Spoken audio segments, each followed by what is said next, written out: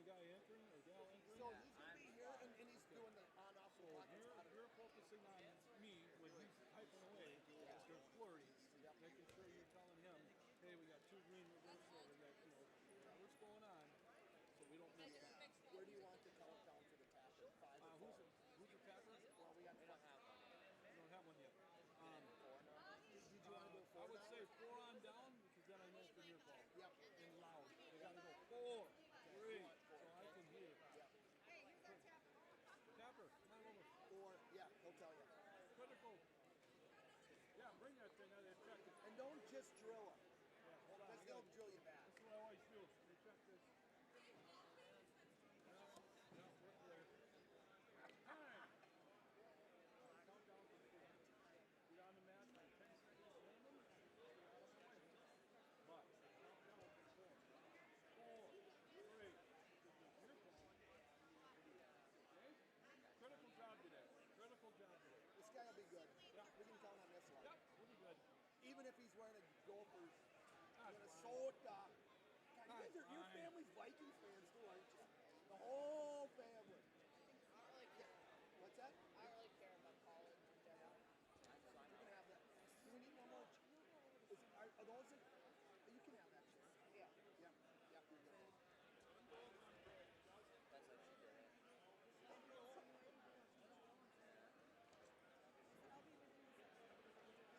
I have to go to see her.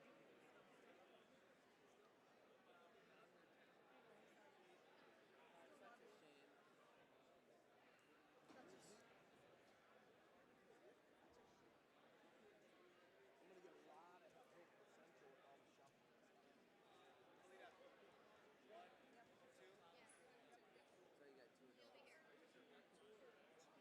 you got 2 adults. It's when you're old school. I'll remind that in my. I'll remind people of that. Like I told everybody, well, you don't like this, but what? On this whole thing, it's never done. It's a total different thing. Yeah, what do I? The name of what? And then I'm in there thinking like, you can say the Wisconsin Grappler. Instead of like, oh, 2 or 3.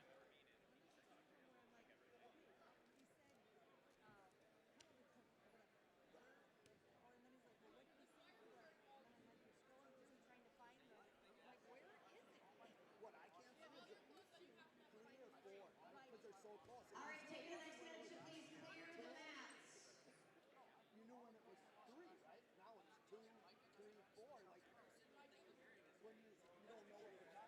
You know what I mean? Like before it was 2 or 3 and it took 5 seconds to 3. So it's like it was pretty obvious whether you could tell it was 3 or 3. You knew it's 3 or 4. Now it's like, is that a 2? Is that a 3 or is that a 4? And especially if you're rolling through. And I don't think I see it rolling. I mean, I think I'm darn near first.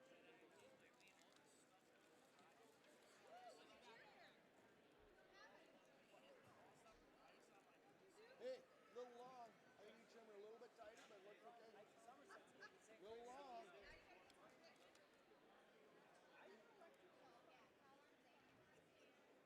I don't do a razor.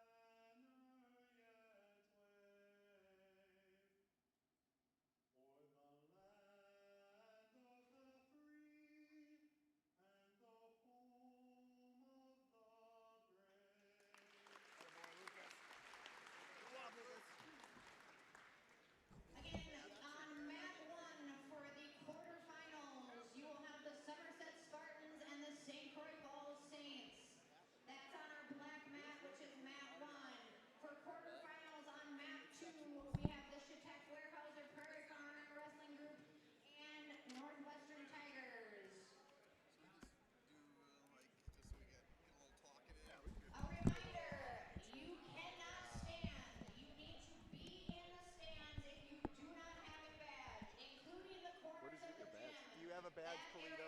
Is reserved for our wrestlers and coaches. But my mom told me I had to take one, so. I'm gonna leave that here. I'm gonna go man that corner because that's gonna be the toughest corner. Oh, Josh. Tara, just so you know, Yep. Steve needs a badge unless you just know that I'll get him a Steve's badge. here and I'll yeah. get him a badge. Yeah. Do you want me to just give him my badge? No, I'll go grab one. But because you need to have one too. Because I'm it'll be like right. So I don't want you to toss me out, so that's no, why I'll take it back. I'll sit Josh. You can toss me out. I would be all right with that. All right, let's give it the old college try. You ready? Luke, national anthem.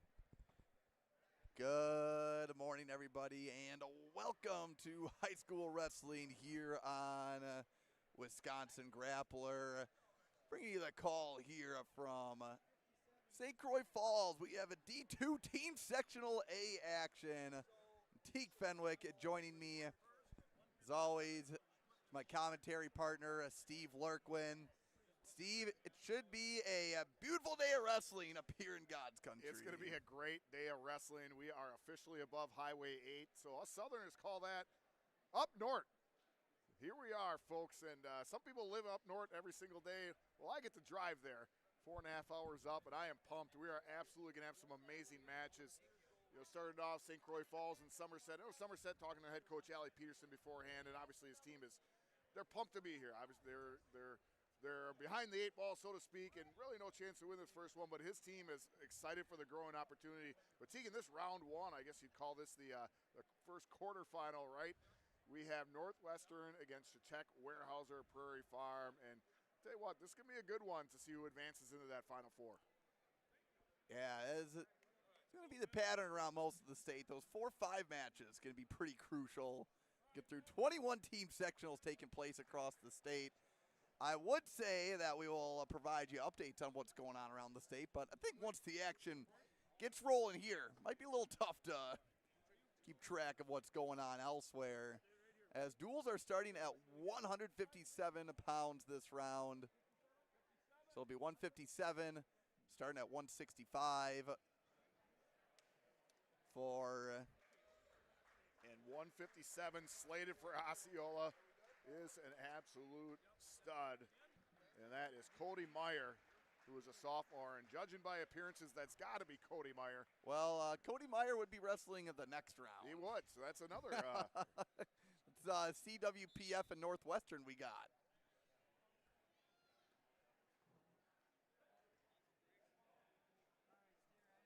Oh, that's Osceola. All right. Nah. I got you. I get you. Well, Cody Meyer is an absolute stud. So. Osceola, the 1 seed here, the 2 seed St. Croix Central. 3-6 matchup, St. Croix Falls and Somerset. Well, Teague, that would be Trig White, who we just saw. Somebody's trying to strangle me, I think. What's going also on? a hammer. Yeah, Oh, Trig you're is just a- getting your lanyard so you don't get kicked out. I thought I was getting choked out again. Too long of a drive for you to be watching from the outside in today, Steve. But Teague, that was Trig White. Got the very quick 24-second pin. Surprised to see this team-wise. St. Croix Falls giving up a forfeit in round one. So Somerset, hey, listen. Sometimes when I cheer for our basketball team on the girls' side, they weren't all that good, but you know what? Sometimes they'd score first, and we'd chant pretty much all game long. We scored first. And Somerset's able to say that today. That's all you can, right? Yeah, take advantage of those bragging rights. That is Isaac Briggs wrestling. Briggs, state place winner last year for the Saints. Absolute stud. Of course, Steve, we can get into all the lore of this sectional and whatnot. We got a lot of rounds to talk some wrestling, but we're St. Croix Falls, the defending team state champs. Northwestern, who just appears to be a team sectional mainstay. Very up here much in so. D2 Sectional A. And I think a little shell shock still coming off of last week, Teague. They had 4 wrestlers that took 3rd place, but 0 qualifiers. So they have 4 guys that were 1 match away from that spot to go to the state tournament. And, I think they're here today trying to represent. I know head coach Tim Kaufman, talking to him beforehand, and this will be his if they don't qualify today, this will be his last coaching event. He's hanging it up and retiring, so done a great job with Northwestern Tigers. For Tim, been at the helm a long time. Yeah, he said 9. Well, he's coached longer, but the head coach 9 years. Yep. Yeah. And we know how that goes, right? I mean, you kind of sometimes slide into that head coaching position, but you are a head coach. Or I'm sorry, you are in that coaching status for a long time before that. I'm realizing now that our camera maybe not the most advantageous spot for blood time, but yeah, we might have to move that a little bit. That's we'll make that adjustment.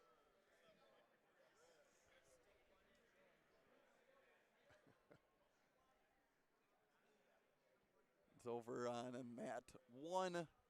Briggs up 15-4 on that's Jack Mucka.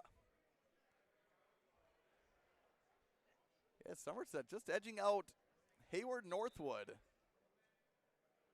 at individual sectionals. I forgot by how many points. It was within 5 though, so basically a one-match swing. And Hayward Northwood, one of those you talked about teams that are becoming mainstays at team sectionals. Obviously, just losing out this year, but Coach Gerber doing a great job up there.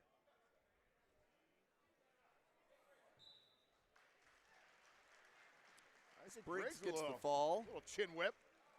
Briggs is just a. That's a dense 165. He's a stud. I'm trying to. I mean, there's not a lot of height there, but it's just solid.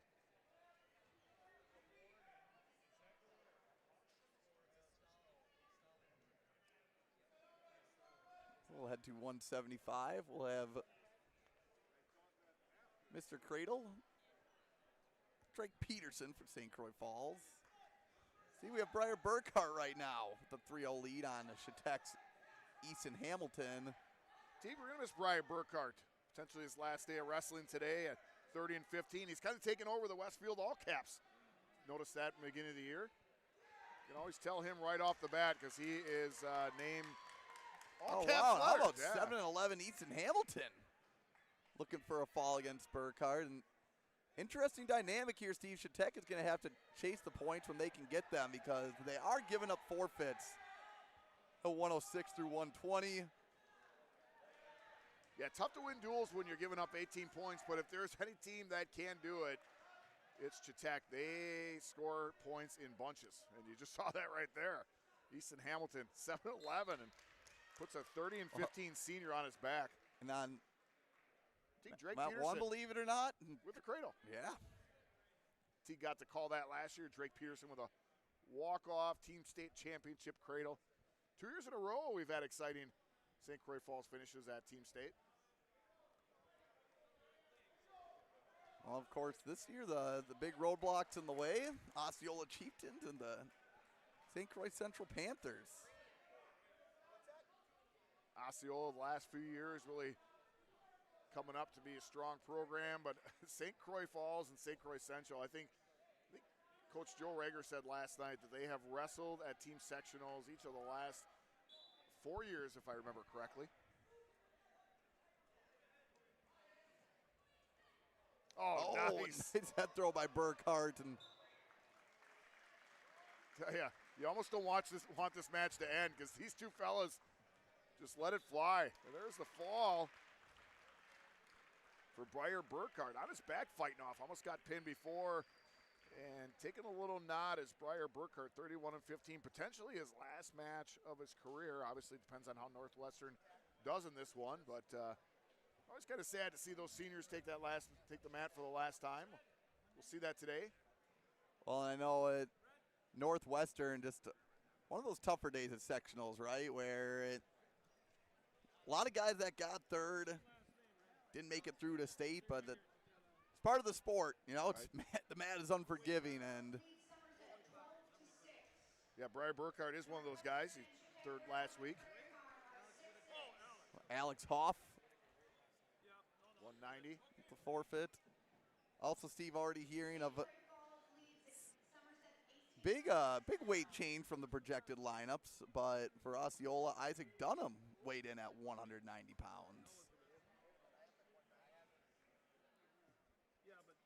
Dunham, 27-2 junior. Interesting. So they're looking to do some moving there. Yeah, I think might have something to do with Drake Peterson at 175. If they do wrestle St. Croix Falls, that is. Teague, Which we don't know. You know, Osceola, Yeah, of course, getting the 1 seed here helps out, but also you do have to game plan for 2 teams still. Yep. With Falls and Central, at least you know who who you have to beat first to get there. Talking to head coach Brad Holzer in the pre-meeting, and he said, "Yeah, you go over every scenario, and usually one little thing happens, and then that all goes out the window. It's crazy. You spend all these hours thinking and planning and lying awake about it, and then really it's up to the kids on the mat."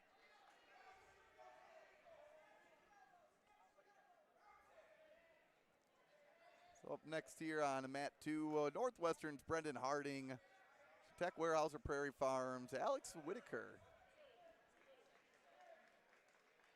How about Tech and their growth over the last few years? They've done a good job. Done a really good job. And in one of those co-ops, right? 3 schools. I think we did a mile analysis, and they are well spread apart. Those schools are not close. Parent made a comment once in the chat, said, "Hey, here's how we make it work. We just have great parents who are willing to drive and get the kids together." I'm excited today. We get to see one of the top seeds in the state, Brady Gessler, take the mat.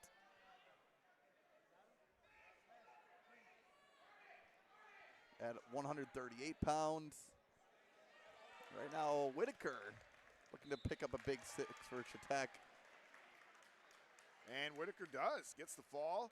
17-13, now 18-13 is Alex Whitaker. Wrestling Brendan Harding, Northwestern, 12-17 senior.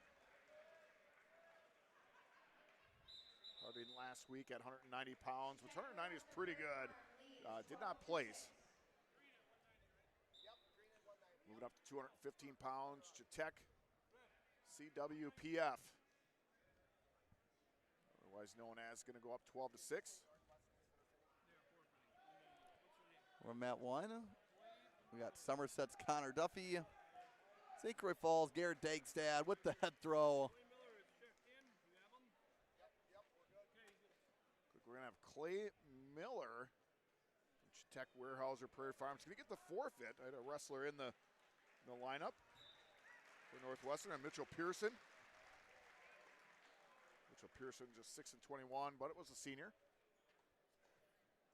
So Tech going to move up 18-0, and as Teague said, we're about ready to flip the lineup. And they're going to give up 18 points straight, so they got to build that lead as much as they can. Also, folks, scheduling-wise, the next round will start 20 minutes after the conclusion of the final duel of this current round. So I'm guessing it'll be Northwestern and CWPF. Check that. Was Brennan Harding that was supposed to be at 190. I just mentioned Mitchell Pearson. I wonder if there's any relation. We got Mitchell Pearson going on, senior.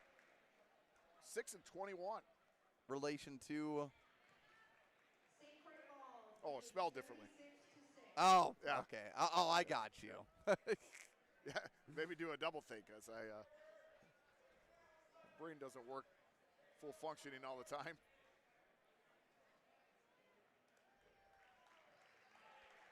Well, got a lot of nutrients today, though. Teague had a great breakfast at Our Place. Our Place. Yep. That's the name of the establishment. Yeah, right. Our Place Cafe. Yeah, Our Place Cafe. You have great breakfast. She brought our omelets and hash browns out, and I said, "Hey, listen, you want me to go away hungry or what?" And I, obviously being facetious, because that platter she sent down, I think could have fed my hearty amount. It could have fed my whole family. Well, that was Adam Foss, CWPF senior with the fall. Now 24-6 lead. 285-pound weight class, brought to you by Our Place Cafe.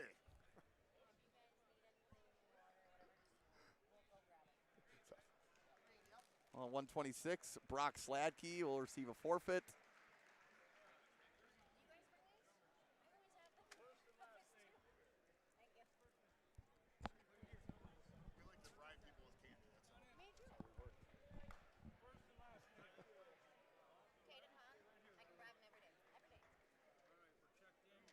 Yeah, Steve, I'll need All to pull up where everyone weighed in at once we get into the second round here, Yeah, because I'm guessing we will not see the same lineups that we're 200 seeing this round. 285 pounds from Northwestern. Another one of those Northwestern wrestlers that took third, and I can see why. Oh, that was a synchronized thigh slap there It was. by the two big men. Julius Mayberry, 36 and 14. He is a senior, potentially wrestling in his last tournament here. He is wrestling Riley Johnson, a 16 and 10 senior. So both wrestlers seniors. Oh, nice pick there by Miles Kelly. Where Theodore Amuka. Oh, wow. Wow, that was impressive. Johnson doing a really good job with that fake sweep to his right. Mayberry's left. Mayberry, nice reaction. Moves well for a big fella.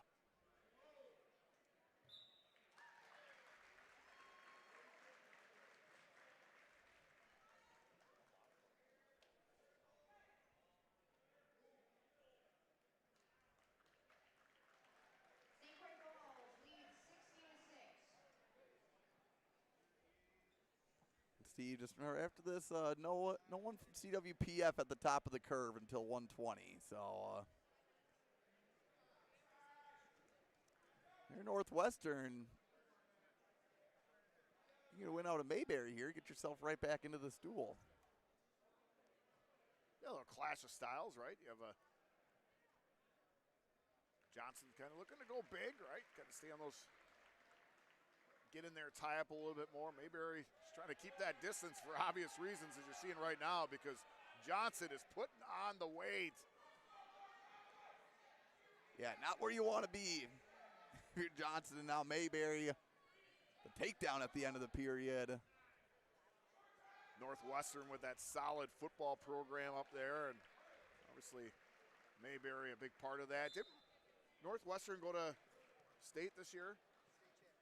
State, so. they were. Yep, Runner-ups. Runner-up. Yep, and I know the year before they were in the finals. I believe they went against PDC. No, they did not. Prairie du Chien. That was Stratford, but seemed to always be in the semifinals. A couple of years ago, lost to Wrightstown in the semifinals. Final score, St. Croix Falls lead or wins. Yeah, the Tigers been perpetual Somerset. contenders on the football scene. So final score of St. Croix Falls Somerset, 78-6 for the Saints.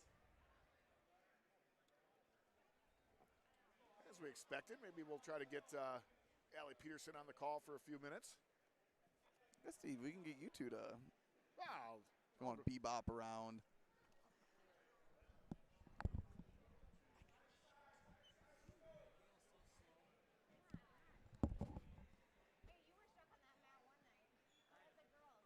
So Mayberry with the 4-point advantage on Johnson.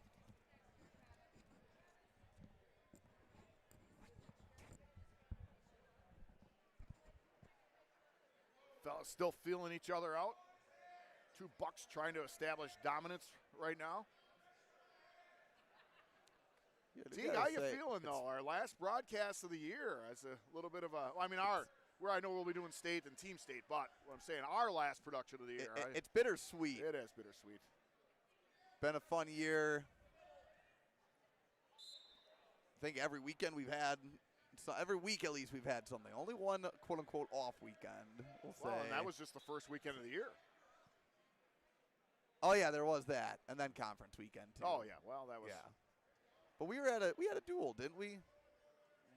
We did. Yeah, we'll call that snafu related. Yeah. Nice. Wow. Tell you what. It's one of those deals, Steve, where you'll miss it. But I will definitely be glad to have a little more free time with the dogs. Tell you what, excellent flexibility by Mayberry. You don't see a lot of big fellas able to have their leg up that high, 5 feet in the air, and not cry out in pain. Yeah, and I think Johnson just kind of struggled a little bit there. Like, what do you do? Yeah, Someone this this leg, big and this leg is flexible heavy. I and- think I'll go out of bounds.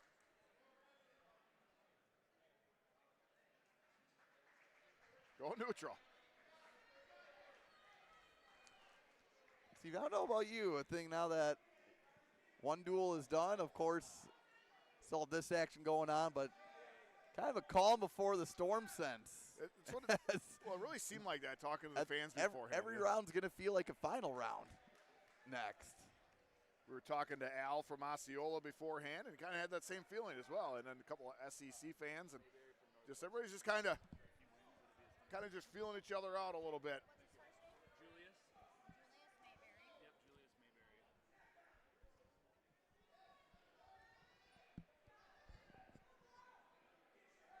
Yep, Julius Mayberry. 100.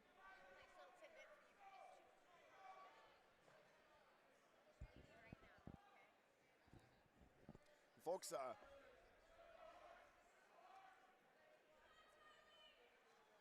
Mayberry, nice job controlling the center.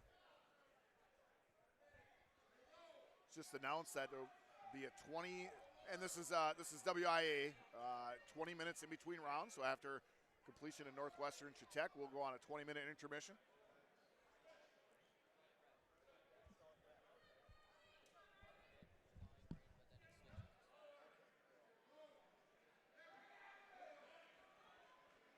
Julius and Riley. Tell you what, Julius doing a nice job. Spins around, gets that three, goes up 7-0. Once again, this is very important for Northwestern to get this one because, Chautauqua to get this one. They're going to give up 18 points in a row here. Northwestern trying to get off that slide. Mayberry cutting them, trying to get that major decision. Don't tell these two programs this one doesn't matter because coaches are intense, the wrestlers are intense. And Mayberry puts on the pancake. Not the move the pancake, the flatten like a pancake, and he gets the stick with 1 second left on the clock. And folks, Julius Mayberry in what potentially could be his last wrestling match gets his 100th career victory. Talk That about dramatic is awesome. fashion. Absolutely. It's like Dad coming over to get him his poster. Coach is taking a picture. Great moment. Teague, you should go get in that picture over there. And now, I don't want to look that small compared to Mr. Mayberry. Here's one of those pins or forfeits we were talking about. Team score up to 18-24.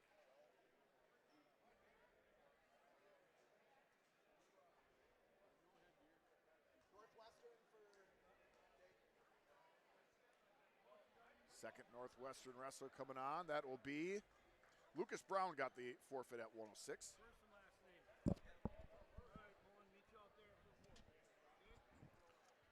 Next wrestler up for Northwestern. I missed it. Well, I heard Nolan. Maybe not. Slated as Caleb Moen is so that's going to break the team score tied. One more forfeit for Chautauqua. Looks like it will be Aiden Leonard. Aiden Leonard, a freshman, 15 and 17. Caleb Moen at 113 was 26 and 17. One of those third place finishers. Lucas Brown at 106, 36 and 9, took fourth, and Mr. Leonard took fifth. So that takes us to 126 pounds. Northwestern's going to have the lead 30-24. And here is where it's going to get interesting. Boaz Wright, junior, 36 and 12.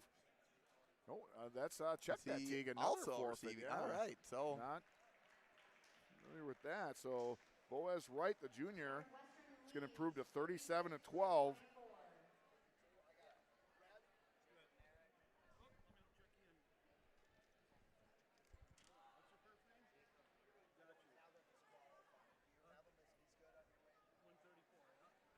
So, folks, we have 4 weight classes left. Apologize, I had to use my fingers on that one. And 4 weight classes. And the team score 36-24 Northwestern. So Osceola's going to have some makeup to do. Osceola or Chautauqua? You know what? I don't know what my problem is today here. It's kind of like my old Nina Hortonville thing. I keep screwing up teams, right? Well, you know, I'll tell you what, if Chetek Weyerhaeuser Prairie Farm comes back and they go against Osceola, you are going to have a heck of a time during that commentary.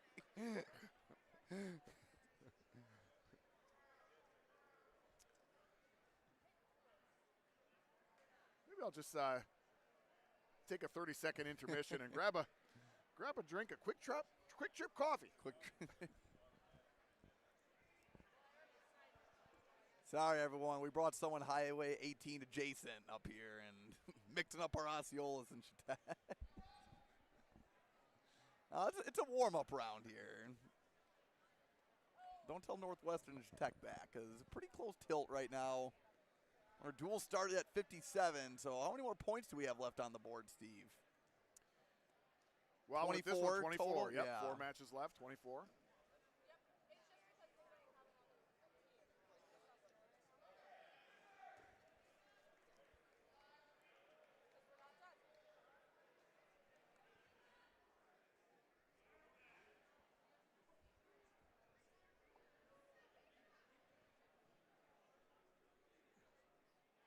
And Claflin strikes first.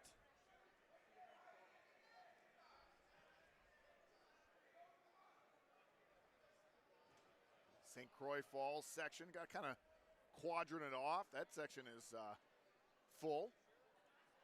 If I had any flexibility, I'd look over my shoulder. Yep, the SCC section is full. Got a lot of green and a lot of blue. And the behind Osceola us. section is full. So, And the Somerset fans, kind of the buffer.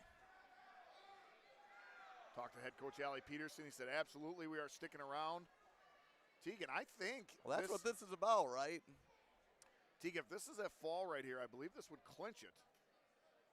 Even if I almost said Osceola again. I apologize, folks. Chetek, that was a filter in my brain. Luckily, I stopped it. But Chetek Weyerhaeuser Prairie Farm, I think even if they came back and got 18 points straight, the forfeits.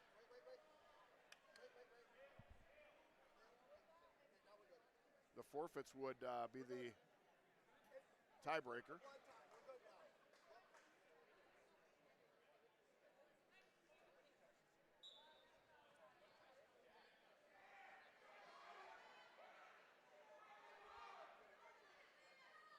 Got a little tail of the tape here. Got Owen Claflin, 27-16 sophomore from Northwestern. Wrestling Jacob Merrick, 10-19 junior from Chetek Weyerhaeuser Prairie Farm.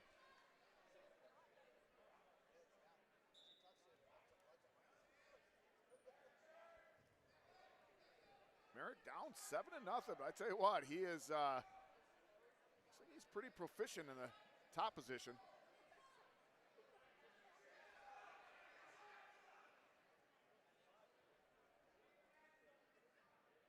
One of those wrestlers, Teague, in your lineup that, you know, the record doesn't show it. You're always capable to go out there and get you 6. Steve, to give the lay of the land here as towards the tail end of this first round. Of course, the winner of these first round matchups, St. Croix Falls matching up with Central in the Battle of the St. Croix. Winner of this one gets 1 seed Osceola. In the semis next, if you win, you get to wrestle for first. You lose, you wrestle for third. Remember, you can still wrestle back for second today for a chance to be that wild card team, the 8th entry into the team state field. Yeah, and it's a good chance. I think this one or Sectional E is where that wild card is going to come from. Obviously, loser of Evansville, Monhora, Barneveld. Not calling my shot yet, but I think there's 3 solid teams here as well. And Claflin looking to put the finishing touches on this duel, and well, won't close it out quite yet. Right, with the tech fall, correct. As I wonder if we'll be seeing the state place winner, Brady Gessler. I mean, the duel's still in hand, so. Sorry about that. We were touching and we touched the screen and it switched on us. No, you're good. I haven't. Come on. Where are you?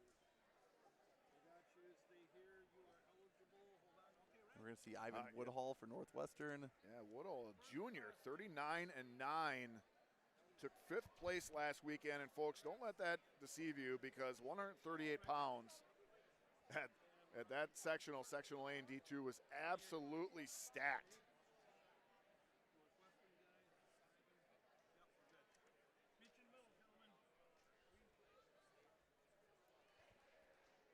This one, a little tail of tape, just talked about Ivan Woodall.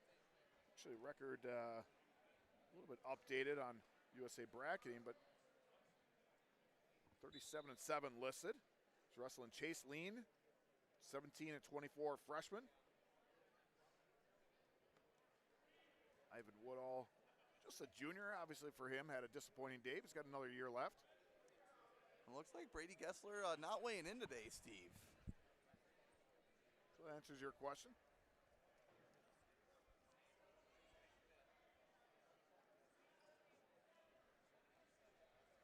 You know what, Northwestern, obviously, Ivan Woodall the favorite in this one, with the win here, and looks like Ivan's going to put Lean to his back and probably get the fall right here, and that'll clinch it. They're going to get at least 2 more matches out of the day, Teague. Some tough competition, but you know what? They got no state qualifiers, so let it fly here, right? Let them get some matches for your seniors. And leave it all out on the mat. That's right.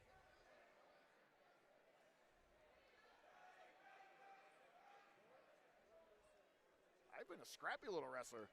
Yeah, so depending on conclusion of this duel, I'm guessing about 10:50, 10:55 is when you should come back and tune in.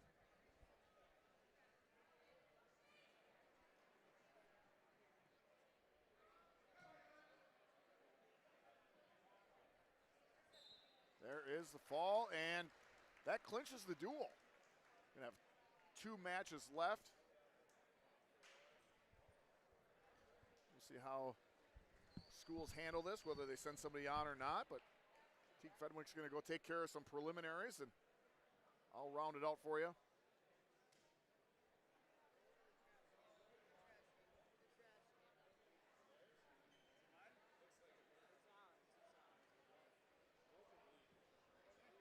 The break, we'll see if we can possibly move the possibly move that that blood bin.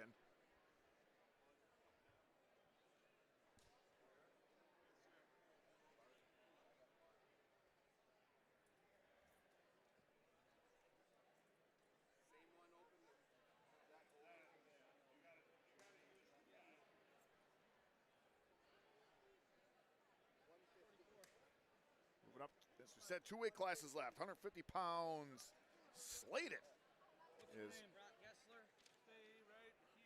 Raymond Link, a freshman from Northwestern. For Osceola, Brock Gessler.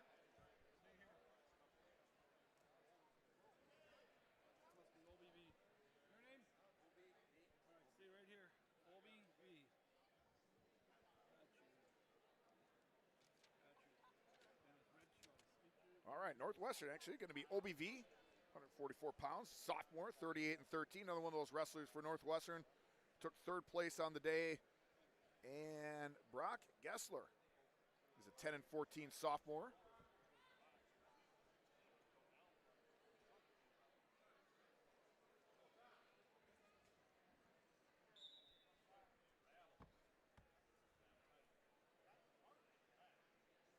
Once again, Northwestern, no state qualifiers, but 4 third-place wrestlers. One match from going to the Kohl Center.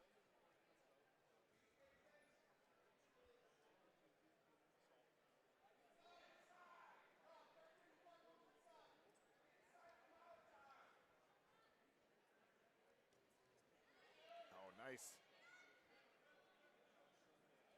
Oh, beautiful. Had that leg up in the air and sees the opportunity with the head close, grabs on for that tight cradle. And folks, I'm telling you what, oh, very impressed. I was just about ready to say, not a lot of people going to get out of that. And Mr. Gessler says, you are wrong, Mr. Commentator. It's pretty slick. That was tight. That was absolutely tight.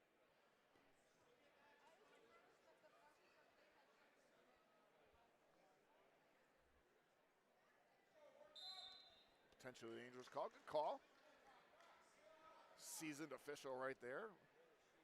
And an arm bar, and bottom wrestler got up to his feet. Reason for that, good reasoning for that, is that there's no spot for him to go. He gets taken down on the mat pretty hard. He's got nothing to protect himself with. Nothing good happens from that position.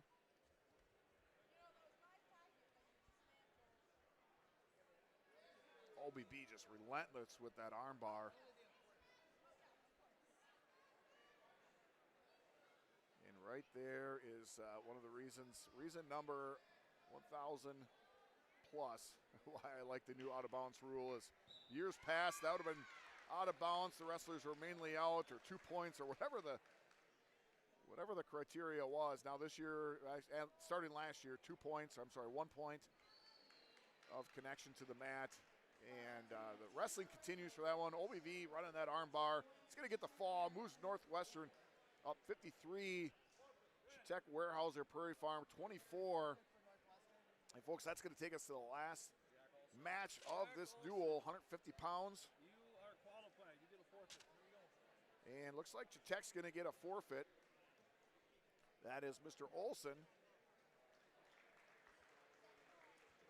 Olson do not have his year up. That's okay. Takes the team score 30.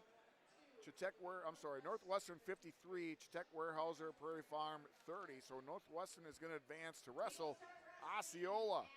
Just after 10:50. So folks, On map 1 will be Osceola versus Northwestern, and on map 2 will be announcement St. is Croix this: Falls Northwestern will be versus St. wrestling Croix Osceola, Central. and the Battle of the Saints, St. Croix Falls, St. Croix Central, and in-house announcer just mentioned that we'll be wrestling at 10:50. So folks, we're going to go ahead and tune out. So 10:50, we'll be right back.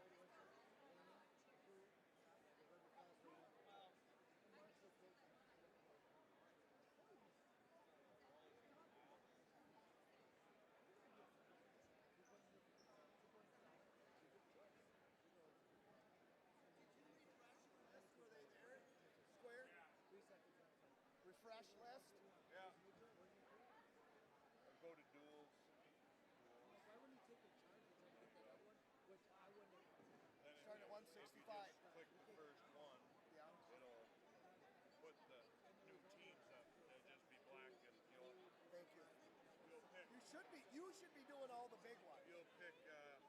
You should be doing all the big ones because you're the master. Three chairs over there. It's perfectly fine. You shouldn't have to do them all. After the last time, this one's going to get a little rambunctious. Go get your rule book and look at it. And when you find it, come and talk to me.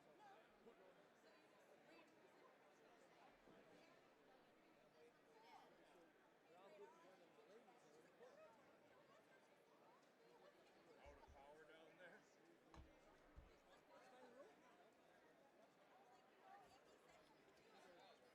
my rule. You were right. Oh, I can just plug it right there. That's fine. Then they go. I've never ever had that happen there. And it's just like you said, we never had that pressure. You know what? The refs over my months have never messed up. The one who said, that's true.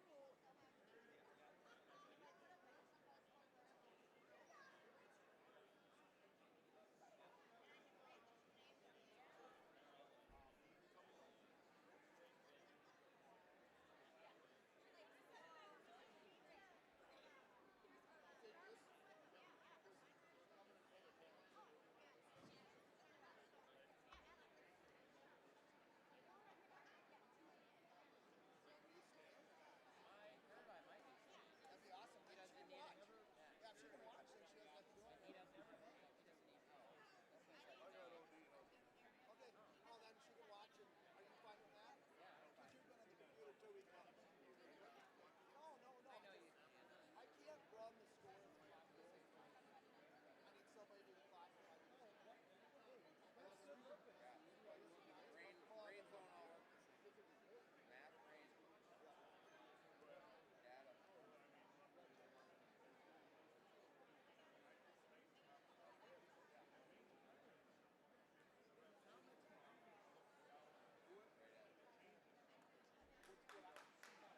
used to be so easy on 2 or 3. It was 2 seconds or 5 seconds. Now the 2, 3, 4. I want to see, did he go 3 or 4? Who do we got over here? Who's officiating over here? Hey, we'll get a lot of help, so this is gonna be nice. We'll have a lot of help this match. We're gonna get help. I'm going to be a statue over here. We're all gonna get a lot of help. That ain't right. You didn't land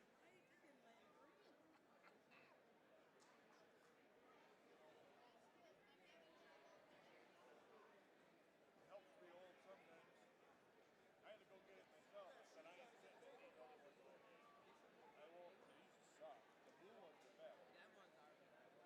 But So hard on the right, these haven't been broken in yet, so that's why when I do work at and I need to use one of these, I go get a blue one always and switch them out.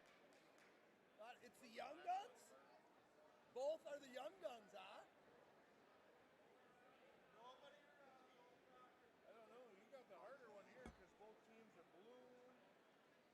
At least over here, I'll know which one's green.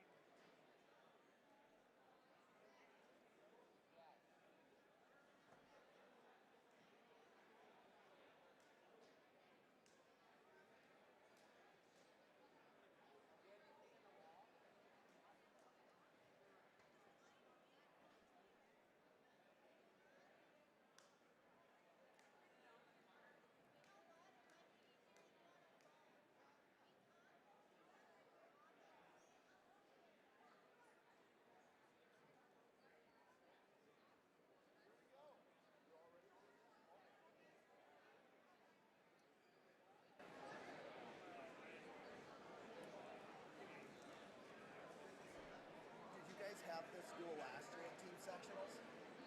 No, we were down south last Were year. ya? In Medford, yeah. Yes, it was a dandy.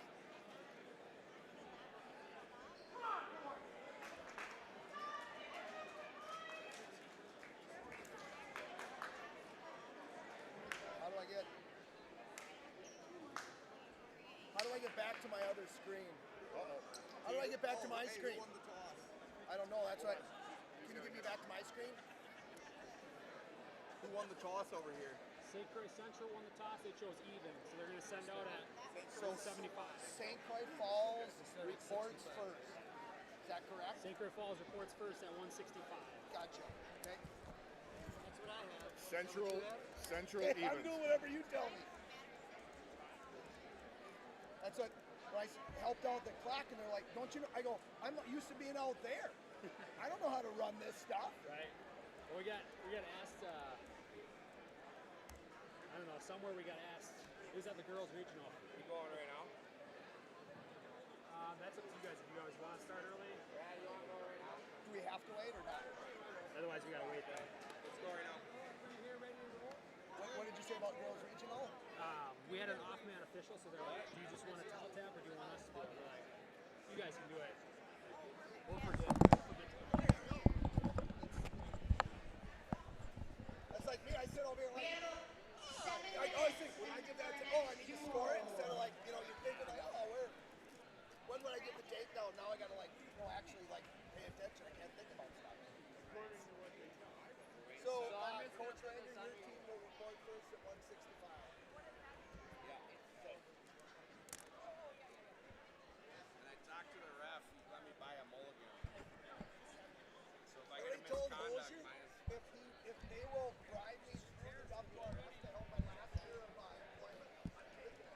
So All right, Steve. Quick sound check here. Checking. Quick sound check. 1-2, 1-2. Mat number 1, Osceola Northwestern. And mat number 2, Battle of the St. Croix Falls at St. Croix Central. Duel starting at 165. We have to wait? Everybody's agreeing to go. I'm going to do a couple reminders. Both teams agree that St. Croix Central did win the toss. We'll repeat that again once the duel starts. Teague, are you ready? Born ready. Here we go. Oh, man. Here we go. Just talking to one of the assistant coaches, and he said, yeah, 3 out of the last 4 years, basically, St. Croix Central and St. Croix Falls have met at team sectionals for really a duel that mattered, right? Where basically the winner was going to the next level, and it has always come down to one match within those 14. And Teague, I just imagine we're going to have a little bit of the same today. The best description I've got for the duels between all 3 of these teams, bar fight, Steve. Bar fight, I love it. Just a bunch of, it's like a beehive, right? Just put a bunch of bees in, shake them up, and let it go scrapping. Teagan, we have 3 different matchups with wrestlers that, if everything stays the chalk, right? 3 different matches where wrestlers are going to state. Those weight classes are 113 pounds with Caden Hahn and Trenton Holzer. They wrestled last week. And I don't know if they're going to meet today. They very well could, but last week, Trenton Holzer won that one 9-8. One weight class up. Derek Hoff and Austin Voles. Austin Voles beat Derek Hoff last week 11-2. That was in the semifinals in the very last weight class. This one probably most likely not up for I don't want to say challenge. That's not most likely won't be competitive because Brock Swenson is an absolute beast, and he wrestled Garrett Dagstead last week. Garrett took second, Brock took first. But folks, last week it was a 20-second check that pin in the finals. So once again, three weight classes. 3 weight classes with state qualifiers they'll be battling. St. Croix Falls has 5 state qualifiers. St. Croix Central with 4 state qualifiers. One key stat with that, though, is St. Croix Central has 3 third-place medalists. So 3 guys are one match away from going to state. St. Croix Falls had 2 third-place finishers. But folks, if you are in for you want to see some team rankings, I believe this is the only sectional, regardless of division. Somebody can check me on that. It has 4 ranked teams 4 ranked teams here. Northwestern, just on the fringe of the rankings, they are ranked number 15. Osceola ranked number 5. St. Croix Central ranked number 4, and SCF ranked number 2. Ironically, though, Osceola with the number 1 seed, St. Croix Central with the number 2 seed, and St. Croix Falls with the number 3 seed. So just the opposite of what those rankings are as far as seeds go. But folks, here we go. We are starting off at 165 pounds, and walking to the mat is just a man who is absolutely an absolute beast. And so, folks, I think we are going to have our first. We're going to have our first move of the day. Isaac Briggs is going to get a forfeit. Interesting. Looks like they're deciding to move Jake Swenson up. I believe head coach Joe Rager expected that. They got even, so at 165, they had to put Isaac Briggs out first. They countered, St. Croix Central countered by moving Jake Swenson. Hey, where did Joe put our cart?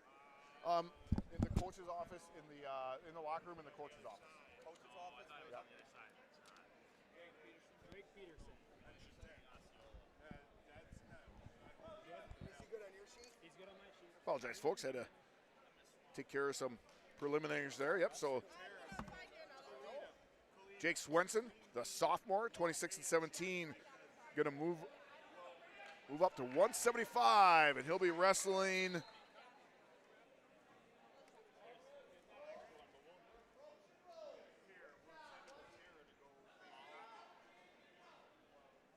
Mr. Drake Peterson. Nope, actually check that. Hold on, I got things going on all over the place here. I believe Jake did not see Jake Swenson. We actually have Leo McKenna, 28 and 7, took 3rd place last week. He'll be wrestling Jake Peterson. I'll have to check the weigh-ins. So Jake Swenson might be down at 157. But either way, Isaac Briggs gets the forfeit. St. Croix Falls up 6-0. We're at 175. Drake Peterson, 44 and 3. He'll be going to state next week. He was the champion.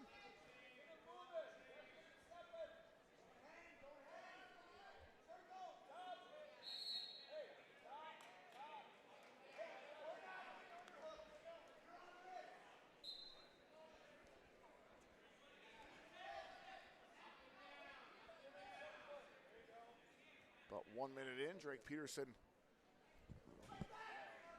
as Teague Fenwick found out last summer, a master of the cradle. Drake Peterson had that match-ending pin last year for St. Croix Falls to win their state championship over Coleman. This little back trip. Drake Peterson's going to draw first blood, and like clockwork,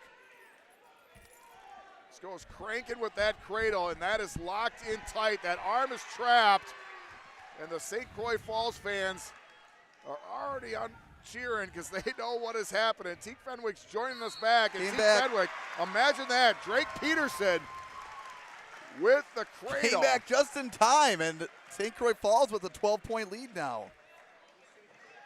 Wow, 12 points up, just like that. Probably a great spot for St. Croix Falls to start at 165, move up to 190 pounds. As Teague said, team score 12 to 12. St. Croix Falls has to send out first. So, Steve, what weight do we think was crucial in St. Croix Central winning the toss?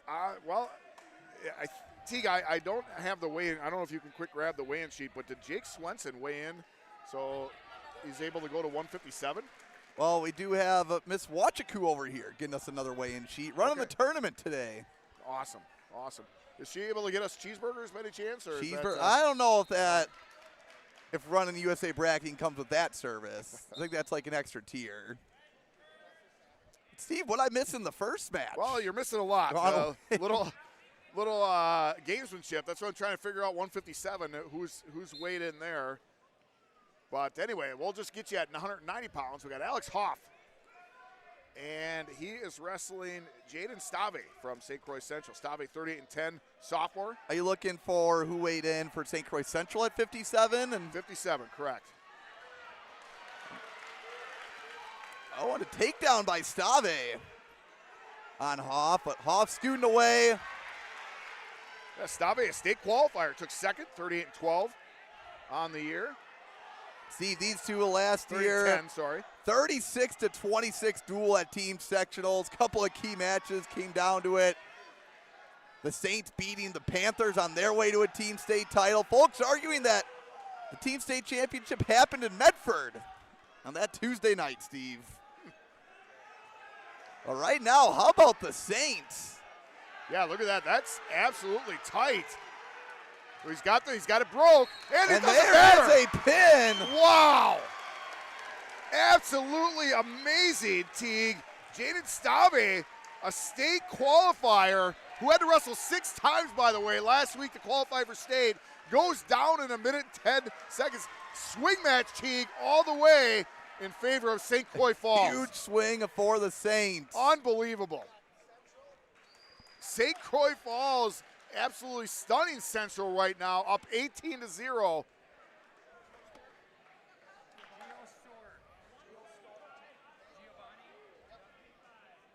Folks, doesn't get much better than this. I mean, 3 top 8 ranked teams in the state. We're guaranteed to see at least 2 of those matchups, but St. Croix Central and their upper weights, this is where they can start to hammer down. Well, and their bookends in general. You're looking good right now. If you like where you're sitting as far as Gio Stark, Giovanni's listed, but came to the table, said Gio Stork is a sophomore, took 3rd place. He lost 11-10, 1 point away from qualifying for state. And Stork with the pin over Elliot Havlish of Osceola to his name as well. He's wrestling fellow sophomore Colby Hahn, 27-19. Hahn took 5th place last week at individual sectionals.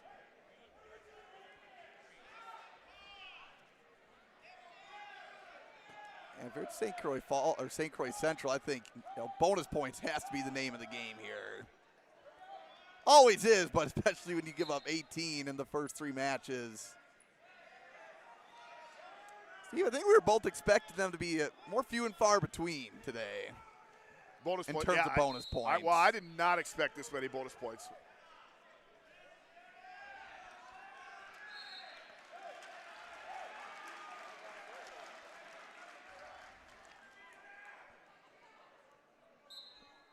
Now Northwestern a 6-point lead on Osceola.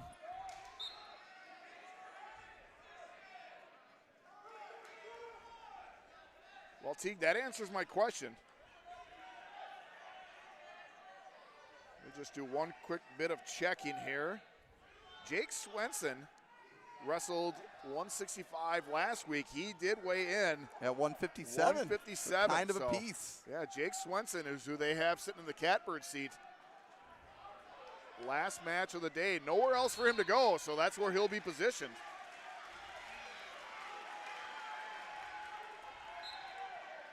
Stork right now with a 3-1 lead on Hahn.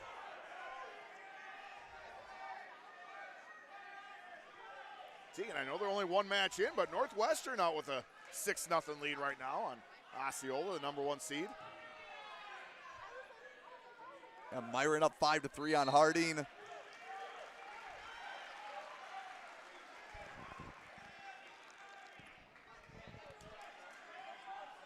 We'll head to the second period here. Stork up 3-1 on Hahn. Teagan, I did arrange for a guest speaker to come on, so I'll be taking a little breather right there. Wow, total backup right there. Stork and Hahn. I think this is one of those cases where St. Croix Falls really good at dual meet wrestling. Is Hahn understanding the situation, the assignment right now. And Stork too pushing the urgency.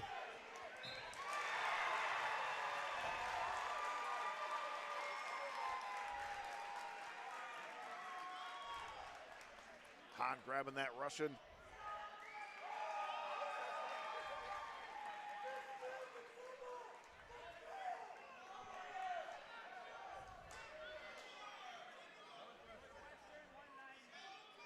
Teague, big come. If it stays the way it's supposed to be, big one coming up at 113. Excited for that one. Well, I think that could be is 113. Does St. Croix Falls have to send first? Oh, and Stork able to grab a leg right on the edge of the mat. 4-1 lead now for the Central Grappler, and make that 7-1 after the takedown. Now getting closer to major territory. Yeah, 113, number 2 versus number 4, Holzer versus Hahn. Wrestled a 1-point match last week, but not to get ahead of ourselves. This one's a pretty darn good one as well.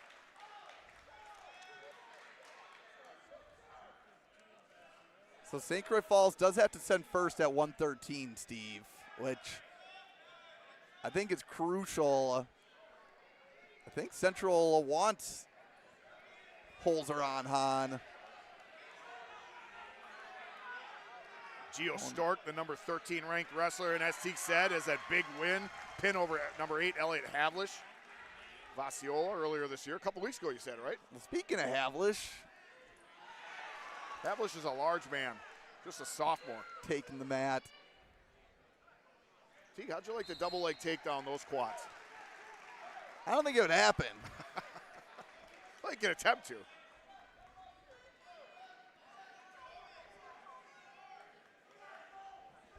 We head to the third. See, we're still no bonus point territory. Correct, yeah. Like I said, Hahn understanding the message. So impressive. Stork only a sophomore. Obviously his own work, but benefiting with some time is Brock Swenson as his training partner. Looking to. I'll tell you what I love, Steve. No one from the losing teams in that first round, CWPF and at Somerset, no one has left the bleachers. Why would you, right? I mean, this is just awesome, awesome wrestling. Listen to this atmosphere. How about Hahn getting in on the legs?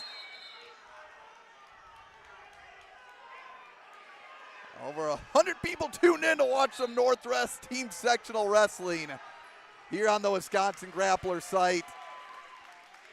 Here on mat number 2, Stork now getting into major territory over Hahn. Duel started at 165, so we are 3 matches in.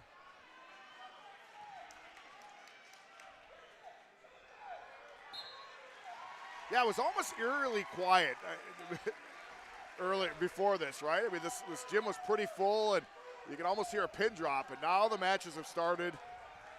Teague's gotten loud.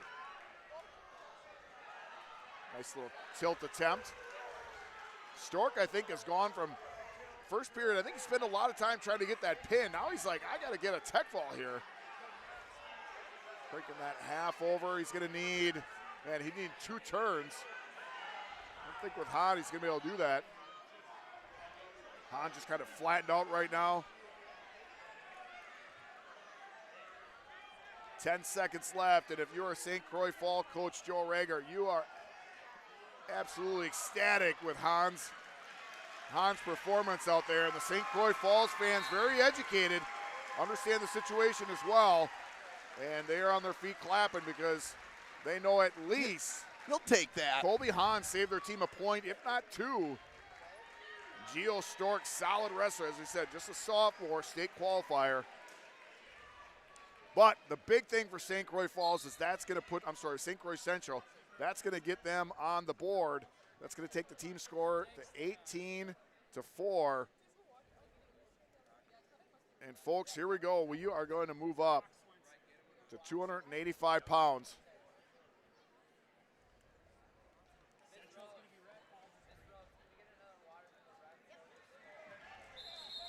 And folks, Brock Swenson, Brock Swenson's entered the mat. Entered onto the mat, and folks, don't look away. Last week, this match lasted 20 seconds. And keep in mind, Garrett Dagestad, 41-9, also a state qualifier, but Swenson Good way in at 215, mind you. Just a monster at 285. Garrett Dagstad, the number 14th ranked wrestler. Brock Swenson, number 4. And you're thinking, how is Brock Swenson ranked number 4? Well, there's some fellow giants ahead of him. Cale Leisgang, Gatlin Empey, and Devin Otto, Seymour Stoughton, and Coleman.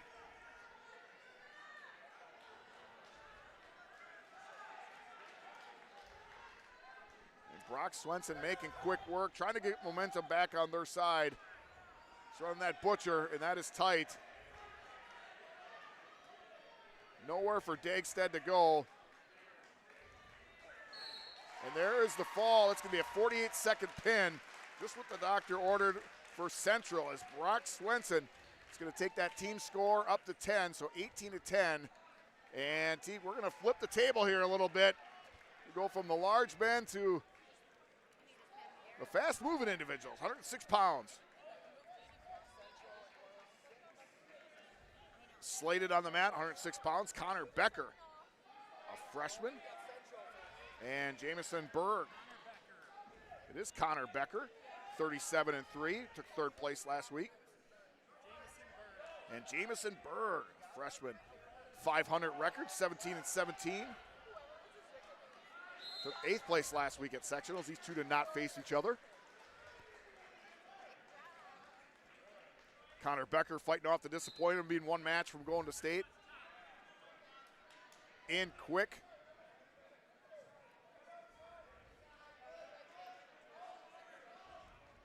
Oh, nice dump there by the SEC sophomore. Well, we saw Falls pick up 3 quick pins, but I think this is where the lower weights, Central could potentially take the lead back, Steve. Yeah. But we are going to have a big one at 113. Clearly favored right here. I mean, the slight nod. 100 win wrestler Mayberry gets another one. 101, just for good measure. Absolutely. You know what? Just in case they take one away for whatever reason, I'm just. There was a movie based off that. It was a hits one, but I won't go on. Mr. 3000, the movie yeah. based on the, not based on the Milwaukee Brewers, but the Brewers are the team in that. And Mayberry 2-0 on the day. It looks like a great way to essentially end that senior year. Obviously Northwestern still a shot, not out of it.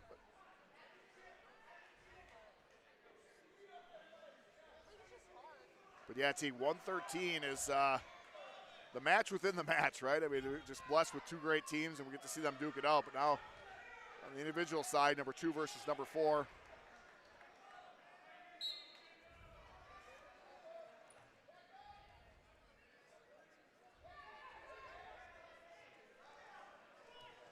Steven, on mat 1, ranked matchup here between number 1, Malachi Barker of Osceola, number 10, Lucas Brown of Northwestern, and Brown strikes first. 18-12 in favor of the Chieftains.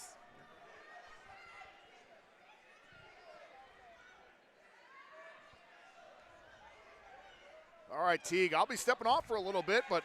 Oh, man. Got our Northwest representative here.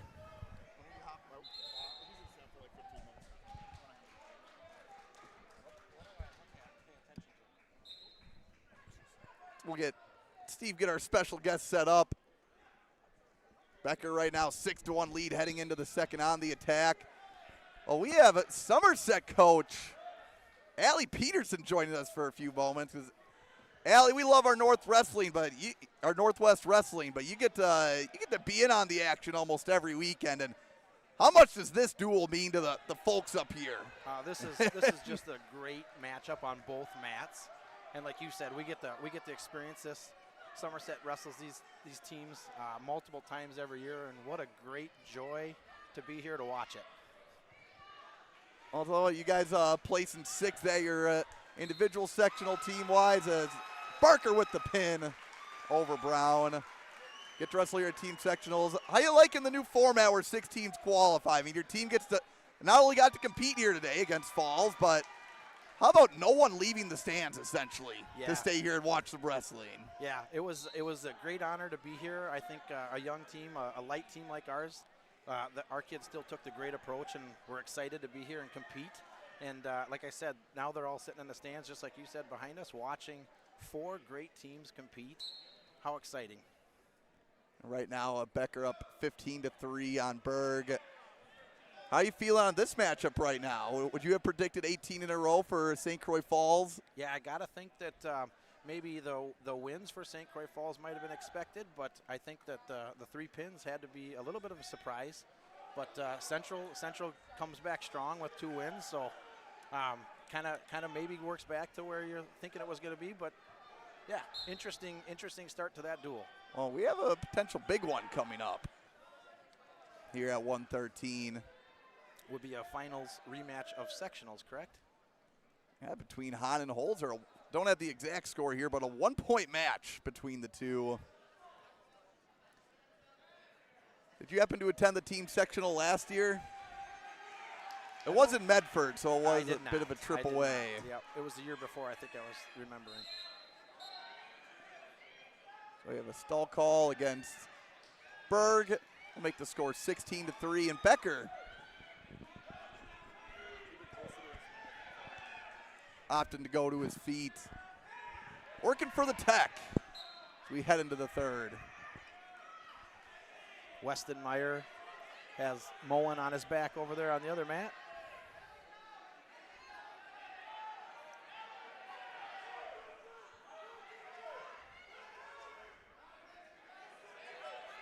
And I think, until Becker being coached, he knows the plan. I think looking for a feet-to-back move right now. Tech seems pretty well in hand.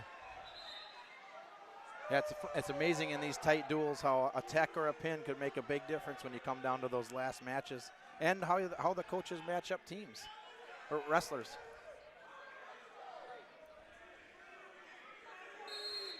And with the takedown, Becker will win 20-3. Brings the score to 18-15. Will we see fireworks? Oh yeah, I'm guessing we see Hahn and Holzer. I think this is what St. Croix set up. St. Croix Central. I can't just say St. Croix here.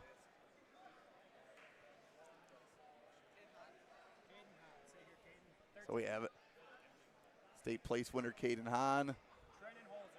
State runner-up from last year, Trenton Holzer. Man, does not get much better than this. And assuming this goes the full 6 minutes, I think we're going to see the energy ramp up in here real quick. How fortunate are these spectators to watch in back-to-back weeks 2 great wrestlers competing? And the amount of technicality and things that they're doing in these matches with explosion and power is just phenomenal.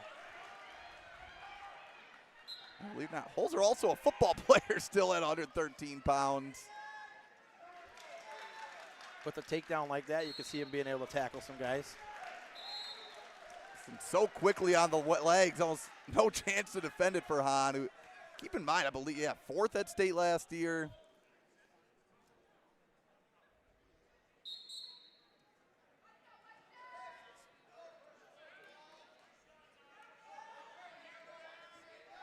And Hahn with the escape makes it 3-1.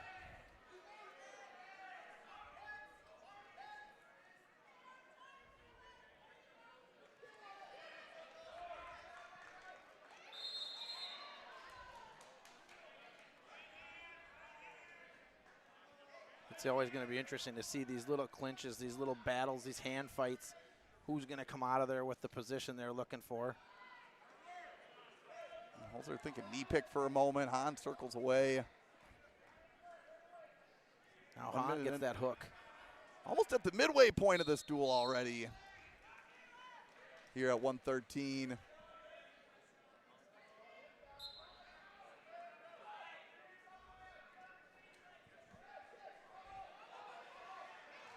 Rankings-wise, it's Holzer opening up to a 5-point lead. That is some takedown. Man, at a power and explosion right through the middle. Fun to watch. These two are ranked 2nd and 4th in the state, respectively. I didn't pay a lot of attention to this bracket. How does this bracket look for them? Would they meet? Are they on the same side or?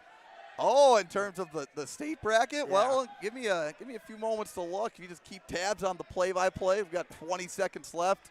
Sorry to put you on the spot there. Oh, you're good. So 6-2 now. Holzer over Hahn. As you can imagine, Allie, a lot of brackets that I've peeked at over the last week or so.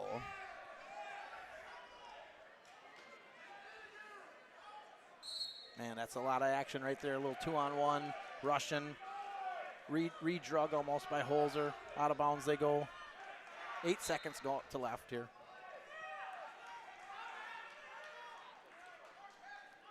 And we're going to head into the second period. 6-2 in favor of Trenton Holzer. Older brother at Teague, I believe, wrestling at UWL, last I knew. Yep.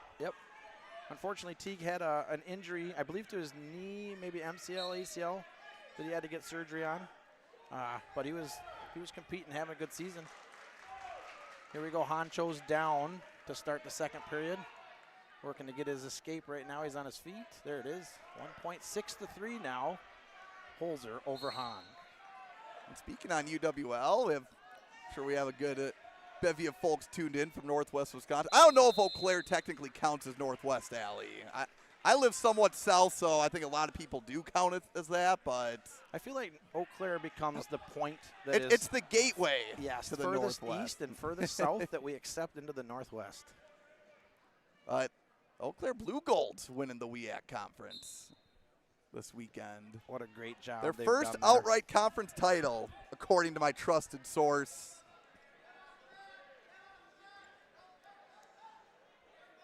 Got a little blood time here for Hahn, I think, it looks like.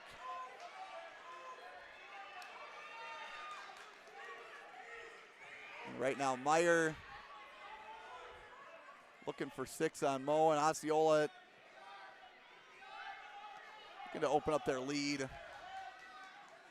It feels like they've been in that position a lot right now with Meyer trying to get a pin.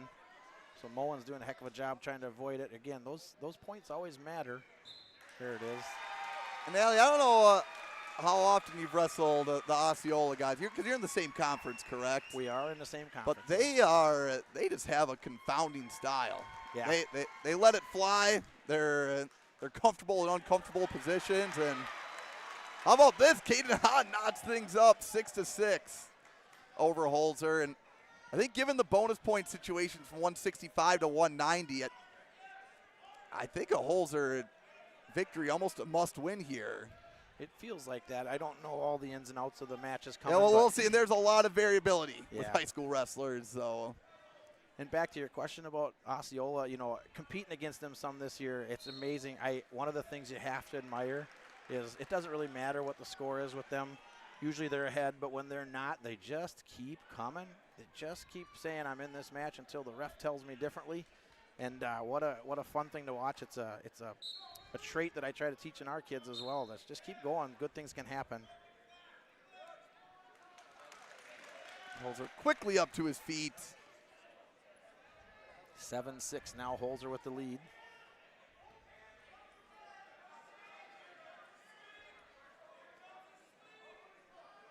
Yeah, Holzer with the 2-1 takedown advantage, but oh my lord, just the way, it's like a magnet to his opponent's legs. And now 12-6. All right, make that 10-6. Hahn's been able to find some quick escapes. He's going to need one here. I got to believe 10-7 feels a lot different going into that third period. Especially takedown, somewhat of a luxury. Short time in the second period. And will be a stall warning against Holzer. You have one. Not a bad time to use it there. He'll give that up to buy a little more time, I think, and not worry too much about it. Just wants to ride tough here for 10 seconds.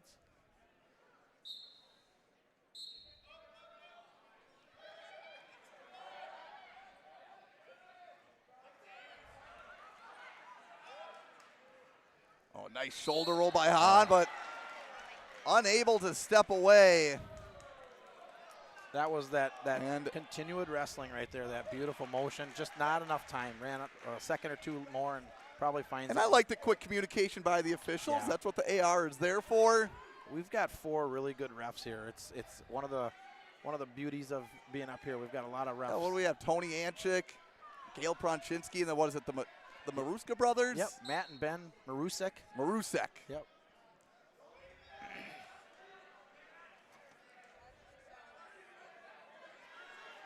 So Holzer chose down. Hahn almost gets a tilt there for some points. Holzer cleared it. Interesting time to try and roll through the ankle. Yeah. For Holzer, but top. Hahn's got an armbar. Hahn's strongest position.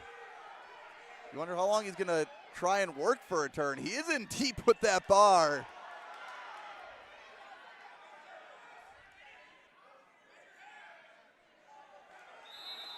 Holzer able to will his way up to his feet.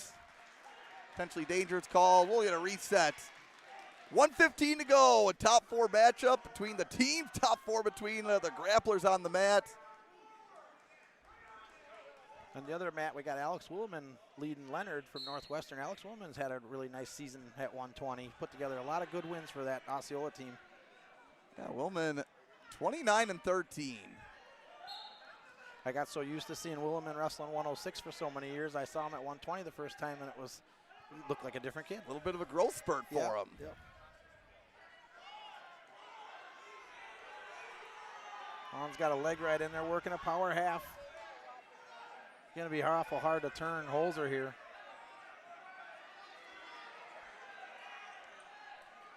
Well, he isn't working his best right now and almost in on a deep half.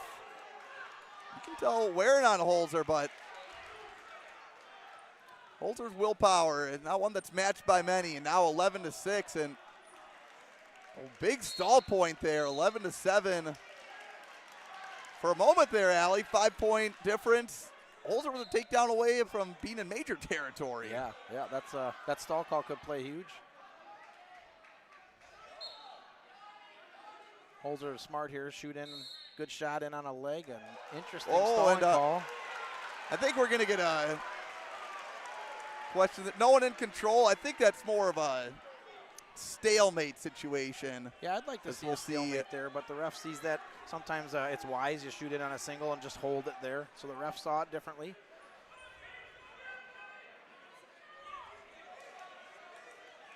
He's watched the match throughout, so his judgment's pretty good in this position, I think. So he just felt like Holzer was shooting in to hold the leg and stall it out. Here we go, 11-8, 14 seconds to go. Just like that, Hahn just needs a takedown. And now St. Croix Falls looking for another stall call. Gonna get a stall call there. Oh, that'll be 2 for Hahn, but won't be enough time left. 1 second left, Allie. I think this one will end 11-10. Yeah, a little discussion going on right now about maybe how it went out of bounds or the stalling there, I'm not sure. Oh, they're adding some time back on the clock here, Teague. They're giving it 4 seconds. 4 seconds left. So we're going to put a couple seconds back on. That's going to be Green's choice position. Well, this is interesting here. So Green gets the choice. So down by 1 with 4 seconds to go. Hahn could choose down and try to escape to tie it up. That 2-point stalling call gives that wrestler the option of position. Wow, and just like that.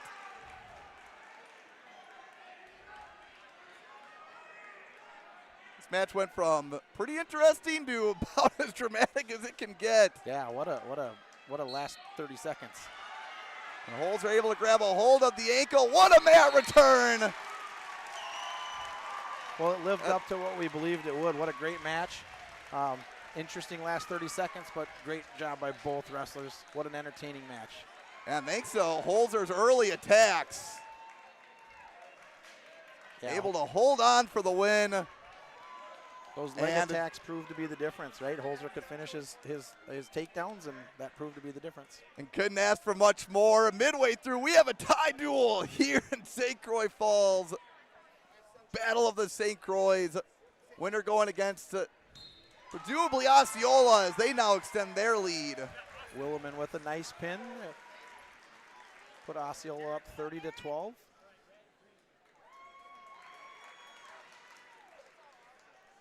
And Williman, one of those guys, I think Osceola's identity last year, a lot of hammers, 8 state qualifiers, scored the most points at their individual sectional. It just had some holes that they had to shore up. And I think Williman, one of those guys coming in this year, seems to have been, not a state qualifier, not the household name necessarily, but getting the job done. And that's exactly what you need to be a team state qualifying team. Yeah, for sure. Often it's easy to look at the 7, 8, 9 guys that make state and think that that's where it came from. But the difference sometimes comes from the wrestlers that found a way to win.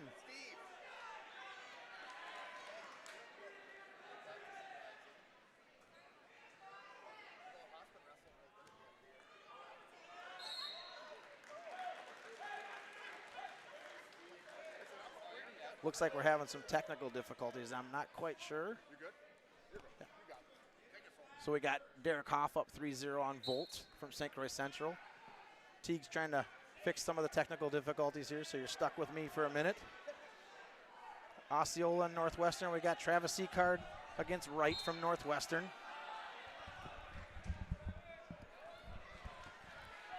All right, what's the lay of the land we got here? We'll take a look at Steve's notes, who I don't think anyone prepares more for duels than Steve does.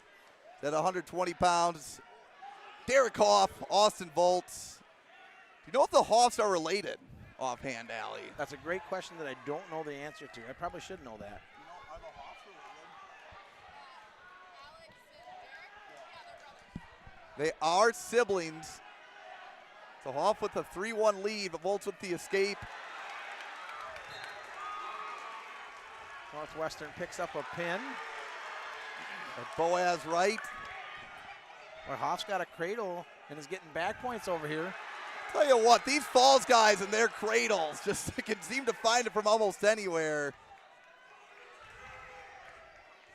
Back a little bit to what you asked about with the team there and Williman on that, Teague. One of the interesting things is I think a lot of those state title teams find their way winning from the 500 wrestlers, the wrestlers that are learning and figuring things out and coming through and figuring out how to not get pinned or maybe win a tight match. Often I think that makes a big difference in those. And it, like I say, the wrestlers who make state and maybe get the pins sometimes get all the credit, but the matches or those dual meets sometimes are won by that wrestler. The name of the game is not giving up 6, right? That's right, that's right. Because we've seen so many teams and fans celebrate when someone gave up a tech and they were happy with that in this duel. Yep. So Tallenberg is up. And Hoff up to a 10-1 lead.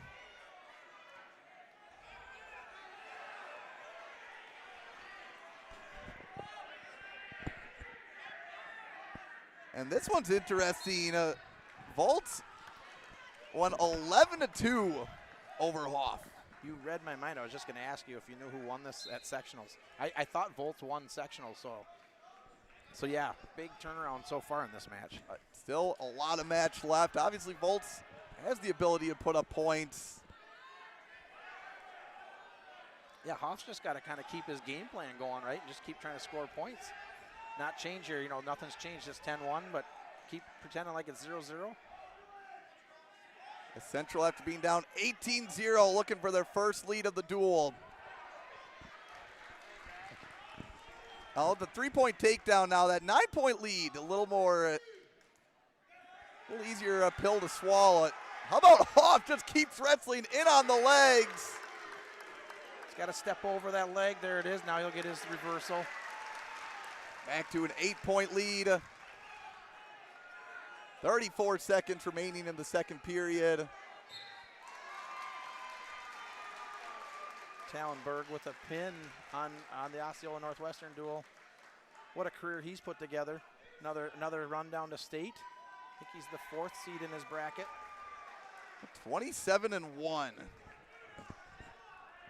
on the year is Berg.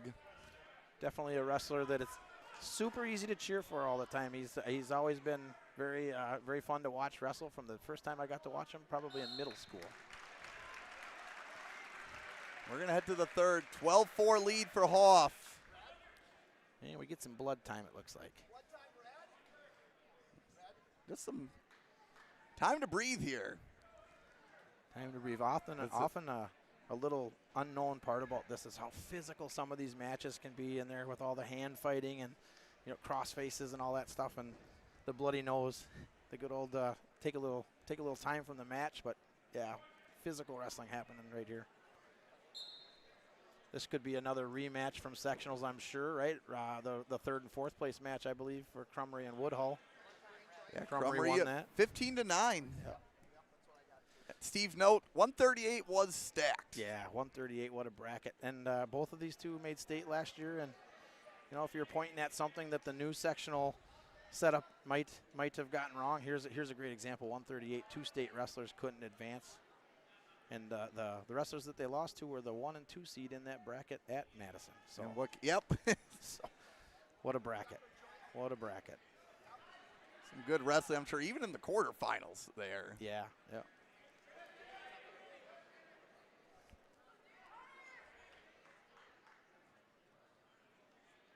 Right now, Cromrie in on the legs, but don't know if he's thinking Peterson there for a moment. Yeah, he's definitely that Osceola team loves the Peterson. He's got that back lock on the leg. He's just kind of looking for the head or the arm. Allie, is that named after you or the Comstock Peterson? Definitely not after me. I think the Comstock Petersons would be a name. Huge reversal for Volts, who started on bottom there. And Allie, we are looking at a 19-point swing right now from sectionals this week. I always say high school wrestlers are a volatile resource, and I apologize. I said Volts with the reversal. It was Hoff.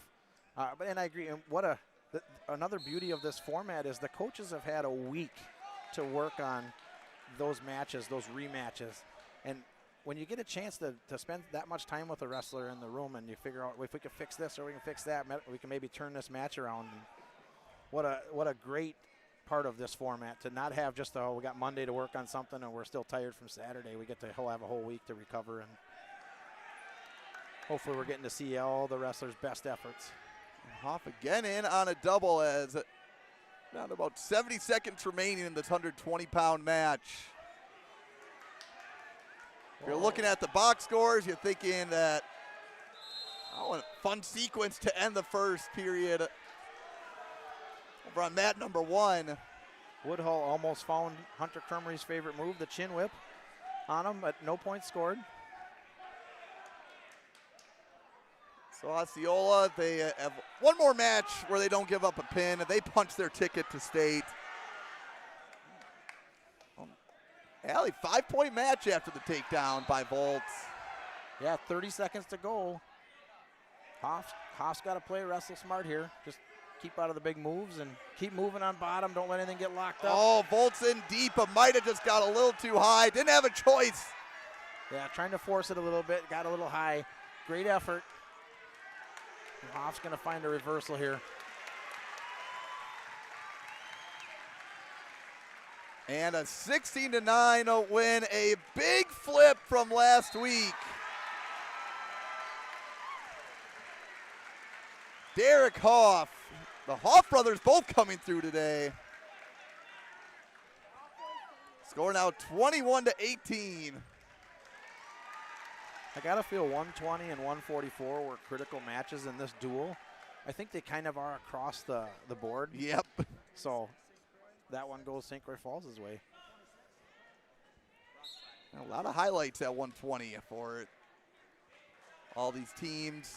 Crumry in the second period chose down, I believe, and found an escape, so he's leading 1-0 over Woodhull.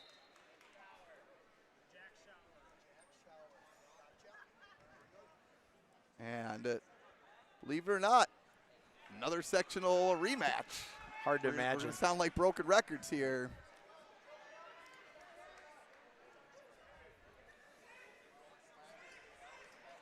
Wrestling for St. Croix Falls, that is the freshman Brock Sladkey. How impressive is he at 126 as a freshman? Wrestling for Central, that is Jack Schauer. 16-3, ended up placing 5th. Sladkey placed 3rd. And yeah, you have to wonder, in St. Croix Falls, Team State Finals 2 years in a row, champs last year. Always been a successful program, but now it seems like they might be entering a reloading team as opposed to, I don't know how many rebuilding years we'll see, per se. It's as a coach who competes against them, it's hard to say it rebuilding when you look across the lineup and you don't see a weakness, right? You just see solid wrestler after solid wrestler after solid wrestler, and then they get to some of those real big elite, elite wrestlers. But yeah, I would agree with you. Over the last few years, that you might consider this a little bit of a rebuilding year. But those coaches know what they're doing. They got these guys, and you get down to that team state thing in a couple years, and these guys are training with that level all day long in that room, and it really helps. And that's how you have a freshman who comes out and competes as well as Schlatke does. That's a nice sequence there in this opening minute at 1:26. Again, folks, duel started at 1:65, and the Saints roared off to an 18-0 start with 3 pins in a row, but Panthers battling their way back in. We have a 3-point duel with 6 matches remaining. Woodhull and Crumry start the third, down 1-0.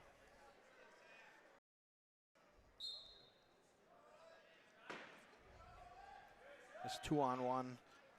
Old Russian, boy, that's really become a move, but what a nice job by Schlatke. He's in deep on a single here. Can he finish it? 20 seconds to go in the first. Choosing to give up the single to look for the head, and now he's in a front head position, kind of.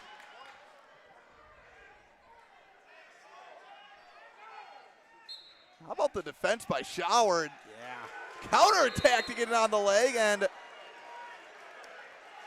almost had the leg hook. No takedown called. Yeah, what a great sequence of wrestling there.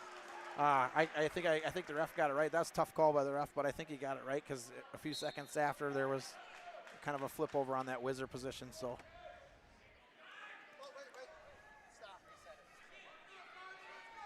So Schlatke chose down.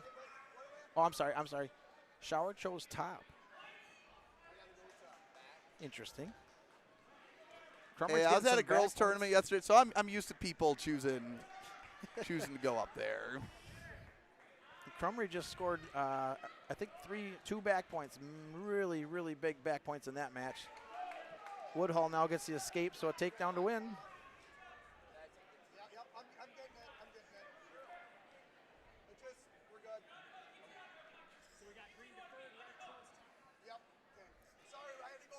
Figuring out some clock things. It'll happen. A lot going on right now. But even sometimes the people running the scoreboards expect, you kind of almost expect defer, then bottom, right, or neutral. Top's a unique position, but if you think you can turn them, that's a great spot to get to. Crumry's got a chin whip there. No points scored yet. Woodhull does a great job. Now he's in deep on a single. And the chin whip again. Crumry just stays so persistent with that. This could be interesting here, or even run out the time. There's the takedown. And had the lead, so dangerous there. Someone has a good chin whip, Al. It kind of just makes you hesitant almost to get in too deep on the legs. It's interesting how it changes the dynamic, because if you just run the finish to the takedown correctly, you really shouldn't have to worry about it that much. But you're so worried about how hard and good Hunter especially hits it. You don't want to get caught in it because you're in a lot of trouble. So nice ride by Shower, but Sladke able to grit and grind his way up. 1 point lead for the Falls freshman.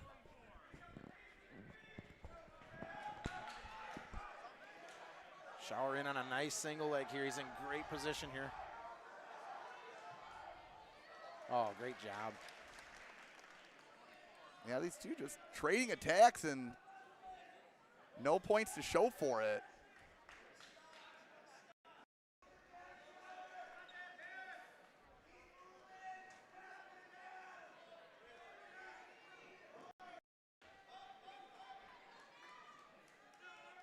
Another nice match on mat number 1, Logan Meyer Vassiola, OBV, Northwestern.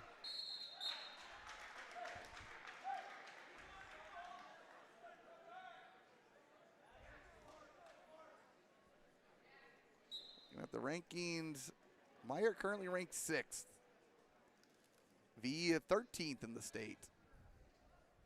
Meyer won the sectional, I believe, correct?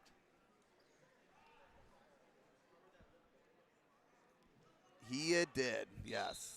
Oh, and And he beat look at Obi. that. Wrestled V. Pinned him last week. Logan comes with an interesting dynamic to deal with. Length, good technique, good gas tank. He brings it all. Yeah, a tough wrestler to defeat. I was going to say, doesn't sound very fun to wrestle against. It's definitely not. We've tried for a few years to figure him out with some pretty good wrestlers of our own and haven't had much success with that yet.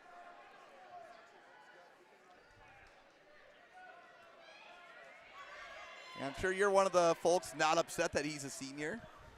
Well, yeah. You know, as a competitor and coach, not upset, but fan of good wrestling. Yeah. fan of good wrestling and pride in the Northwest. Oh, and right? Shower locks up a cradle. Schlattke gets out of the cradle and now scores an escape. Was in a lot of trouble, figured his way out of it, and scores an escape to be up 2-0. So well, we've the seen next takedown Jack matters. Shower with a couple of attacks. Now this time needs to capitalize on it. Let's see it down 2, and oh, what a slide by Schlattke. Couldn't quite get. He was trying to get the leg hooked and get that into like an okie choke. Wasn't able to quite get it.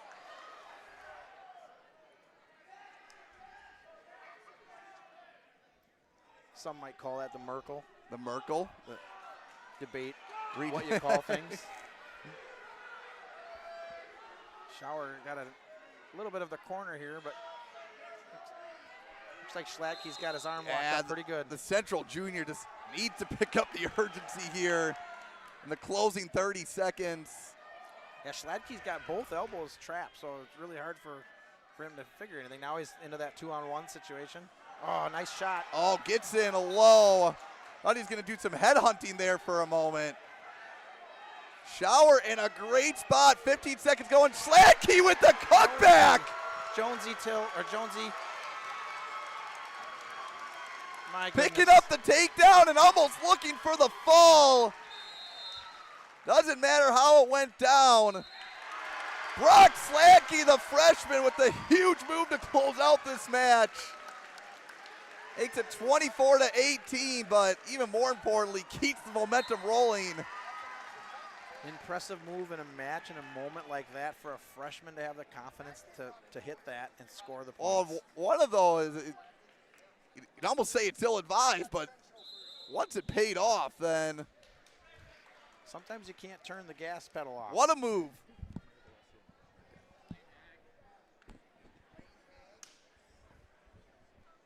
So, 25-18 because with the near fall, The yeah, near fall makes made it it a major. 9-0. Logan Wow. with a 3-0 lead over OVV in the second. Nice mat return.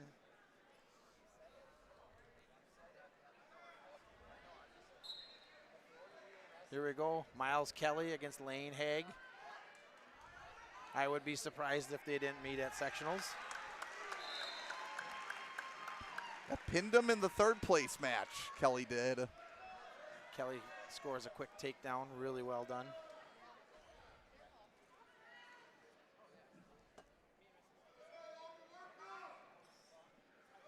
Well, if you're Central, Swenson did weigh in at 57 and not 65. So part of the reason we saw a win at 65 by Briggs or a pin. Oh, And another cradle. And I'll tell you what, the Saints in this dual setting, this is why they're so tough to topple. Now 31-18 after the pin by Kelly. And I'll tell you, Of course, can you talk St. Croix Falls wrestling and Kelly wrestling without bringing up state champ and team state champ Mike Kelly? yeah. No, I think you got to share that. And all the tie-ins to that legacy. What a setting. Logan Meyer with a nice cradle on the other mat, and I think he just picked up 4 more back points, so he takes a 7-0 lead. We now head to, 140. We got Croix and Vinny Sint. Carter Ridgway from St. Croix Falls and Vinny Sint from St. Croix Central.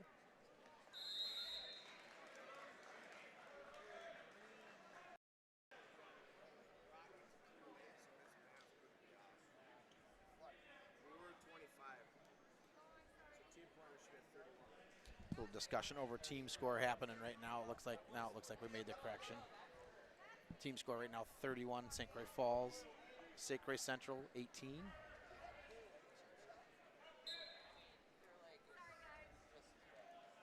Yeah, Ridgway, 4th place sectional finisher. Vinny Sint placing 7th. Yeah, real quick as this match gets started, I want to thank one of our sponsors, Quick Dry Total Cleaning at Carter Ridgway, doing Ridgway things. And a takedown with some near fall up 5-0. Quick Dry Total Cleaning is your carpet and air duct cleaning specialist located in Somerset, Wisconsin. Serving Western Wisconsin and the Twin Cities. Check out their website, minneapolisquickdry.com, for other services and pricing. Which, Allie, I didn't even think about it. We didn't bring you on because you're a sponsor, but we do want to thank you for sponsoring us. Well, I think it's on me to thank you guys for all the promotion you do of wrestling in general, and every bit that this great sport can get more publicized is a win for the sport. And you and Steve and all the others at Wisconsin Grappler and all that, what a great job you do promoting it, spending all your weekends in the gyms, which, you know, we can all argue we'd all love to do, but it's still a lot of travel, a lot of effort. So we all appreciate it. Well, thank you.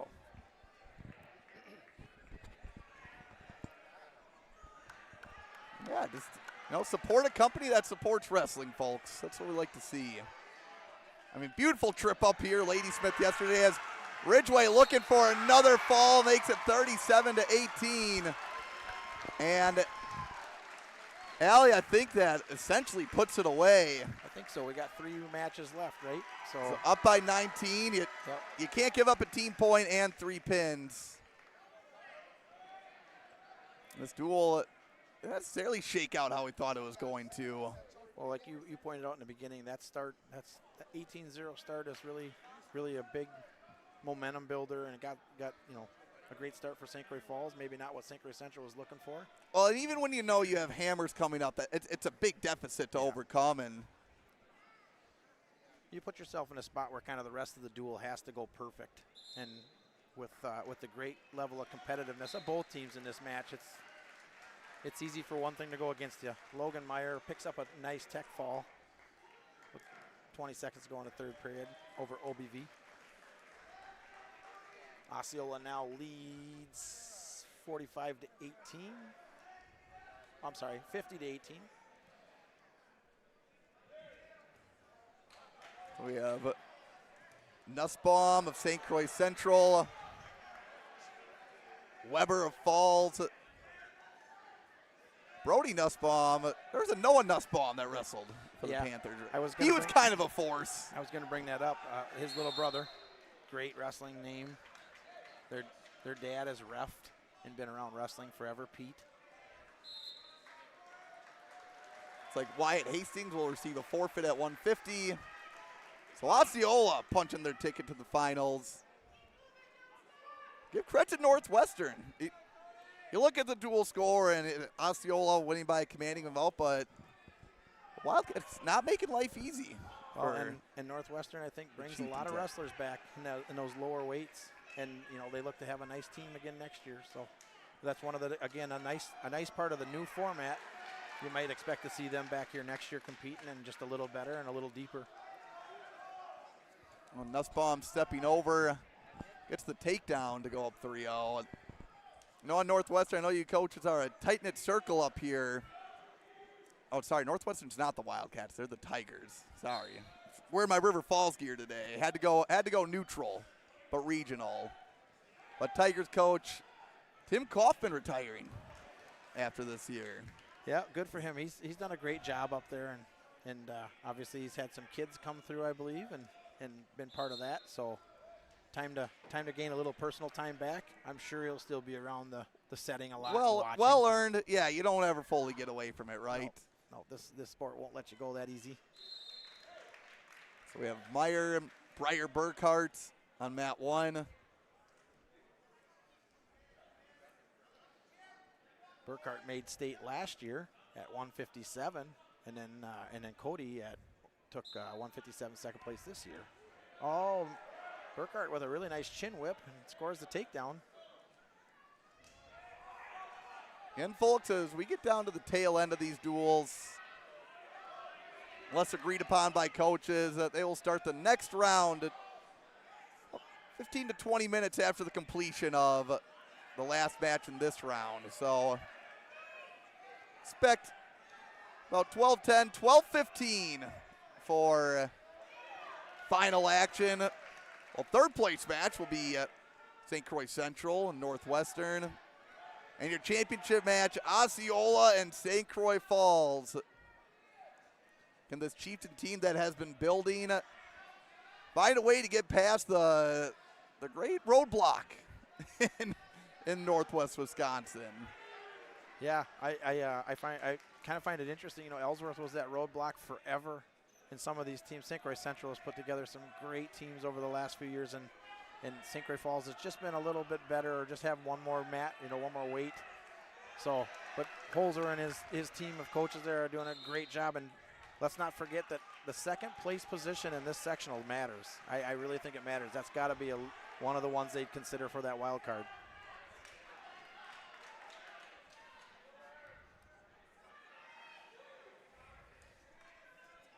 So 6-4 match, a lot of points being accumulated in quickly. Logan Meyer had a nice return or reversal to the back, so he now leads 6-3 over Breyer Burkhart. They'll go into the second period. And we got blood time on the St. Croix Falls, St. Croix Central match.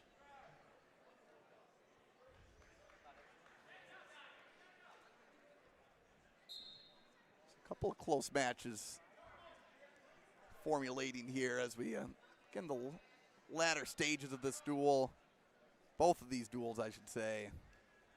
Burkhart has a nice head throw, and he's got him on his back. That was a great head throw attempt. Burkhart is going to get the takedown and has some back points coming. Meyer working to get off his back. What a great job. That was a really tight headlock, and Meyer's found his all fours again here, so he's got a chance to get out.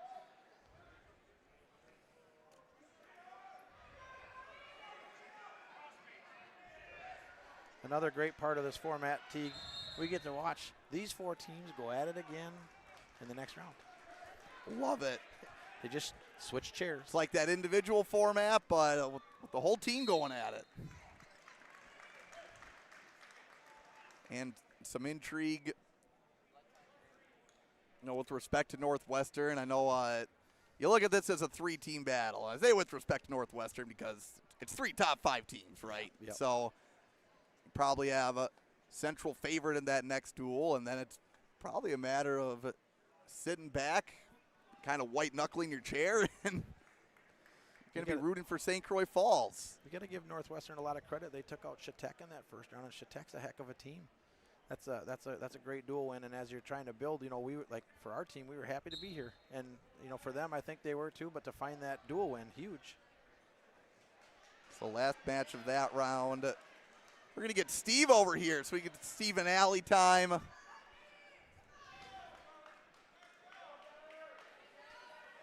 As a Burkhart now up 10-8. Wow, Steve's coming in on a couple of fun ones. Cody with a really nice Peterson roll there. Put Burkhart on his back. Now he's got his head trapped. This is tight. And there's the Allie, how was your commentating debut? Well, I enjoyed it quite a bit. Maybe I talked too much. I'm not sure. Is this your debut or not? Well, yeah. To ever be Matt Side Live, I would say yes. Nice. Yeah. That's awesome. A lot of fun to do it. Yeah, it's funny if I'm doing my math correctly, and I stepped away for just a second, and St. Croix Falls has it clinched, do they not? They do. They do. Yep. Assuming no team, team points or anything are taken away, they yeah, do good point. If that happens, that would be uncharacteristic of a St. Croix Falls program. Yep. But Allie, stop me if you've gone through any of this already. We don't want obviously Osceola. I shouldn't say obviously, but Osceola is going to advance to the finals, number 1 seed, as we projected, 62-18. But you get to face all these teams. You get to see them often, right? Is there any anything so far that's really kind of stuck out that you see in the programs? That's I mean, you have the inside scoop of these guys, right? So what's the analysis that you're going with so far? Yeah, I don't know. I'm not sure I got the inside scoop. They keep that pretty protected, but I tell you, the thing you see from all the three teams that are looking for that spot, the wrestlers keep coming. They keep advancing. They're well coached. They understand the situations. I'll tell you, sometimes as a coach, you never want to tell a kid, hey, your job is to just not get pinned, because it just feels like you're saying you don't have a chance. But you see a few matches, and especially in the St. Croix Falls, St. Croix Central, where the extra bonus point or not the extra bonus point made a big difference. So I think the formula is, find the wrestlers to fill the weights, coach them well, and get them out there scoring points. Well, and you guys, your whole team's still here.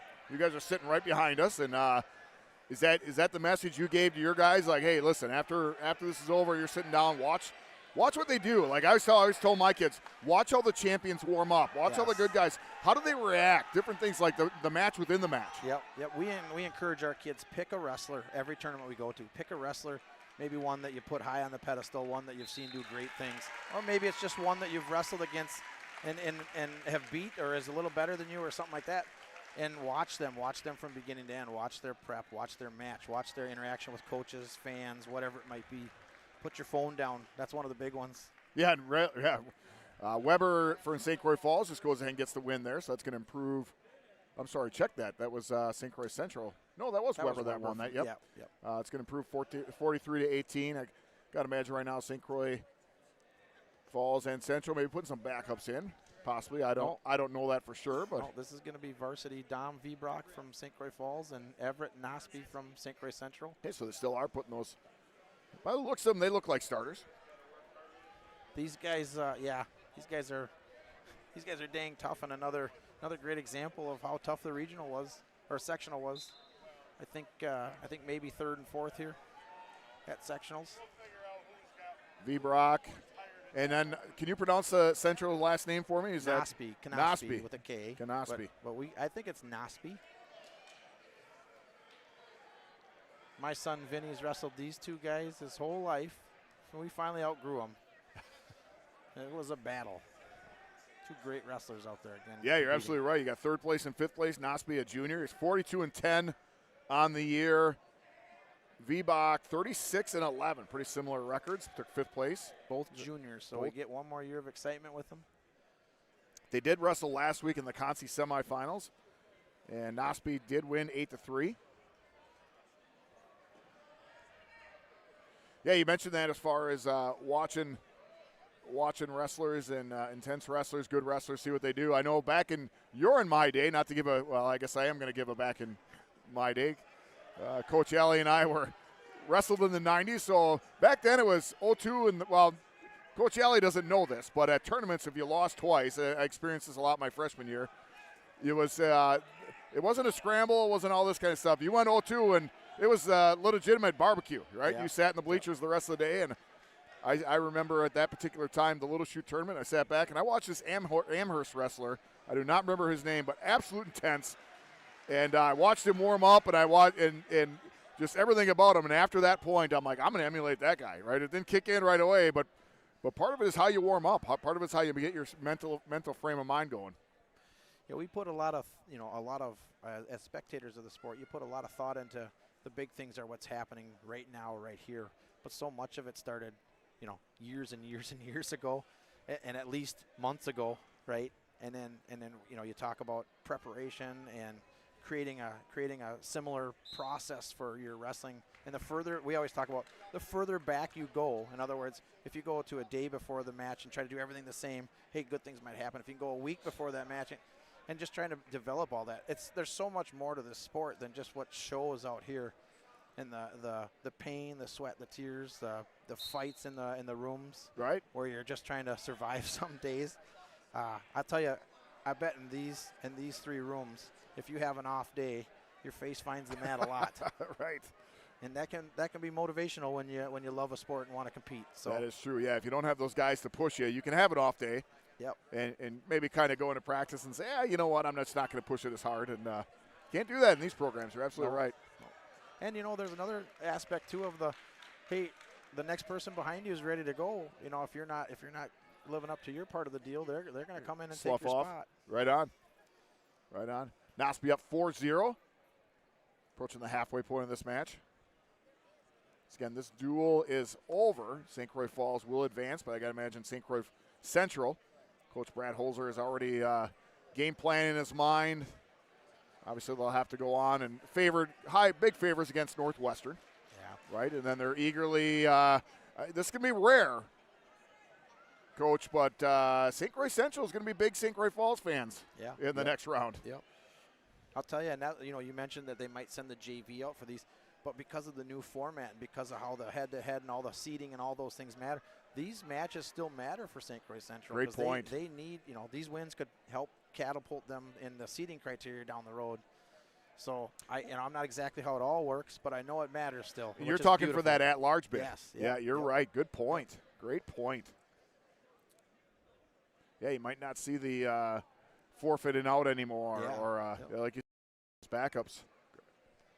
We've been talking a little bit about, you know, the format changes and all those things, and boy, a lot of things that it really helped kind of solidify and grow the sport. And here's another great example that didn't occur to me till just now, that it makes sense for both teams to continue putting their best wrestlers on the mat. So all couple thousand spectators here get to enjoy a few more good matches. A few more good matches before we go take a 20-minute break after the conclusion of this one, then go on to the finals. Yeah, you're absolutely right. Absolutely right. It's well, and if you ever figure out the seating matrix and how that works, we'll get you on for a podcast and you can explain it to us. Yeah, I think they're, you know, it feels like the seating gets a little better. There's some frustration with it sometimes, especially because we don't maybe know all the criteria. It's hard to figure it out a little bit on your own. But, boy, every year it gets just a little bit better.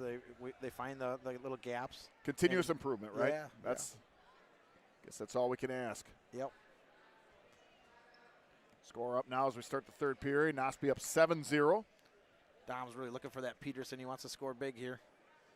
If he can get that arm trap now, he might be just trying to reach back there and get it. Yeah, crazy. What was it, 2 matches ago? It was coming down to the wire, and it looked like Central was just looking to get the win, and then just like that, snap of the fingers. And here's that advantage now, the takedown and 4 near fall. Well, St. Croix Falls, hey, what do you know? They walked into a major decision. Yeah, yep. That was the 126, I think, Schlatke and Schar.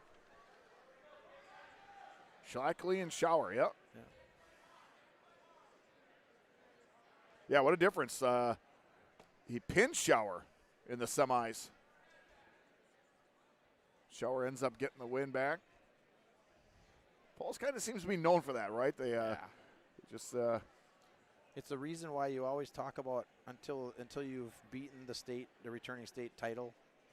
You know, they got there for a reason, and you know, unfortunately, St. Croix Central just got to keep working to figure it out. They got a great team and got a coming back. Well, Falls seems to have, and I don't know how I'm going to try to explain this here. Maybe I got 33 seconds to do it before our final match, but they seem to have an underdog, and I don't mean underdog as far as them because they're state champs, but kids in the rooms that are the underdogs, they seem to have a certain amount of pride in getting that upset in a duel and walking over to their bench, and the studs of the room give them that nod and that slap on the back like, hey, nice job. And that just seemed to happen at that 126 match, right? That kid walked off, and you walked through the tunnel of wrestlers, and you know there was a lot of pride there of saying, hey, I just got the upset.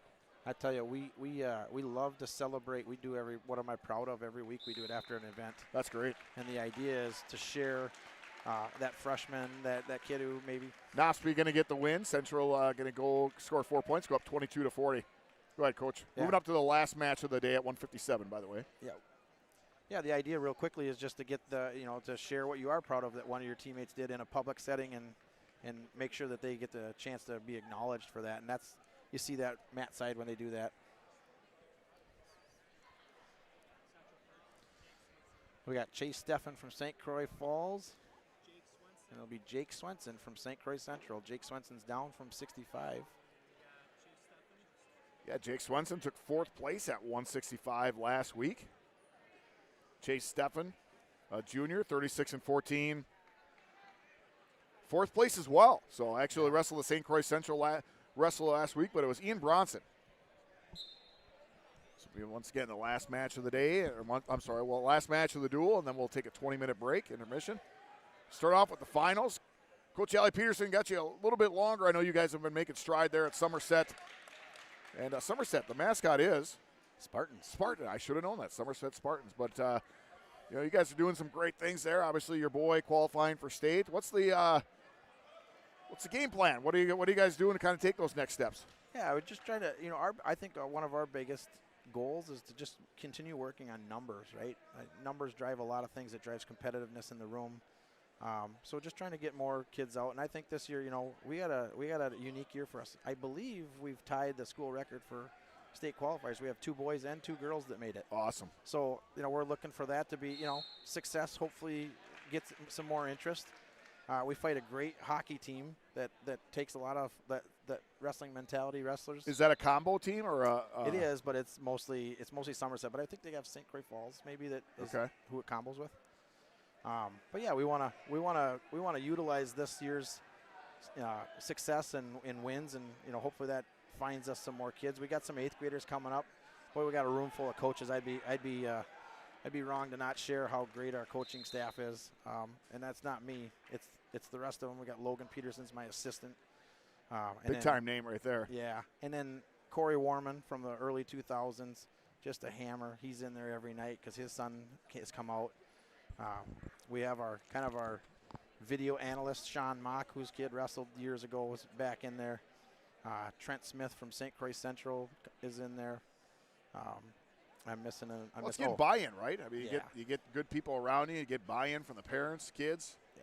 Austin Hefner from Chilton Hilbert, another guy that's in there. right. Big time name down there. And I'll tell you, when you're trying to grow something and you start bringing in these different coaching trees, right, that have different philosophies and beliefs and tactics than you start to give your kids more opportunities to pick up the things that they want to be good at.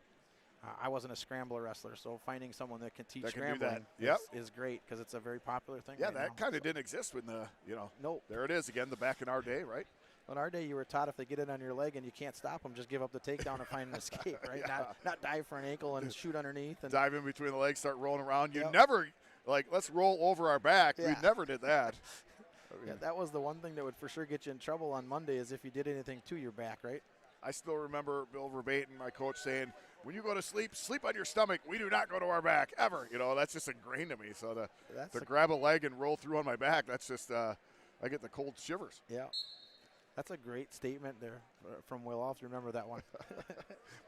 He would say, when you watch TV, lay on the floor and lay on your belly. Everything was this, always on your belly. If we were taking breaks, it was you never sat down and laid on your back. You're always on your belly. It's just a mindset, right? Yeah. Jake's doing a nice job here, up 6-1 over Chase. This is a pretty important matchup. Seating wise? Yeah, I would think. Yeah, both these wrestlers are pretty tough wrestlers.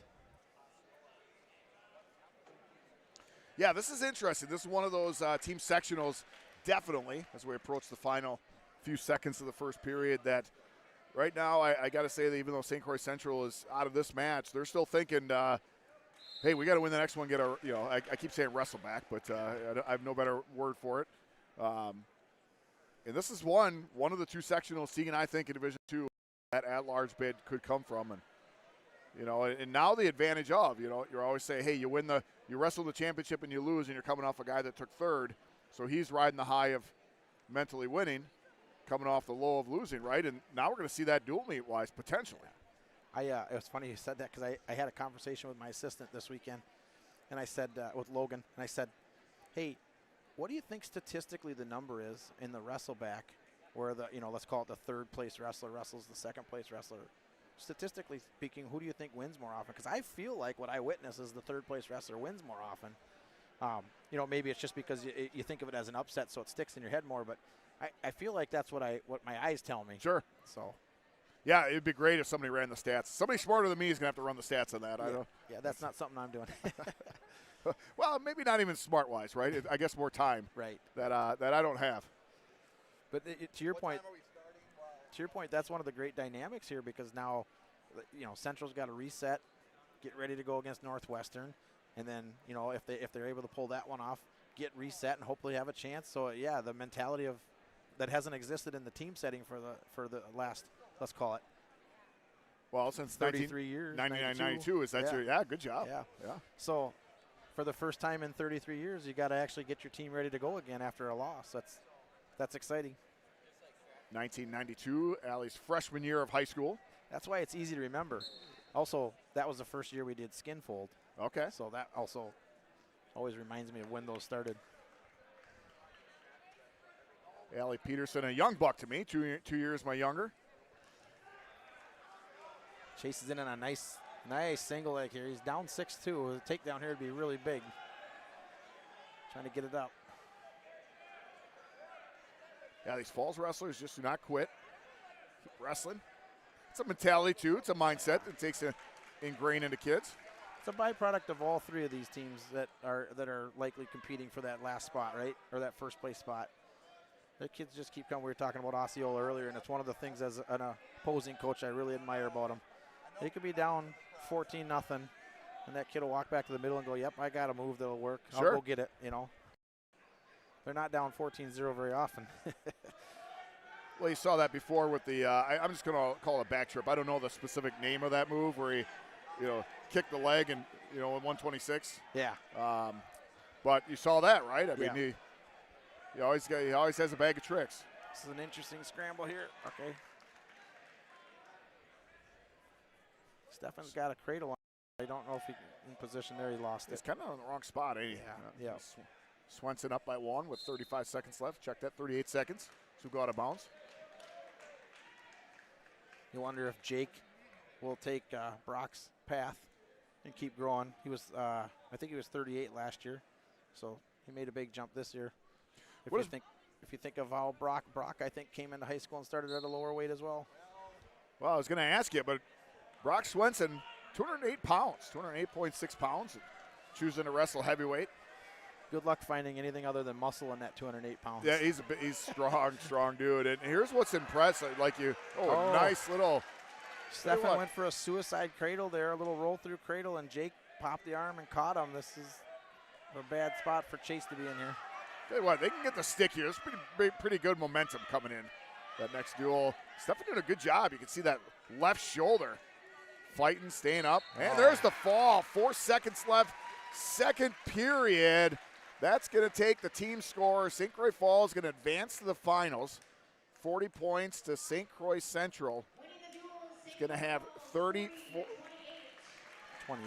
34. Oh, it ends at 28. I looked up and didn't realize the math started. But Allie Peterson, head coach of Somerset, thanks for joining us. We appreciate you coming on and adding your commentary. Kind of gives Tegan get ready for the finals and potential true second place match. And folks, we are going to be starting at Coach Allie. What do you got?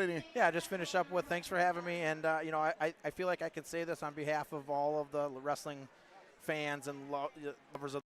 Thank you so much for what you guys do. It's really appreciated. I know it's exciting for the kids to hear their name talked about and all that and to see all that. So thank you so much for the time and the effort you guys put in, and look forward to seeing you in Madison. I appreciate you and everything you do. And folks, be watching for Allie Peterson on the PGA Pro Tour. Heck of a golfer. So we're looking. That's probably not coming anytime soon. Well, you know what? I mean, I can hope, right? Then I can say, hey, I played around with that guy. But, folks, we are going to go ahead and get started at 12, a little bit before 12:30. So, on behalf of Allie Peterson, Somerset head coach, we'll see you in 20 minutes for the finals. No, it doesn't. Do I need to turn it off to you or no? No. Good. Hey, you have fun? Can she take a picture? Oh.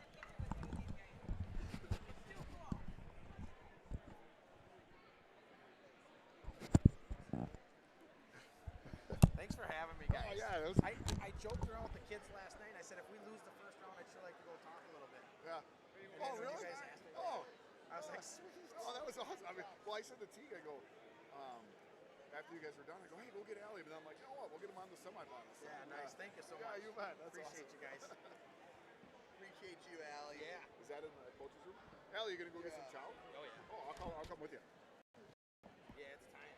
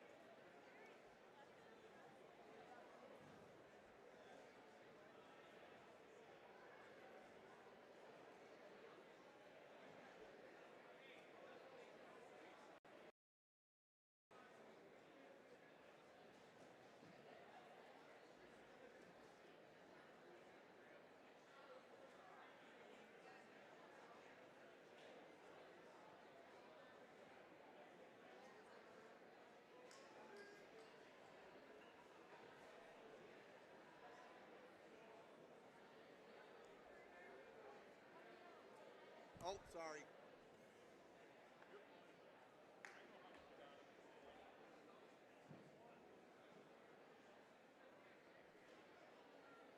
So I bought this to help people's wrists out, but is it actually kind of in the way? I don't know yet.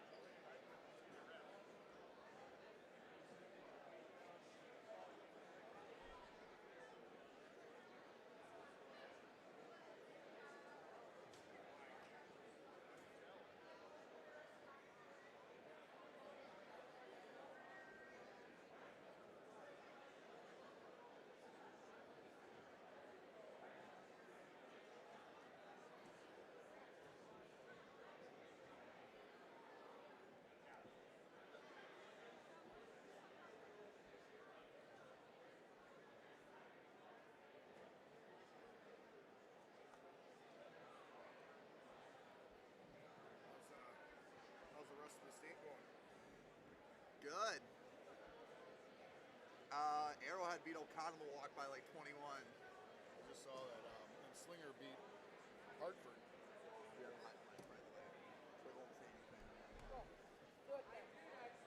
South Milwaukee, Waukesha West and Big Muck.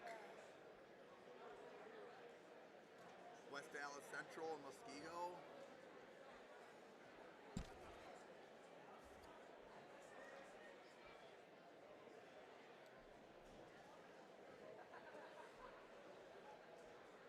So championship.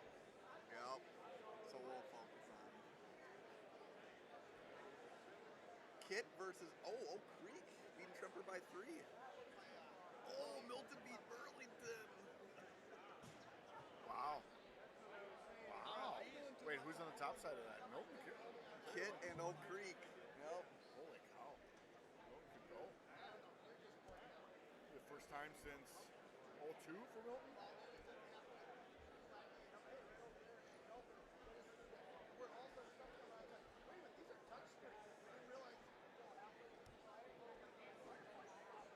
I suppose I should check out. So that duel, almost done. Oak Creek's up 30 to 23 with 3 matches left. Slacky and I got our lights and we're putting lights in each other as we're watching. Let's see here. Which one are you looking at? I'm going to look up the, I'm curious to this one because this this should be Chilton Hilbert. What about Denmark? I'm sorry. Well, Chilton Hilbert, Denmark. I meant to say 2 schools, and yep, exactly what I thought. Well, wow.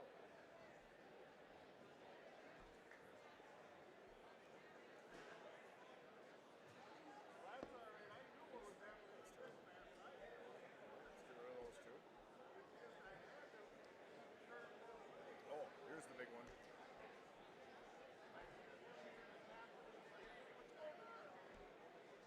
Oh, wow, they're still going. Mount Horeb. Wow, look at that, Teak.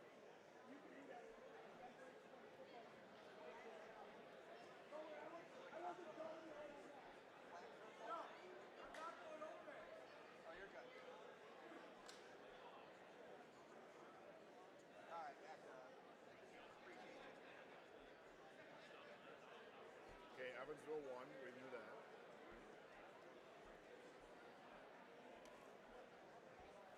No, it doesn't seem like it. This is actually the one I'm curious about. Wait, who'd you say won? With who? Evansville beat Lodi, so it's Evansville Mount Horeb. Oh, hey, we got to figure out the toss here. Oh, refs are back already.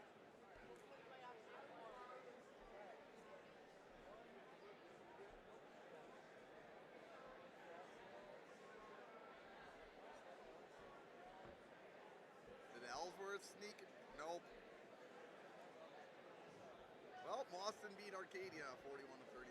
East Troy beat Shoreland Lutheran.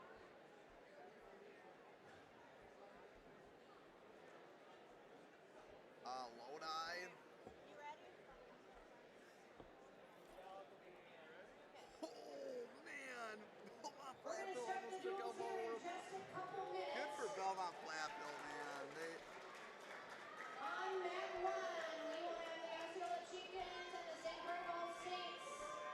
On mat 2, All right. the Tigers and the St. Croix Central Panthers. A couple reminders. Profanity and aggressive behavior will not be tolerated. If those are displayed, we will ask you to leave. And again, we are not trying to be rude. We're trying to give our teams their own team space. Oh, we got a So we seat? ask All right. that you do not have a badge to please be in the bleachers. We want you to be able to see, and we want our teams to have their own bench spaces. So thank you for being respectful of the teams competing. Oh, This good luck. may be the last round of wrestling, and possibly we do have to have a true second. So depending on the outcome, we may have a wrestle back duel after this round. We will do the awards at the completion of the tournament once we have that done. So stick around and good Tony. luck. Who won and what they call? Green, start at 175, that's Osceola. Osceola will be green. St. Croix Falls win? St. Croix Falls won. They chose evens. Again, on the blue mat, we have Central Central and North. Good afternoon, everybody, and welcome back to a D2 Team Sectional A coverage here from the Wisconsin Grappler. Joining you live from God's country here in St. Croix Falls, I am Teague Fenwick, joined by Steve Lurkwin, bringing you the championship action, and it does not get much better than this. You like 2 versus 4. How about number 2 St. Croix Falls in their home gym versus number 5 Osceola, 16 ranked wrestlers, Steve.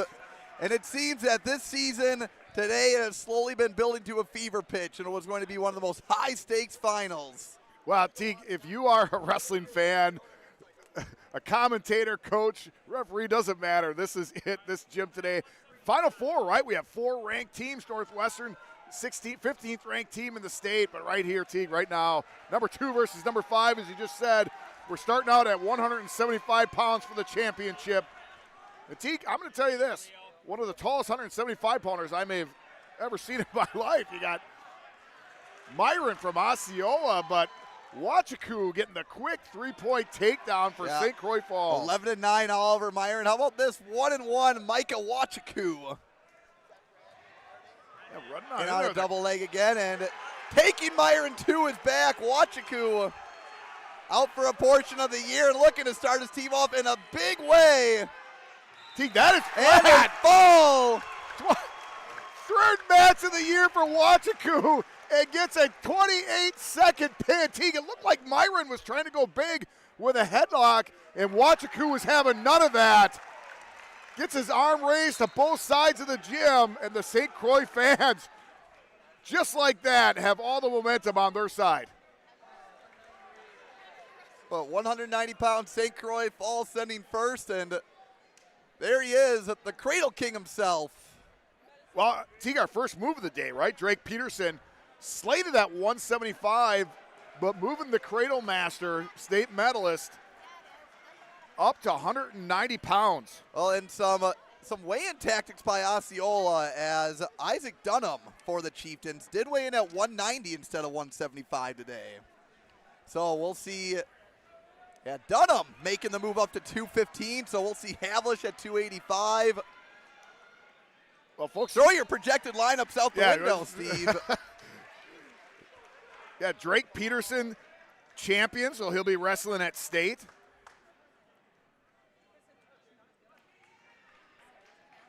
Oh, no, take this is, don't see him in the lineup, so this is going to be a backup for Osceola. Yeah.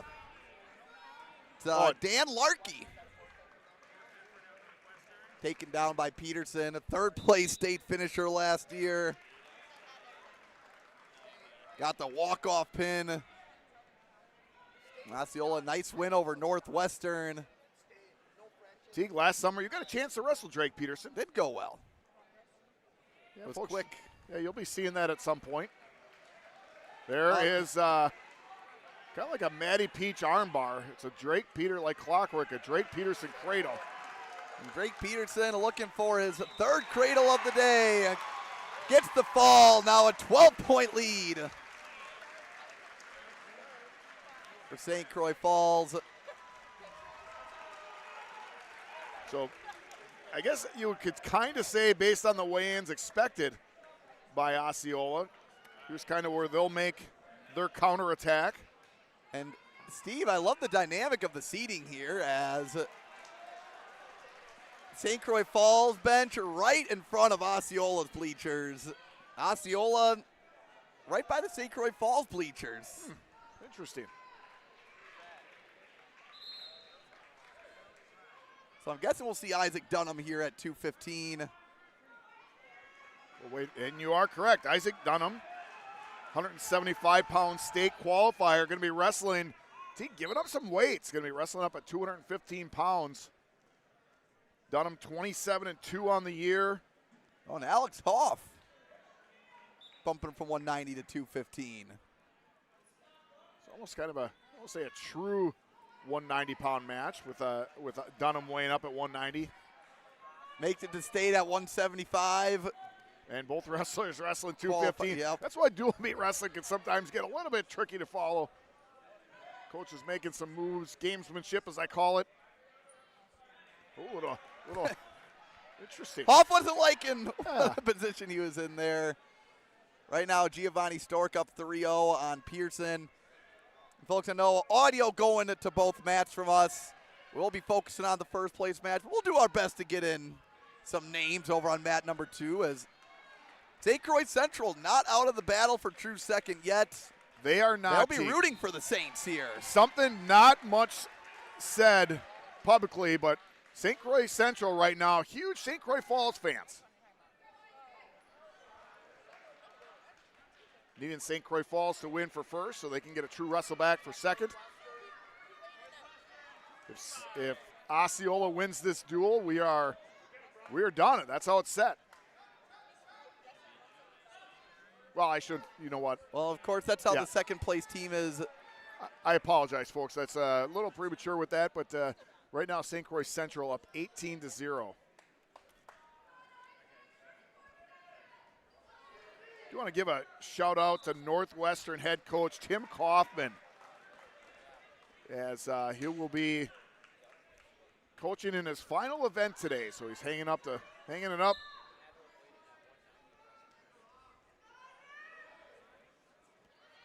Right now, Mr. Mayberry of Northwestern. Julius Mayberry is wrestling Brock Swenson. Julius picked up his 100th win. And 101st. Oh, Dunham in on the leg, but Hoff able to bring that back up to it. Parents got Overhook. to celebrate, brought down his poster for him. We'll make sure we announce him on the podcast. And no score, but a little flurry at the end.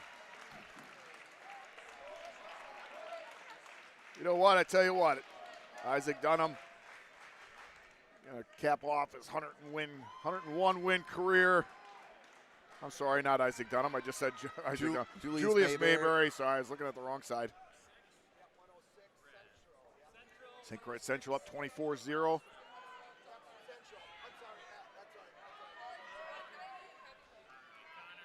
Start of the second. Hoff chooses down and gets the escape to get on the board. Hoff, 5th place finisher at sectionals. Osceola coached by Cal Gerber. Assistant coaches Clint Strom, Luke Clark, Kyle Miller, and Brian Meyer. Oh, and Dunham, nice double leg. The lead change here in the middle of the second. And took him to the mat with authority. You could feel that thud from outside in the parking lot.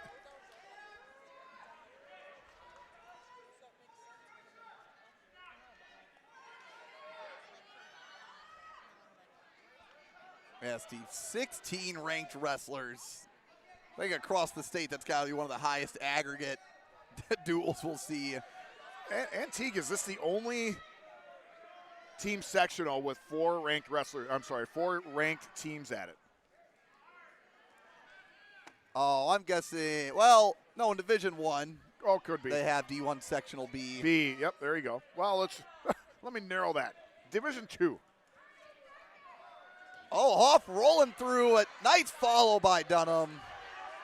Well, just as I say that, Sectional E could have Evansville, Mount Horeb, Reedsburg, Lodi. Is Lodi?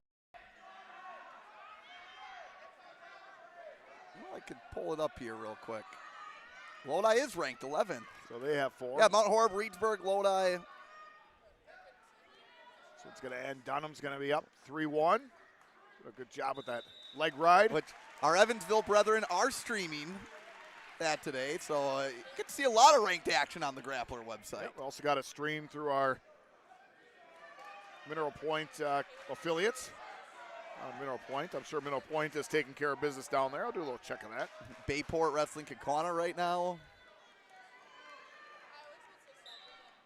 The start of the third. Dunham chooses down 3-1. Here in the third match of the afternoon. This finals tilt. Nice follow by Hoff. Mineral Point, Teague, is far around the state. I got to tell you, probably the first team to punch their ticket to the state tournament. 46-36 over Marquezan. Nice job by Marquezan. Good little fight out of them.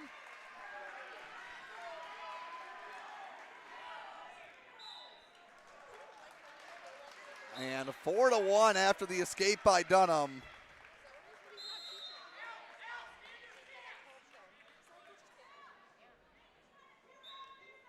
Talk about the 16 ranked wrestlers. Dunham ranked 7th. 175.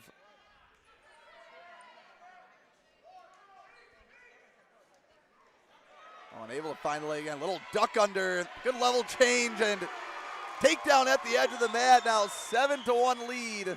Well, now if you're Dunham, you go from just trying to get the victory. Now you got to start looking at bonus points. Maybe cut them here. Yeah, Coach Cal Gerber. Yep. Assistant coaches, the coaches are saying, hey, let's go neutral. Knows the urgency of the situation. He's seen how this Saints team has operated before as well, and every point matters. Well, now Hoff with a shot of his own. Down 7-2. 40 seconds remaining.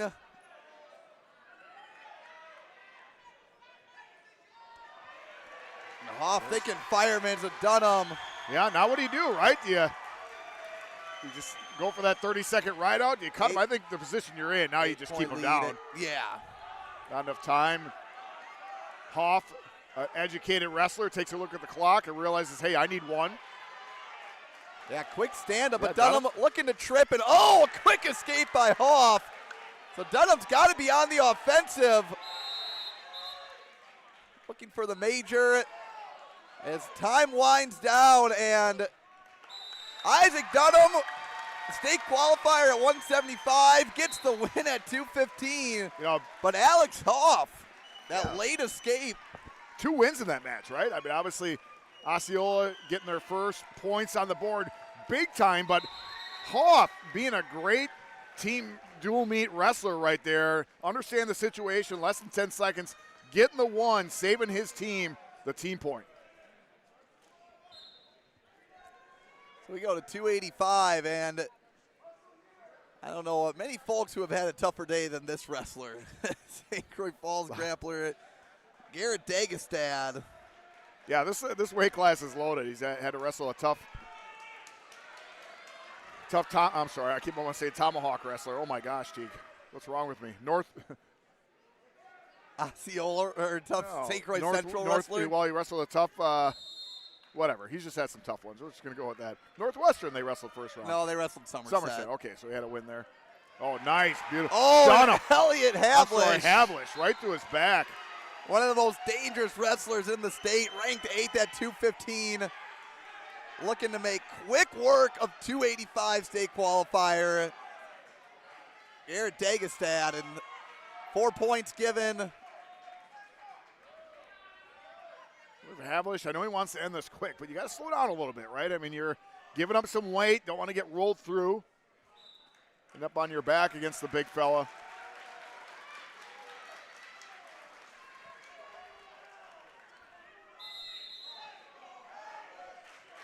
Oh, we got some chants going in the crowd now. Love it. Love it. 12-3, St. Croix Falls. Coffee grinder at heavyweight, not something you see every day. You do not. Love me a good coffee grinder. Mat 2 right now, we have Lucas Brown leading Connor Becker. Team score of that one is SEC 24. Wow, the big man's athleticism. I mean, Havlish, how about 2 sophomores wrestling at state and some grown man weights? Havlish a state place winner last year. 6th place, right? Yeah, Havlish is just it's funny. I don't know what I'm more amazed by, that he's a sophomore or that 3 people so far have beaten him.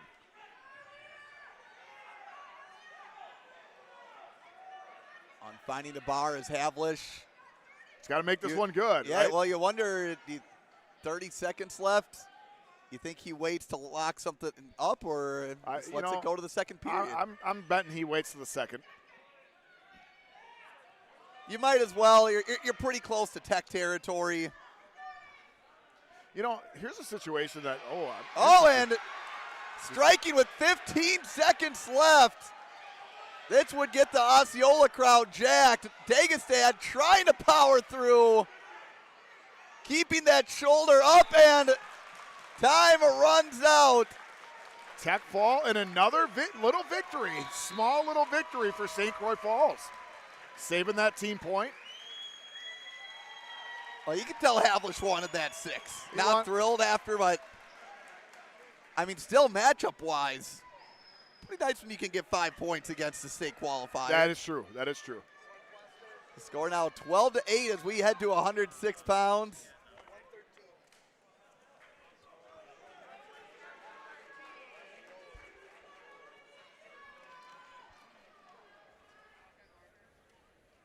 And we have, well, if this is Malachi Barker, I'm sorry.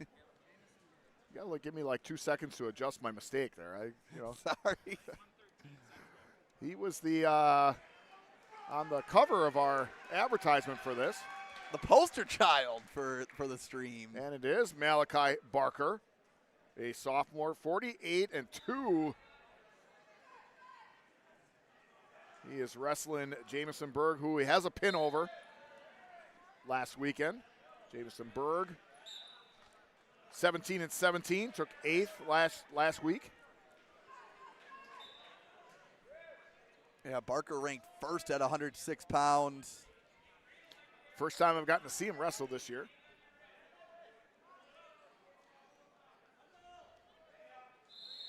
Osceola with a ranked wrestler, 32, 38, 44, 50, 57.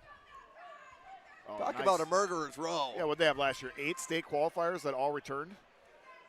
Gosh, nice adjustment. Like it was going to be a potentially dangerous, but Barker makes the adjustment, and great fight out of somehow Berg. Able to roll through, but Barker still with the tight hold. No grip has changed, so no points awarded yet. Still holding 4. The ref is basically saying without awarding it is that the bottom wrestler is not defensible yet. So same move. Coaches, I shouldn't say same move, but sometimes coaches get a little upset and they say it's a different move, but if he's not defensible, then it doesn't matter. Points are awarded. Points assessed. Now 7-0 lead for the Osceola sophomore.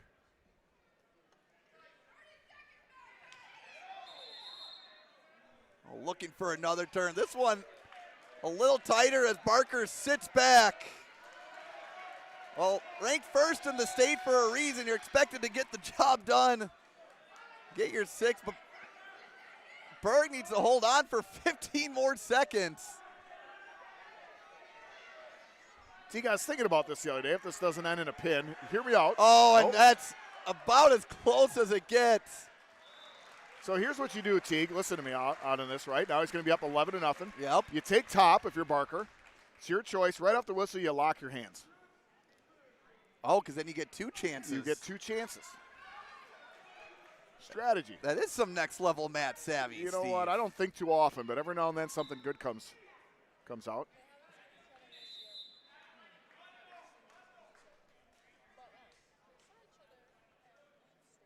And again, same situation as we saw with Havlish.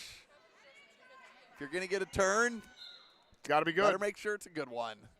Or lock your hands and you get 2. Let's go over and tell Coach Gerber that real quick.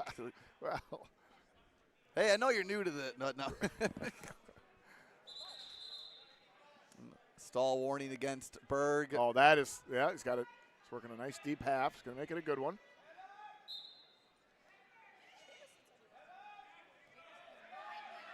Barker thinking cradle. Little snowplow action.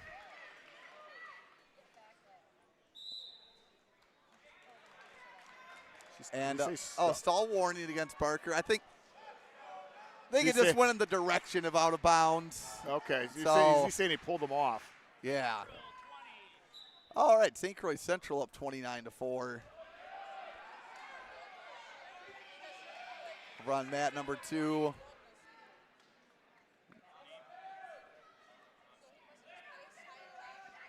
Tell you what, good kudos to Berg right now, right? I mean, that's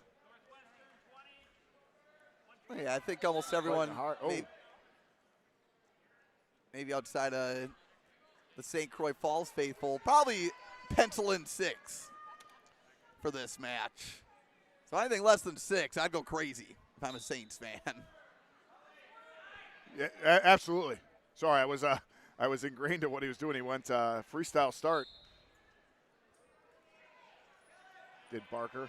Yeah, absolutely, right? I mean, they've had 2 of those so far, where I think Osceola was expecting 6 and got 5.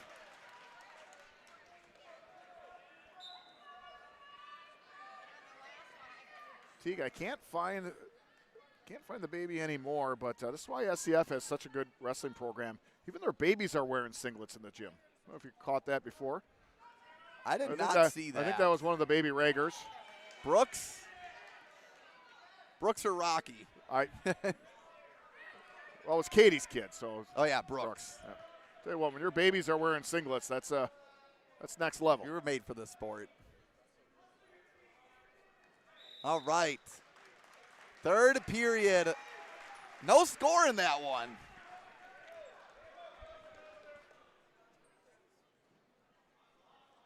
Yeah, there's a little. So, did I see that correctly? I just want to make sure I call this correct. It looked like did Berg choose top and then let him go? So score. Nope. Berg took neutral. Right. No, Berg chose top and then coach told to go neutral. So now Barker, if he gets a takedown. It's got to be feet to back. Tell you what, that's good coaching right there.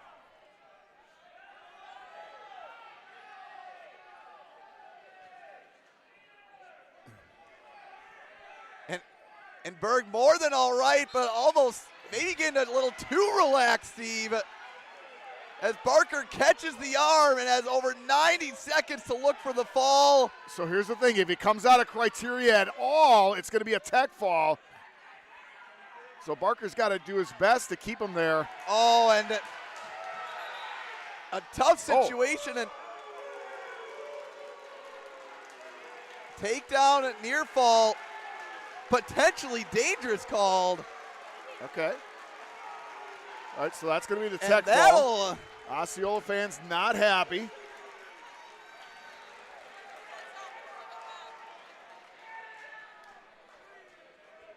And we can see that from our vantage point, see, but I think maybe did the elbow get too high? Yeah, I'm not quite sure. Looking, Cal's going to come over and ask for an explanation. Teague's looking for that explanation. Gerber and Rager, center mat. Coach Joe Rager always comes over the table. I like that call. Make sure he's the first one there. So I think, based off the conversation, I think he might have just had his neck. I think the arm came free or something. Gotcha. We'll get more confirmation after the duel, but all we know for now, that is a tech fall. First lead change of the duel. Don't know if it'll be the last one, Steve. I think we're going to have several more. Do a quick look on mat number 2. We got Leonard versus Volts. Right now, Volts up 11-3. St. Croix Central leading 29-4. And Caden Hahn making quick work. By the way, team score, that's Teague said lead change, but Hahn looking to take that right back. At 13-12, Osceola.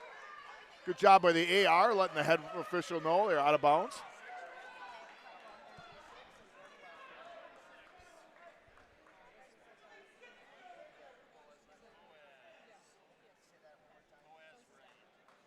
Taking a look here, 2 refs having there's 0 on the scoreboard right now. I would have thought Hahn would have had 3. I think that's what they're discussing.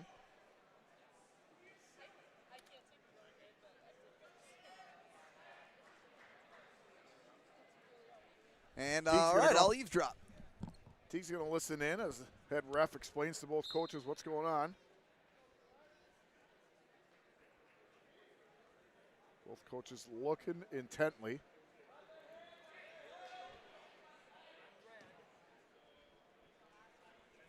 Okay, so we're going to have a legal hold on red. I'm not quite sure what, but.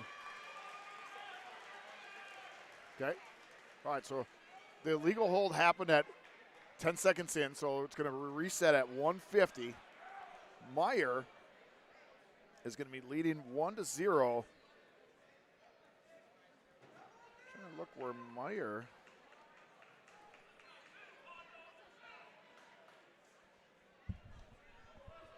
Meyer, a 15-14 sophomore. Caden Hahn had a great battle with Trenton Holzer in the semifinals. Lost by 1. I believe the score was 9-10. But Caden Hahn, 39-4 on the year. State medalist. I think Caden Hahn was trying to go a little big. Now he's going to just settle down a little bit and go to work on top. Do some basic wrestling, right? You see that sometimes. Interesting matchups here, Steve. I think we're going to see a lot of bonus points here in this duel, as already evidenced. But now Mr. Meyer with a chance to potentially fend off bonus points.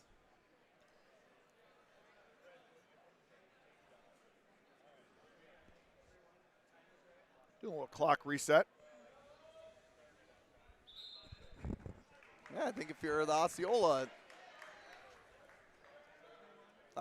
fans, if you anything less than 6 points, you'll take it here against the state place winner, 4th ranked 113-pounder. Fun kid too, Caden Hahn. Got to talk to him a little bit at the Battle in the Bay. He's got one of those spry personalities. Meyer with the escape. Well, here we are. I tell you what, we're talking a lot about Hahn, but you know, he seems to be just dominating this one, and right now we're 1 point match.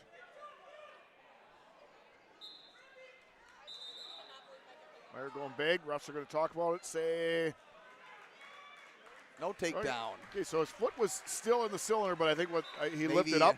Well, no, he lifted up like this, meaning you can be in the cylinder, but if you're not a point in contact, it's you're out of bounds. So he's saying his foot came up. It's a stall warning against Meyer.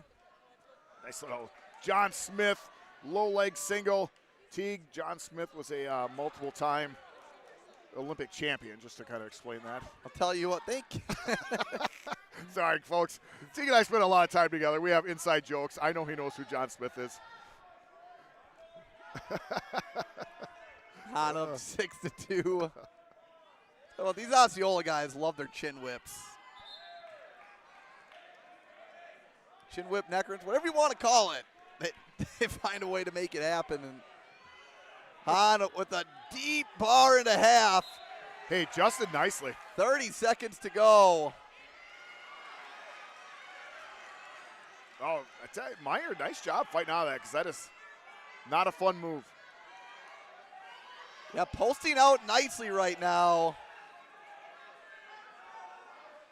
Looking at the clock. Nice adjustment. Hahn able to Hahn. catch the arm. Meyer rolls I tell through. you what, I'm going to applaud Meyer on that one. That is just pure grit and toughness right there. He's going to be, I tell you what, he's going to be a tough kid to pin. If you can't pin him in that, the move that has multiple names, I just call it painful.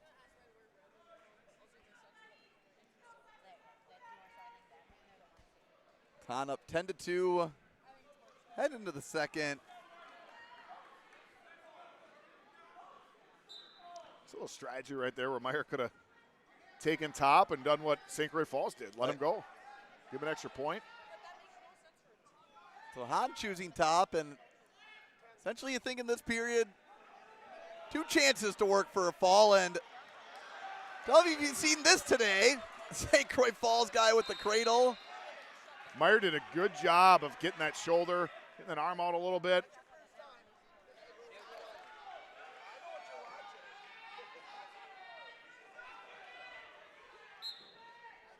Yeah, difficult for Rod and the gang next to us, all St. Croix Falls fans, and they got to keep their eyes peeled on number 2, mat number 2. Yeah, Central up 35-4, so I think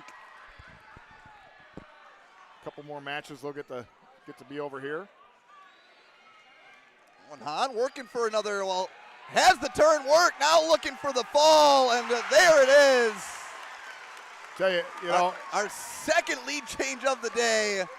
Meyer, great job fighting off, but Hahn, I give him a lot of credit choosing the right move for a fall, because that is that's a particular hold that not a lot of men can fight out of. Score now 18-13. 6 matches into this duel.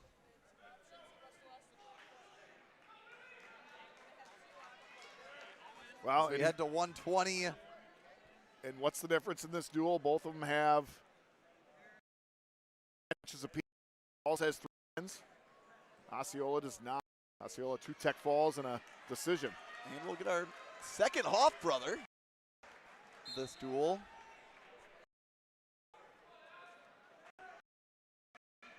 Derek Hoff, freshman for the Saints.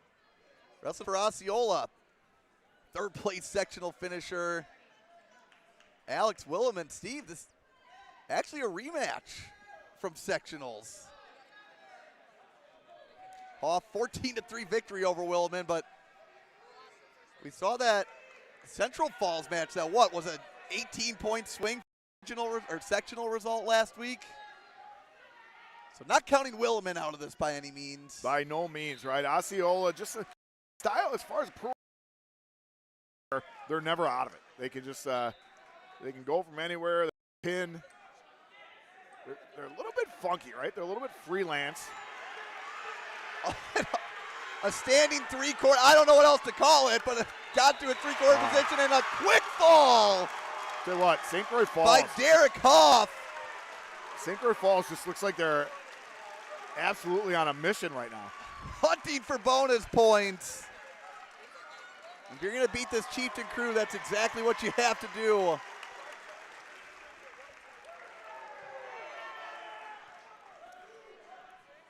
Only took 42 seconds for the Saints freshman. And you need every point you can get before you get into the teeth of this Osceola lineup. Yeah, because they're coming. They are coming. Right now it's an 11-point lead.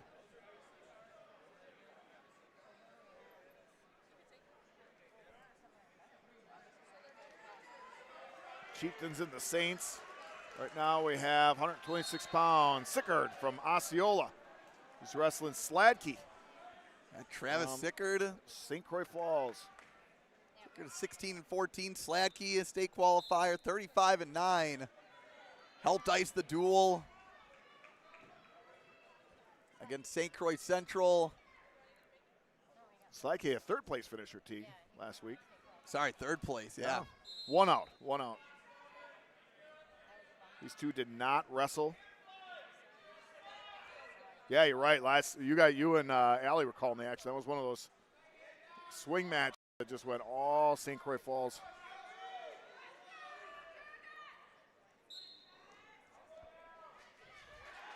And here's that Osceola program I was talking about. Yep. It's going big. Sladkey able to keep his footing now, working for a cradle.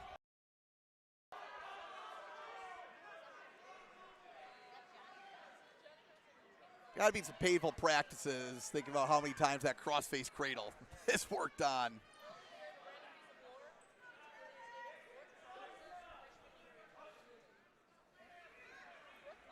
Steve, am I correct in saying Osceola, would they be looking for their first trip to Team State? Yeah, you can go ahead and keep calling. I'll confirm that.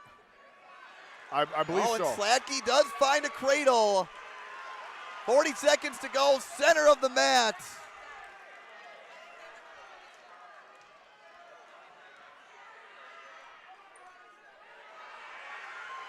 Sickard trying his best to roll out.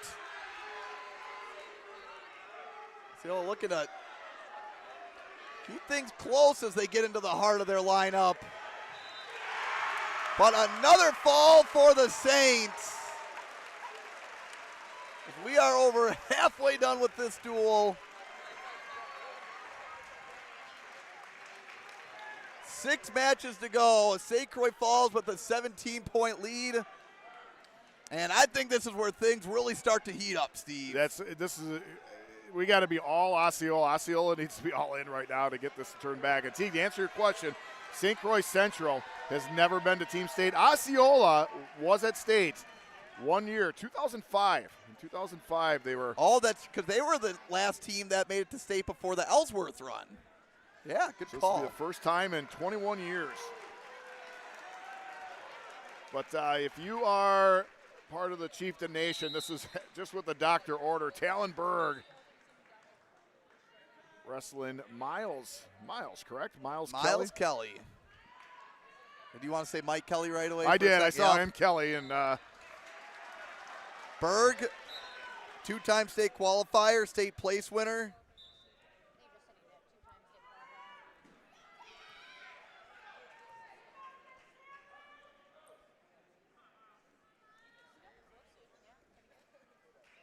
Miles Kelly, solid wrestler, taking third place last week. Oh, sorry, Berg, a three-time state qualifier now, including this year. Yeah, correct. 35. Kelly, 35 and 14.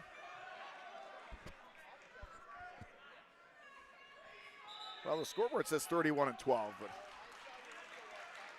I got this all off of USA bracketing based on other section results. Not sure where things change. Oh, maybe the adjustment of the medical forfeits, Teague. However that works, yeah. I'm going to go by my notes. I like them better. There's a no score here 1 minute in. Duel started at 165.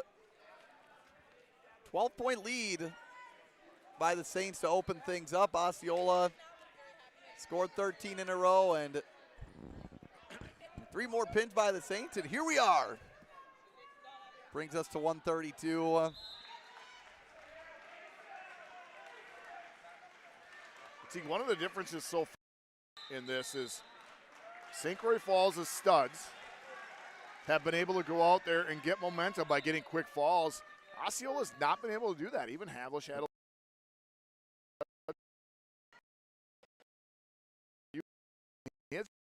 St. Croix Falls has been able to slow down the tempo. Out there here, it's still down, right? Don't get going for Osceola. And just as I say that, Kelly. Oh, and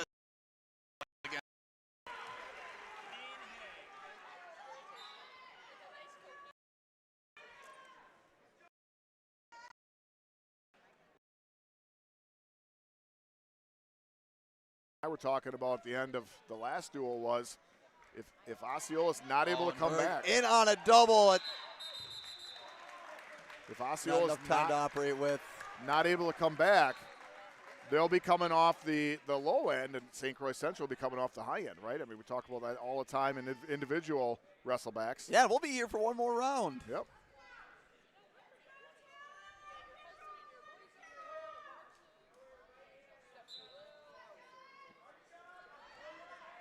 Again, this one started at 175. That started the second. Berg chooses down. Hey, there's a switch there, Steve.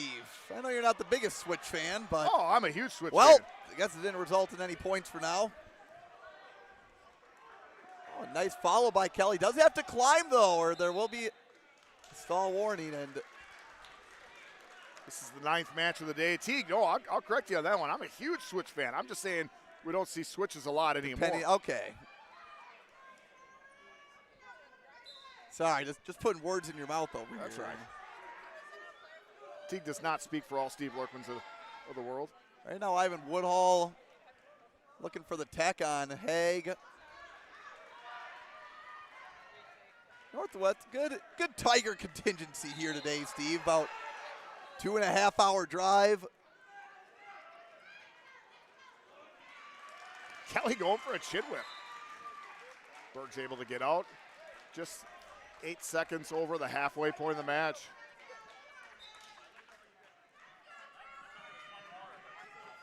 Well, keep in mind, not a lot of momentum for Berg right now, but these Osceola guys can put up pins at any time, it seems like. Agreed. Picked up a takedown to extend his lead to 4. Taking a little look ahead right now, Berg coming up. And, you know, here's the funny thing is we got a sectional rematch coming up next at 138.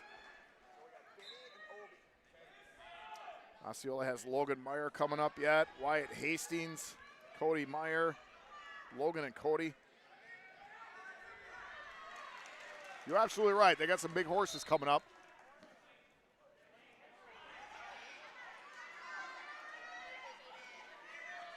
Again, finding the leg of Kelly.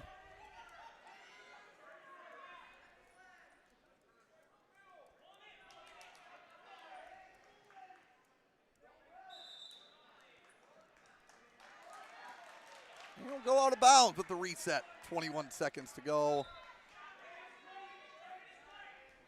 With this one, 36 points available yet. Plenty of time to go. Osceola down by 17. Just got to get. Well, we have a lot of team sectional wrestling fans, Steve. 158 people watching this finals match right now. And the ref adjusts. I like that delay call. Huge takedown at the edge of the mat. And the end of the period. Now a 7-1 lead. A state place winner for a reason. And to give the ref some props, I like how he delayed that call, got into position, kind of took a little look himself and said, yep, I agree with myself. That is 3.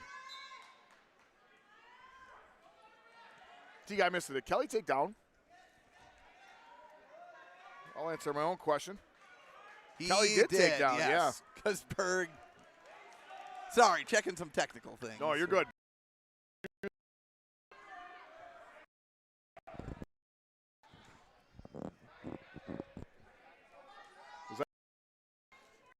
Doing great. 7-2 lead. Berg likes that outside single, which makes sense given his frame. Long and lanky. See up a little bit. I think there's very well a situation where we see an 8 duel. St. Croix Falls wins. With the bonus points, correct. Here, Miles Kelly, I mean, even though Talonberg is really good, right? 27-1. He's wrestling Miles Kelly 35-14. Yeah, so not a slouch by any means. No. Yeah, one match away from going to state. St. Croix Falls, 5 state qualifiers, had two guys take third, so indicating one match away from state. Folks, if you're tuned in from other sectionals, which I'm guessing some of you are, feel free to put some interesting team sectional results in the YouTube chat in the meantime. Because we will not be looking at other results on USA Breaking while this is going on. Obi 6-0 lead on mat number 2. St. Croix Central fans keep a lot of St. Croix fans.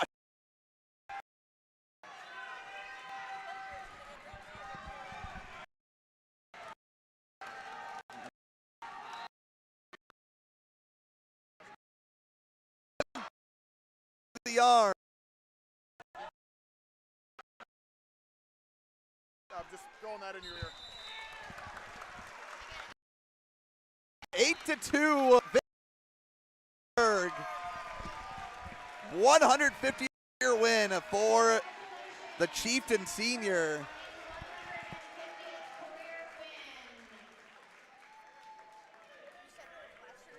Yeah, just confirm that too. All right, 5 matches to go. Third. St. Croix Falls, 14-point lead. 130. Well, is it a must-win, right? I mean, this is a swing match. Osceola is favored in most of the remaining matches, so this one in particular, Hunter Cromwell,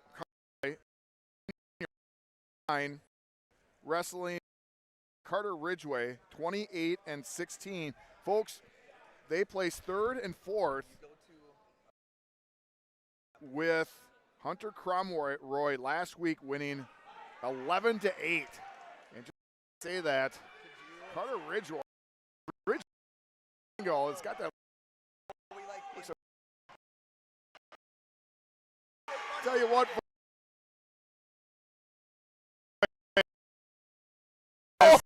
Robbery. He's in.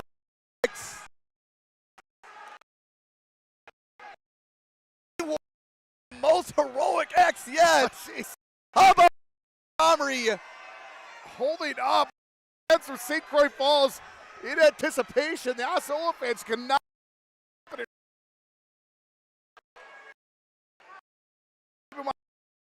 win by 3 last week.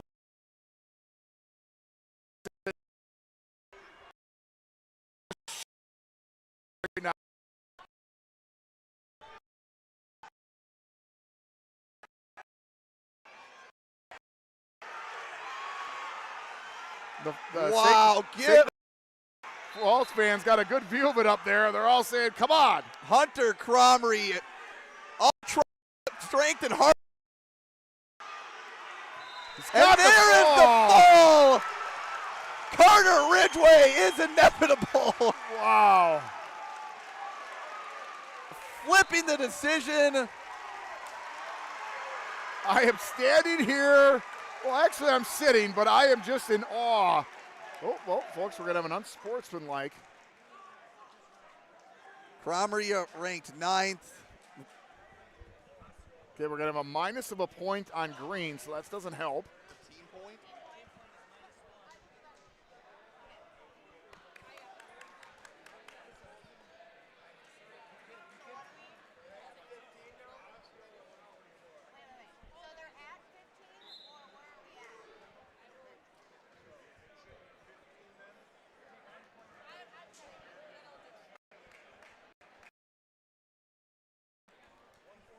Hear what happened? I didn't see what happened, but either way, Osceola's going to lose a team point.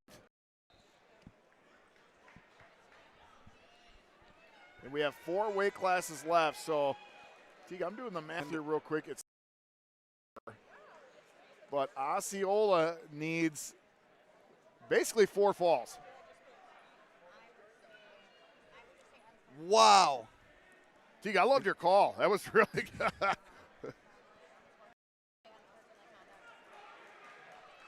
So look it up here right now.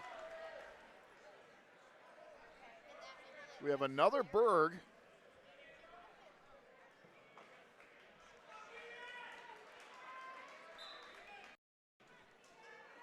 Keegan Berg from Osceola, 11-6 sophomore. He's wrestling Connor Weber, 24-9 senior.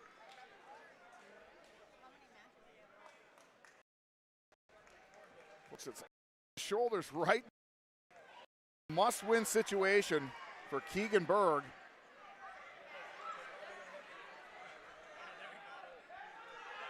And now St. Croix Central, a couple matches left, but they'll still wait. So Keegan Berg, 11-6. Northwestern's going to pick up a win at 144. Looks like Nussbaum at Central is going to get a forfeit at 150. So, Steve, maybe a business decision here. But Berg not slated in the starting lineup. I think we're going to see a Meyer, Hastings, and a Meyer all bump up to finish off the duel. Well, you know what? So that's all right. But if you try to do the math here, well, they could. Yep, if they Berg's got to get a win, even if he gets a decision, and then they end with 3 pins. Osceola can come from behind and win this thing. I think the message for Connor Weber is don't get too greedy, right? You can live with the loss. But bonus points with 3 more ranked wrestlers and well, Cal Gerber must really believe in his young sophomore because he's just 11-6 on the year and putting him against a 24-9 senior.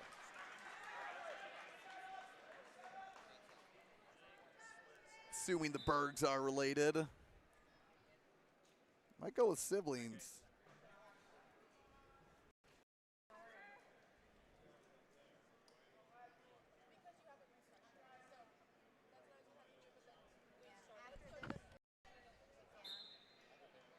Well, Steve, I think that Carter Ridgway pin kind of the climax of the duel for now.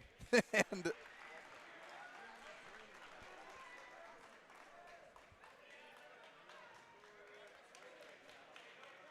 Berg up 3-1. And I like the decision by Coach Gerber to bump everyone up, put Berg here, because at the end of the duel, St. Croix Falls does have Isaac Briggs waiting in the wings. So you need to beat Briggs. You probably got to put one of your best talents on him. Reversal by Weber. Knots it up at 3.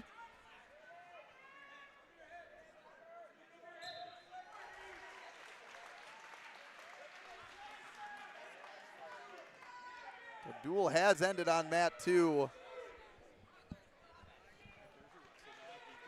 Well, Northwestern, St. Croix Central going to win 58-18. And congratulations to Northwestern on their great season. No state qualifiers, but also want to give a shout out to head coach Tim Kaufman of Northwestern. This is his last duel. He is retiring from coaching. Congratulations to Northwestern coach Tim Kaufman on a great career. Yeah. Well, we'll wait till after. Well, and Weber, Steve, clinches the duel, and the Saints are going back to team state.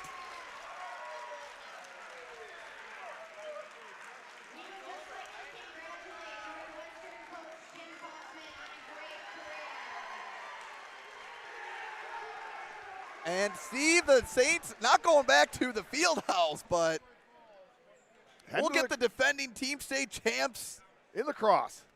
At the lacrosse center. 10 minutes from Teague's house, or 8 minutes. And St. Croix Central going to go on into the extra room and collect themselves. They already know they're going to get a little, I'd probably say about a half hour before they have to go again. And to tell you what, this is on the line. This is going to be a really good duel. And Teague, I'm just going to tell you, I have high hopes, not high hopes, but a good feeling that bonus team, that at-large team is going to come from this sectional. And Steve, you know, we like our certain teams and wrestlers, but above all, we like good wrestling. And I think one of the things I was rooting for coming into today was to see all 3 of these teams match up with each other round robin style. That's the best way to solve it, right? Right. Do it on the mat. Is it Meyer taking down Dominic Vibrock?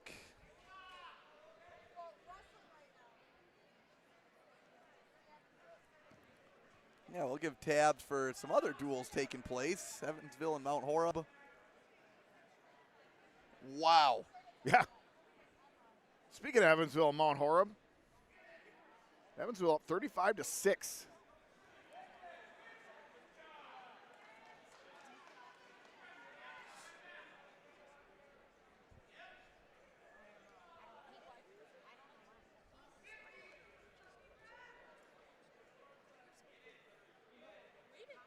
Looks like Evansville is going to punch their ticket. One of those teams will be wrestling with St. Croix Falls.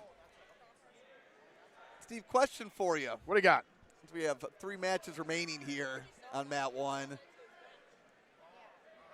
You think the St. Croix Falls fans stick around for the wrestleback? I'm going to bet you 80% of them do, because they are wrestling fans. Meyer looking for a showstopper against Vibrock. Well, Teague and Denmark clinched. Denmark Vikings. I'm going to say that is their first ever.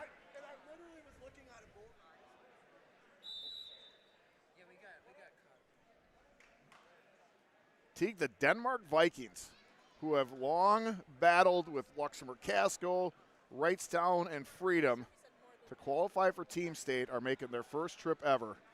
So congratulations.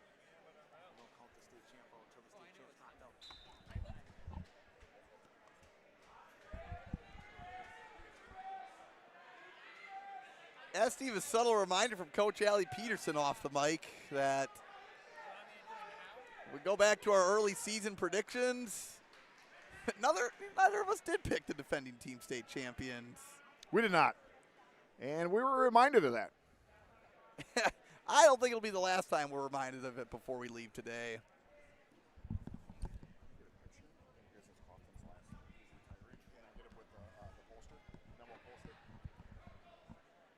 T's going to go over and do some. You want Kaufman with the poster?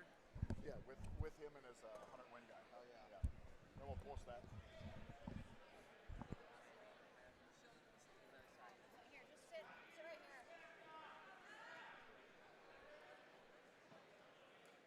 here. Halfway point of 150.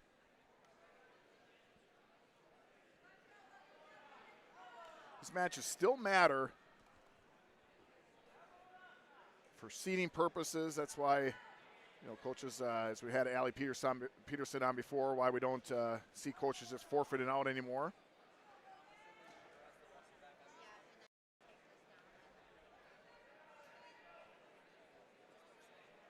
Just kind of taking a look around the state. Teams that have already clinched their berth. Talked about Denmark making their first ever trip.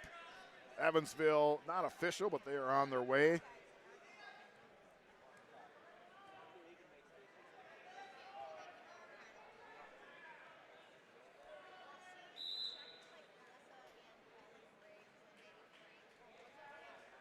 Pewaukee and Port Washington battle. Port Washington wins that one. They wrestle back.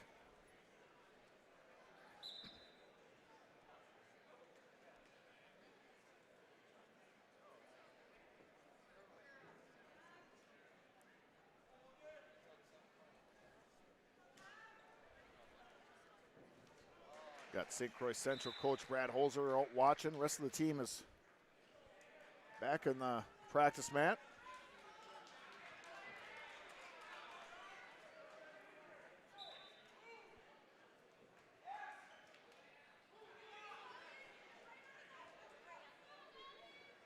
Logan Meyer, just a tall 150-pounder.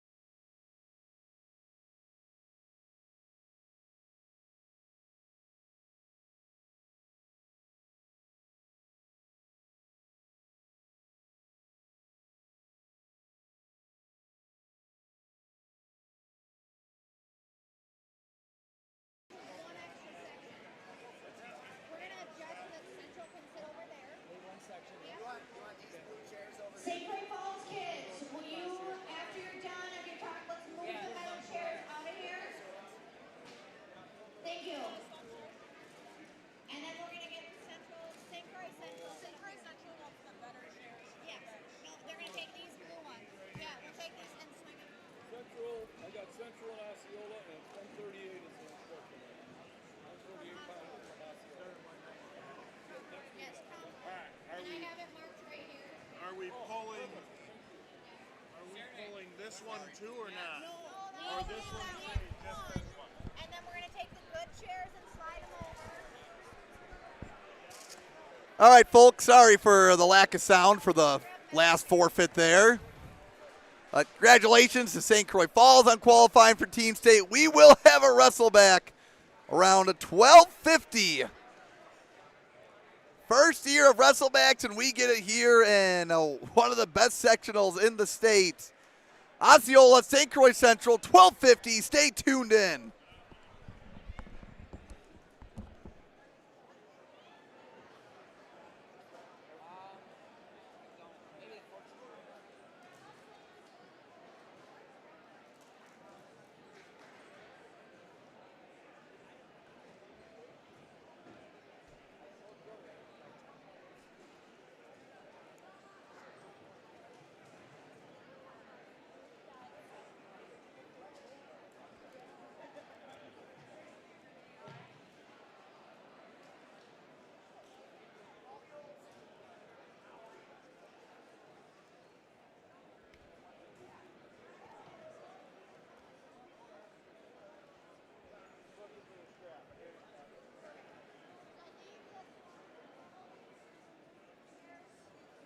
I'm gonna finish these.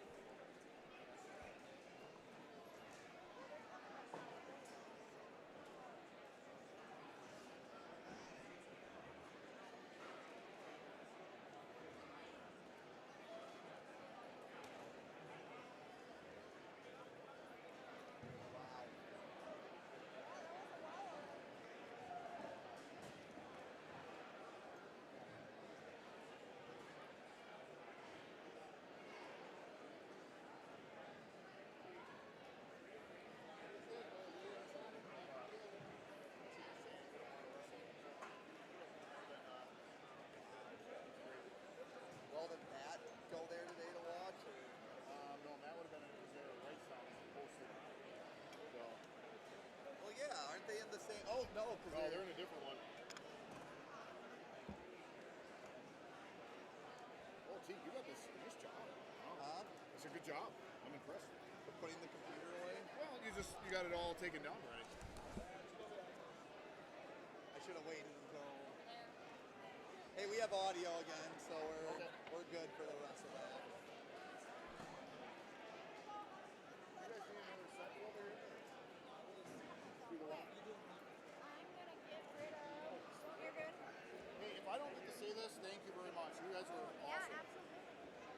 Anytime. You guys are welcome.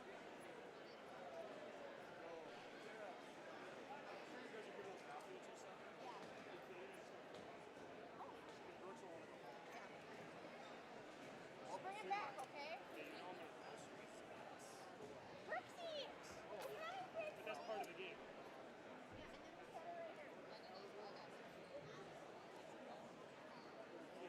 set it right here. Plus, I'm after actually. That's the year when I was like, this is cool too. Like, those are 2 years. Yeah, the rest of it's 1 day.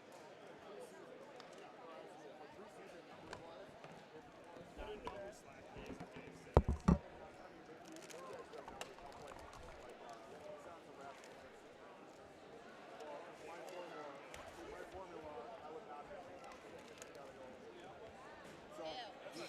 Green ones make me cough.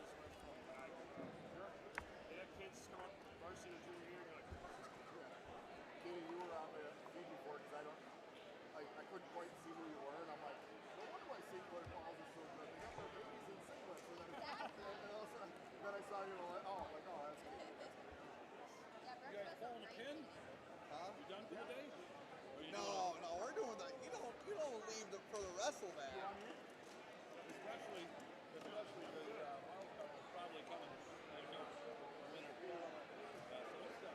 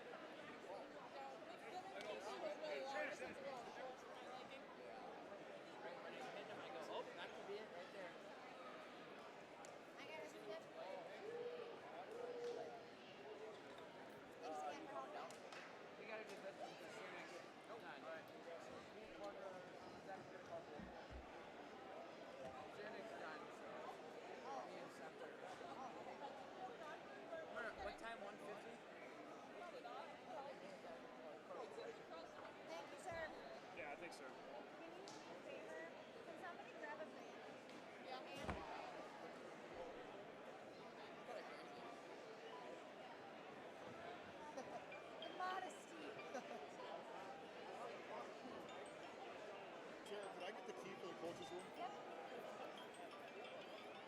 This one, right? Thank you. You bet.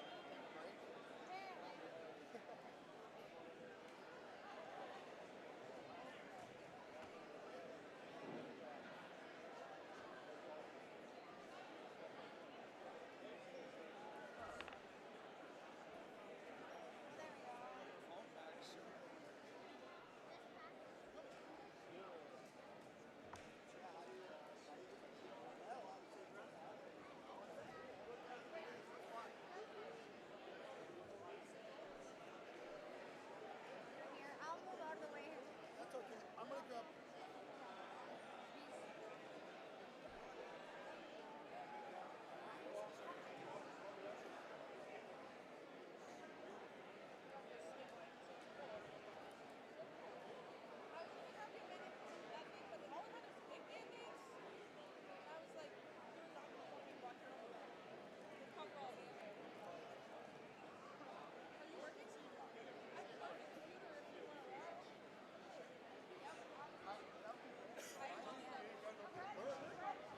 I don't think I was getting any after I left. That would be fun. I'm sitting over on this one trying to watch two matches. And with the flag too. Kelly was way more interested in this stuff. I'm like, why are we cheering?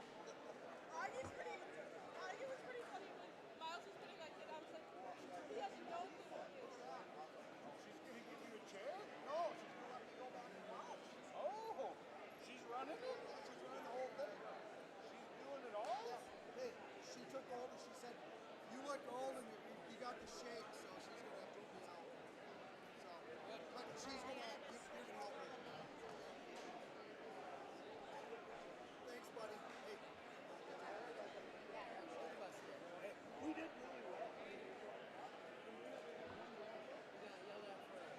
We didn't get yeah.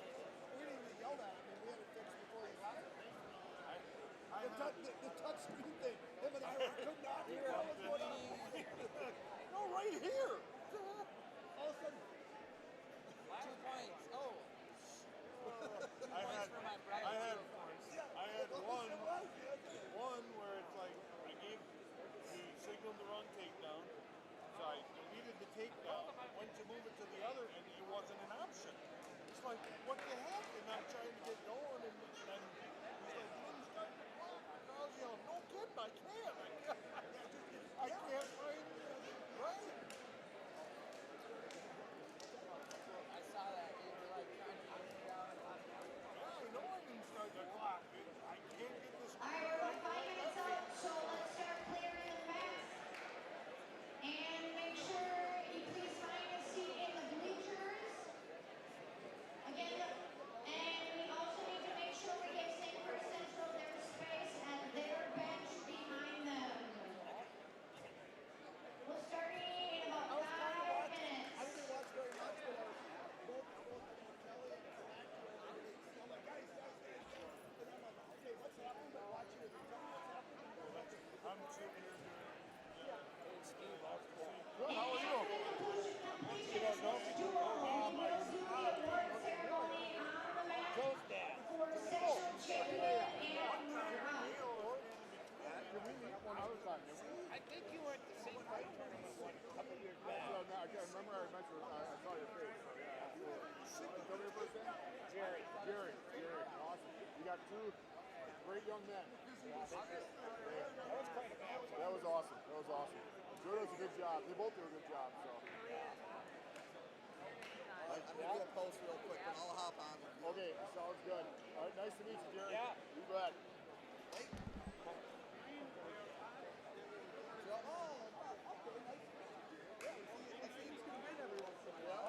I got you down. We'll do a shout out for you on the podcast. All right. They're all right. We'll keep them around. I know you guys. Right. We're still working on that.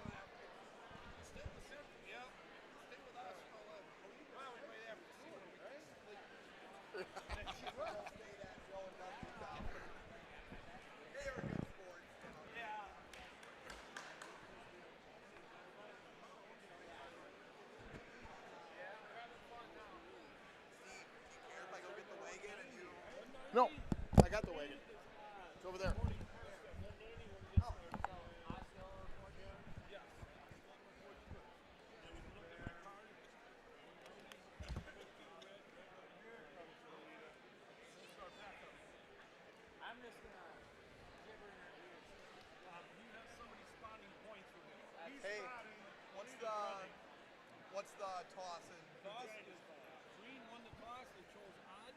They report first at 190. Osceola. Okay. And I'm between the scoreboard. Your spotter is good. Good. Boy, focus. He's really good. Oh, these are that And if you party. see me throw up a red and a clear takedown, it should have been green. I think you know what you need to do. Put it up as red No, and then no, point at no, him. no. You know better. That's what I was thinking. That can happen. Whenever you're ready, we'll Yeah. play. I'll just say St. Croix Falls 20. St. Croix Falls players and coaches, can you guys clear the area behind Central's bench, please? Yeah, looking at you, Copeland.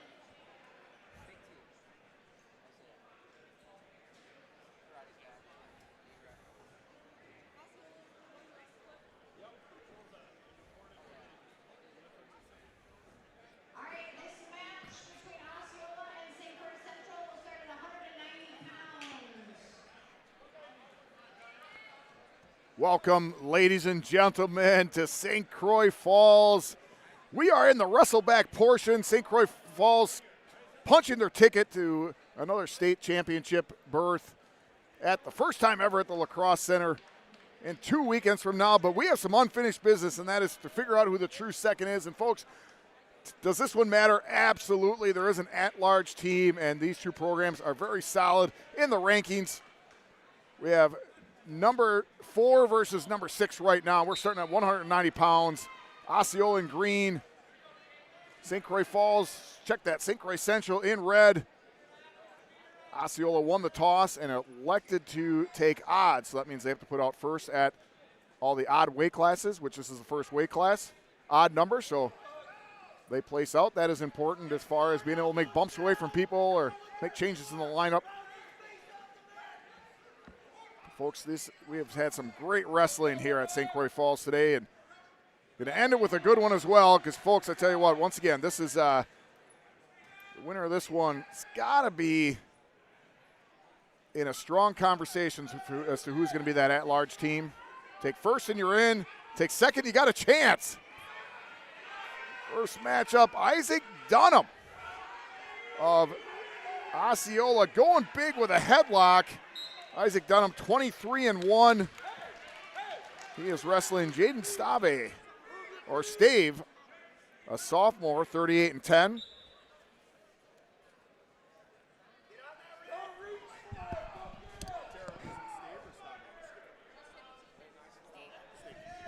Oh, I'm sorry.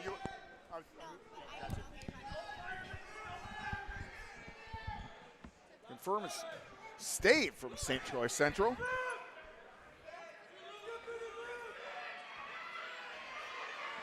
Stave is a state qualifier.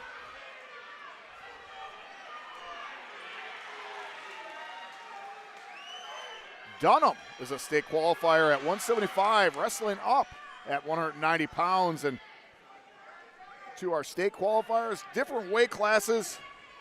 Both took second place last week, and Dunham's got that headlock. Looks like the ref is holding 4, so it means that he has 4 points in his pocket. Looks like Stave fights off his back, lives for another day, gets the 1. 6 seconds left, first period. Tell you, Stave looks a little leery there. Nice going for the toss. Came up kind of shaking his head a little bit. Took a lot to fight off that headlock. It's going to be Dunham's choice. Dunham's going to take neutral. So we're back at that spot to potentially make that headlock, do a toss. A lot of Osceola wrestlers like to go big.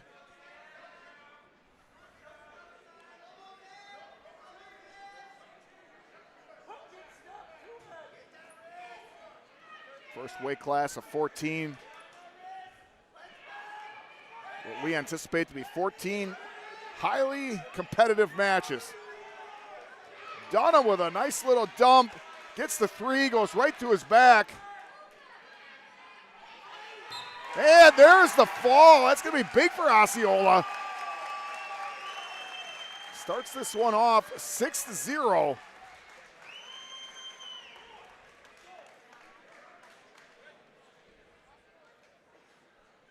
Once again, Isaac Dunham moving up to 190 pounds. Good news with that, they start off big. Bad news for that one is it's nice to have that solid state qualifying wrestler to end the match, but tell you what, you got to get momentum right now. You got to get going. That's going to move us up. And that's, I'm sorry, so Osceola has that momentum right now as we move into the second weight class, 215 pounds.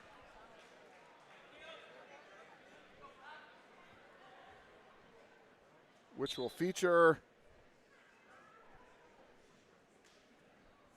Caleb Hunn, 10-6 senior from Osceola. He's going to be wrestling Brock Swenson, the momentum killer himself. 39-1 senior. Doing Brock Swenson things, getting the takedown, going right away for that cow catcher. Putting Hunn to his back. And Brock Swenson, who in the semifinals was on the mat for 22 seconds. No, in the quarters was on 22 seconds. In the finals for 20 seconds. Ends this one in 28 seconds. And that's going to bring the team score after 2 matches 6-6. So we move up to 285 pounds. Don't have to wait at all for that one. That is going to be Elliot Havlish, state qualifier at 215 pounds and state medalist as a freshman.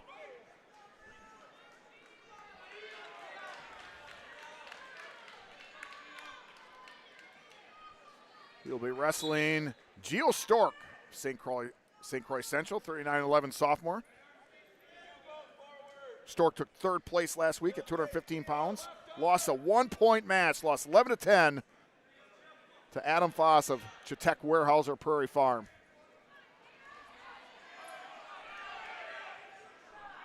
Tell you what, Teague, part of me was hoping for a Havlish Swenson match. Yeah, I think with Osceola winning the toss, that one wasn't going to be in the cards. Nice little fireman's dump right to his back. Wow, Osceola very effective in that. They keep that arm sucked in real tight. And that tight that was, Teague. Elliot Havlish, a 41-second pin.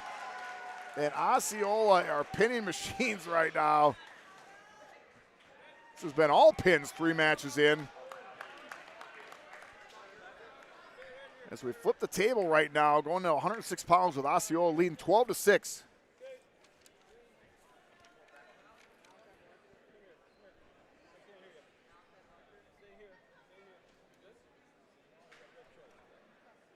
Well, I don't need to wait for the screen to pop up. That is Malachi Barker, a sophomore, 40. Well, we're going to say he's 50-2 now after 2 wins today. Took 1st place last week at the sectional. He's going to be advancing to the Cole Center next weekend for the state tournament. And he is wrestling Connor Becker, also a sophomore. Took 3rd place last week. 1 match from going to state. 37-7, pretty solid record for Becker. Might get a little confused today. We got Becker and Barker. Barker takes down Becker. That's just fun to say, T. It's like the old, what is it, Schweitzer-Switzer matchup? Schweitzer-Switzer. Between Wanakee and Minota Grove. That was fun. I don't think we'll ever get a Schweitzer-Switzer match ever again in our lifetimes, but a close 2nd place is Barker Becker.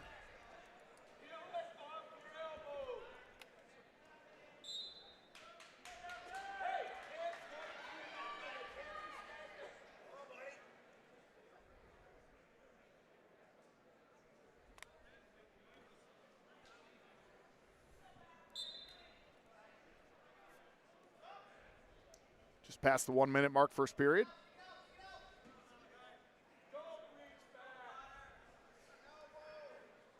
I see a lot of folks staying in the stands for this one, and I think good understanding that more than likely the team that wins this one. I just love fans of wrestling. Well, I just understand this is a good duel. I mean, so you got number 4 versus number 6 in the state. Why would you leave? It's early. 156. This one probably get done around 3. Got plenty of daylight left. Absolutely. You'll spend most of your driving time in the day. In the sun. Yeah, that's a pin for Barker.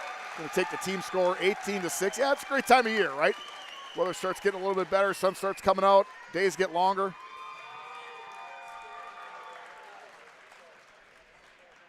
The question right now, Teague, I think is both teams are going to get their wins, right? It's which team can, in the matches they lose, not get pinned. I mean, heck, we're match number 5, and we just started this one. Speeding through. Yeah, we started this one 7 minutes ago. Well, I'm supposed to be at 150. I don't know if that was the official time. I tell you what, if you're St. Croix Central, this is exactly what you needed right now. You got Trenton Holzer, state place winner. 35-2 now. He's wrestling Weston Meyer, 15-4 sophomore. Trenton Holzer with that great match in round 1 with Caden Hahn. 1-point match, just like it was at sectionals last week.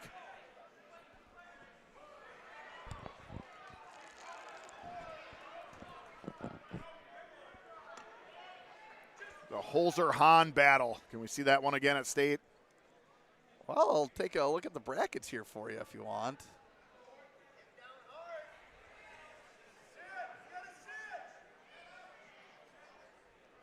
Holzer with a double arm bar. Meyer looks like he's strangely comfortable in that position, which seems weird when you got a double arm bar in on you, but doesn't look like he's threatened to get pinned at all.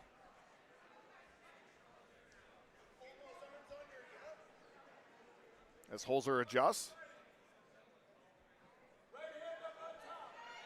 Ref sitting up in his haunches, indicating, hey, there's nowhere near a pin. I'm just going to rest easy for a bit here. And holding 4. Holzer going to get that 4, go up 10-1. Myers had a gauntlet today. Holzer, Hahn. There's not a lot of easy ones. And his easy one for the day was a 26-13 third place sectional place winner.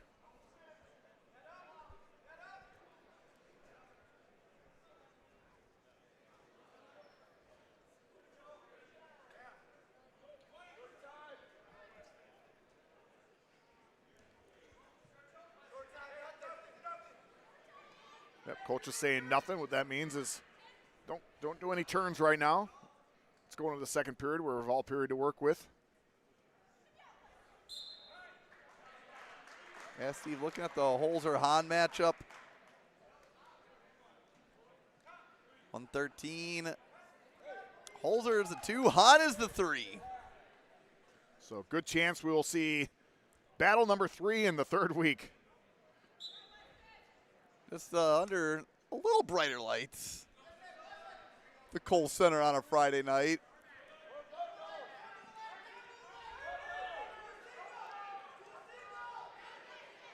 Oh, nice mat return. Or actually, a takedown, I should say. Holzer's got to make sure this one's good. Locking up that cradle.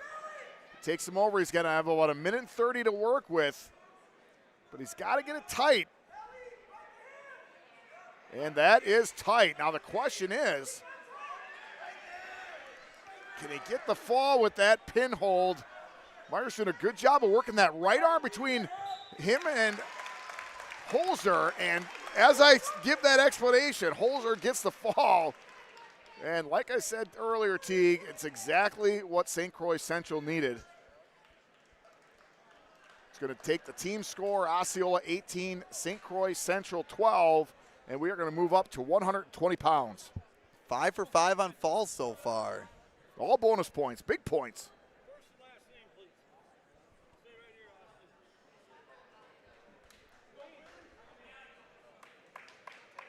Just waiting for the tail of the tape, Osceola.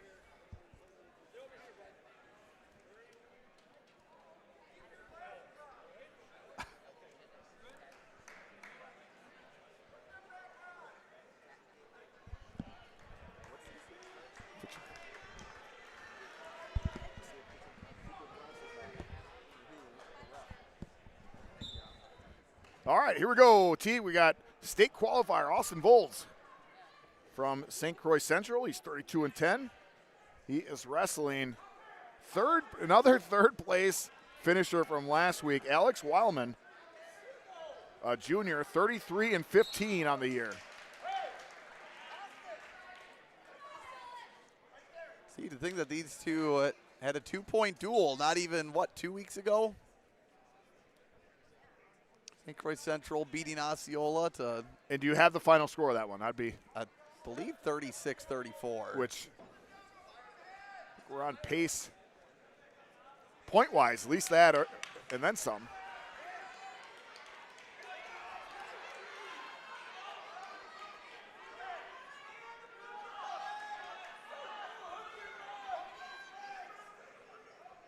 That's going to be 3. Bolts. And a cradle locked up.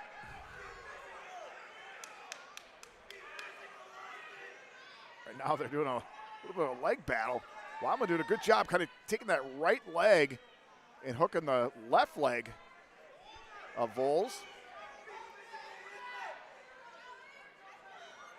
Ref making the decision for no ankle bands. Obviously got a green singlet. Not hard to tell who's red and green. A little escape by Wildman and just going to town, doing the bull rush. He's got Vols' leg. Yeah, I agree, no points. Gym floor was hit. It's going to be a reset.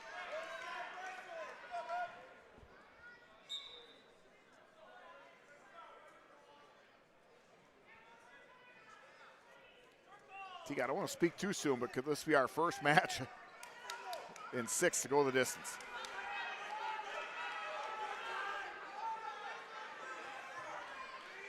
Well, I want to say so, but it's kind of how dangerous these two teams have been so far. I'm not going to guarantee anything. It's going to be a good takedown for Vols. Fun day today, Teague. How about this, huh? A good time. Great people, great wrestling, great atmosphere. Steve and other quote-unquote Northwest wrestling. This is pretty Northwest. It's D1 Sectional A. Holman up 9-3 on Marshfield. And that's the championship? Duel started at 285. Yep. Right now, Carter Williquette only down 9-7 to Rex Lancaster. Check out D3 Sectional A.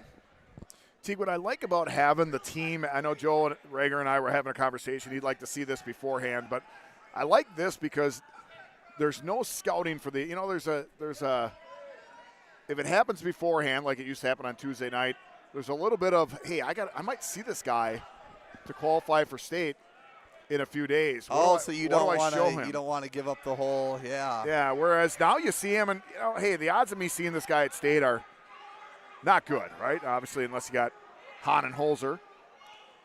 Wow, Steve, and Division III Northwest action. Glenwood City at the Toppers beat Cumberland 41-38. Glenwood City, and I think I had Cumberland. Now here's the big one. Auburndale Marathon. Oh, good one to check up on. Yeah, that would be first time ever for either one of those schools, whoever makes the qualification. And for Glenwood City, they got to end the duel with Elliott Radins and Waylon Fry. So, in good hands for them. That's a great duel right there. I'm eagerly waiting here. All right, well, I'll get there. I know. I want to know, but I don't want to know. I really don't know. Whale! Boy, Falls fans not happy with that one, I tell you. Central. Yeah, it's Central. I'm just going to say. St. Croix. St. Croix. I had 2/3 of the name right. Wow, Auburndale only beating Cadott 36-26.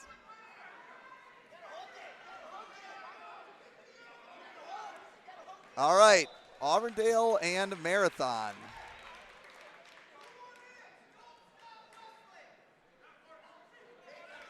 Last match, Auburndale's down to 3. Marathon has it unsportsmanlike. Zade Groslow versus Cale Quaintance. Oh, No, and we are not there. Oh, that is awesome. Yeah, just two great programs, great coaches. Auburndale and Marathon. That's one of those matches where you're like, man, I want them both to win and neither one to lose. Volts goes up 12-2. Division III as a whole, I don't know who's going to be the 1 seed. I don't know. Well, I think Aquinas will be the number Oh, one. yeah, yes. Yeah, Aquinas in a pretty good spot. And Wywiger Fremont, I think, will be 2. It's a deep group in Division III this Cedar year. Grove, Belgium, team-wise. 3. Ahead of Mineral Point, maybe. I think so. And then I think it's going to be a battle for, I think Stockton, Mineral Point will be 4-5. As it should be. I do think it'll be a good first round 4-5 matchup.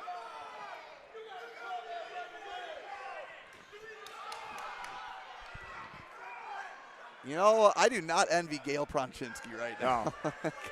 No, this is where you got to put earplugs in. Coaches is saying cut them. They want the tech fall, realizing they're not going to get the pin. I don't know how you hear anything in this, so he's going to need 2 takedowns in this or a feet to back. All right, Quaintance is up 6-3.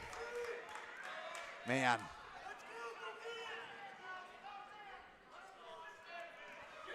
Makes you wish you could be in 2 places at once, doesn't it, T? Always.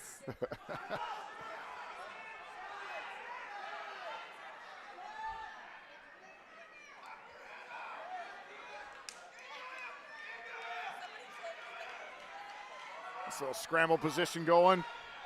It's going to need, well, I tell you what, this is going to be, if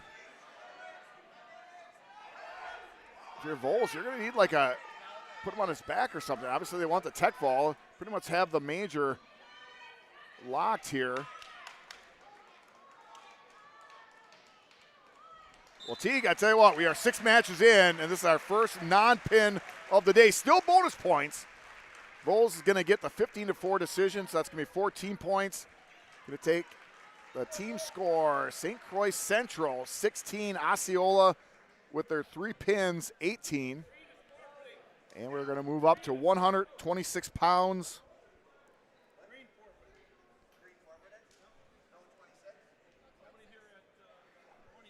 All right, so Osceola is going to forfeit at 126.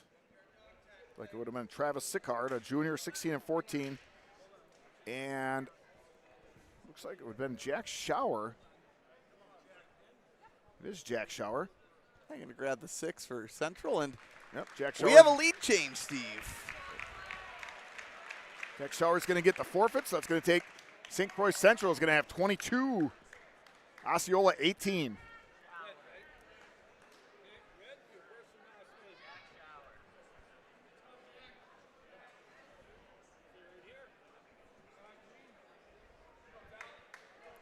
Okay, for Osceola, going to have Tallenberg. Now it's going to be 29 and 1.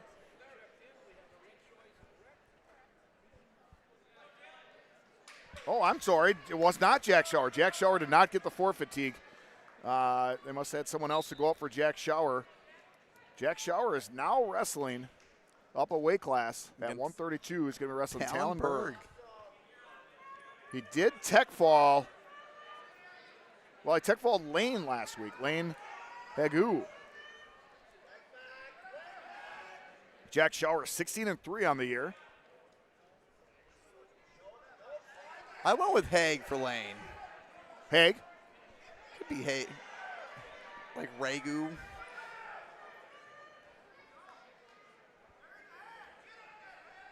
Yeah, I guess that's probably how I got the Hagu.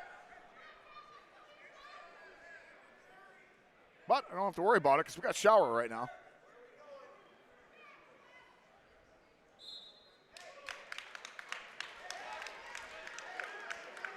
Tallenberg Teague, medalist? 3-time qualifier, state medalist 2 years ago, yes. I believe he placed 5th. Talon with a beautiful, beautiful finish on that takedown.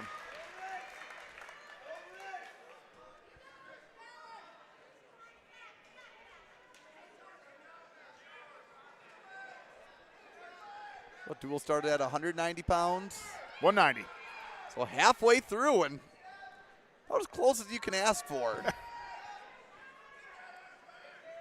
Any update on that Marathon Auburndale match? I'm sure I'll be getting texts right away if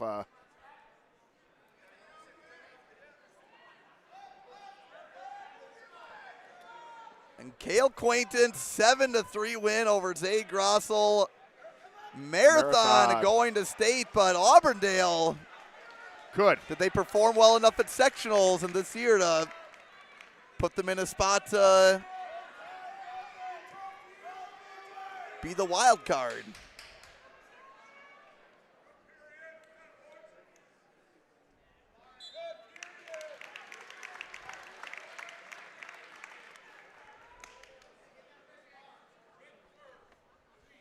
Shower going to defer. Battling well against the state qualifier.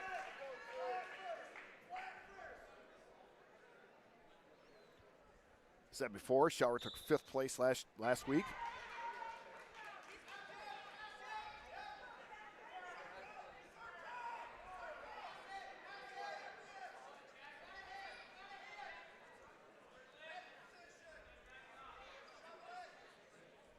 Shower doing a good job battling.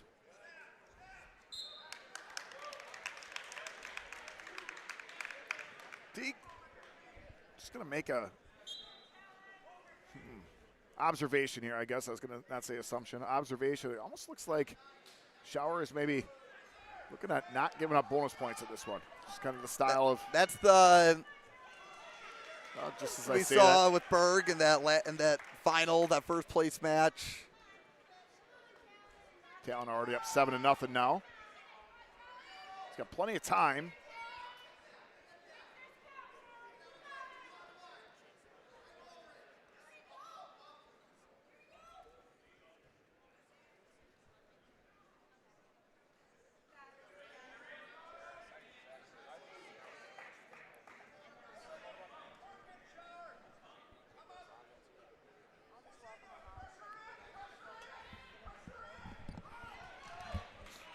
It's going to be 1 point for Shower.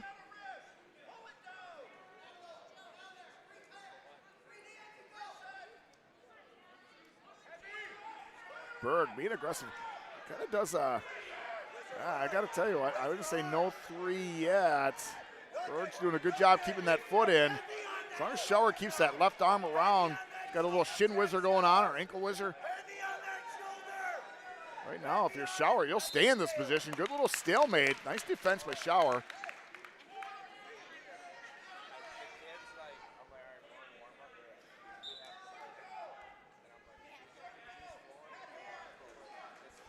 Berg's choice took down. So tell you what, you're in a good spot right here if you're Shower. You can take, as long as you fend off Talon, you can go into that 3rd period, take down. Berg not takes a shot from real far away, not necessarily advised for most wrestlers, but he just kind of shoots far away and he just keeps on coming on in. Almost keeps gliding on the mat to keep a finish in and get to those legs. Actually, I take that back. Shower took top this time. Interesting.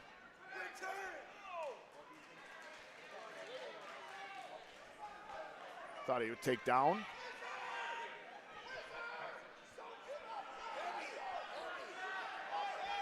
Talon on the edge of the mat again, has a leg. Shower just holding on, looking comfy. Looking okay with the situation. Another stalemate.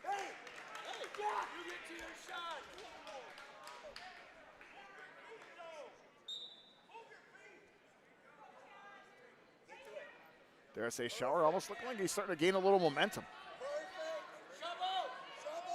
Berg posting off on that head warning, stalling. Shower got exactly what he was looking for. Getting that stalling call. Ref saying he's blocking. Berg doing a good job shooting back in. Berg attempted a fireman's. And Shower comes up on top. Now it's 8-4, and if you're reading body language right now, all momentum points to Shower. Head down on the mat. Say, if you're Shower, you're kind of just looking for a decision here, but now maybe you got a little momentum going enough to squeak out a victory.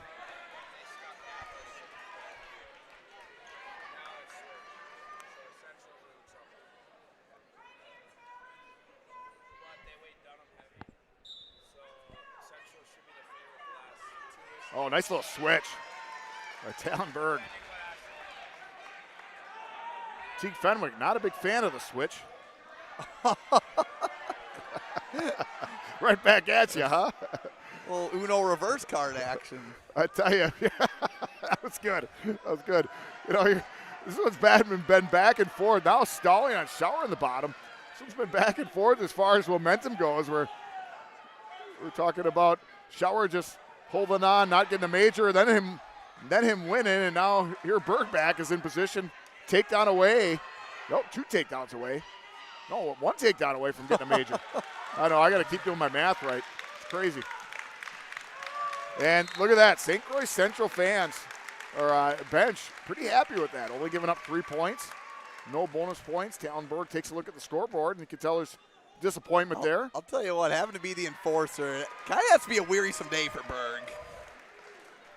Yeah, Berg just against Kelly and Shower too. You know you're working for bonus, and it's tough sometimes. You go out with that mentality of I have to get bonus points. It wears on you a little bit. But folks, doesn't get any closer right now. Osceola 21, St. Croix Central 22. Moving us up to 138 pounds. Wow, now 175 people watching the first ever Wrestleback, Steve. That's what it's all about. I love it. 3 top 5 matchups. Where else would you rather be?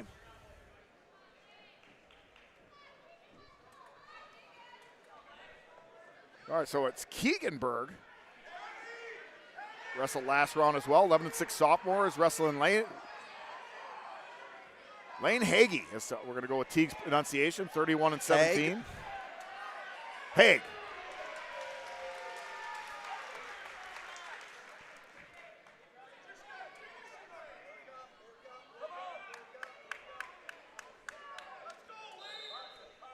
Haig, 31-17 sophomore, as we said earlier. 4th place at sectionals at 132, wrestling up a weight class, 138. Both wrestlers looking around for blood. Ref gives blood time on the nose.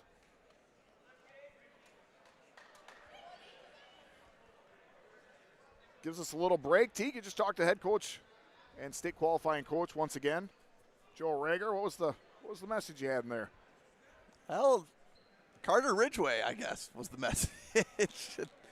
Is that the MVP of the day? I think with that pin in the finals match over Cromrie. Does that get him you could attribute it to that? An extra Jolly Rancher or what? Extra Jolly Rancher or family size order of cheese curds from Culver's maybe.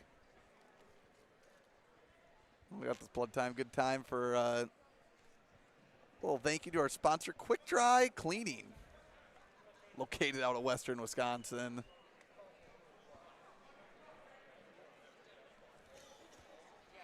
Got the Somerset faithful still here as well.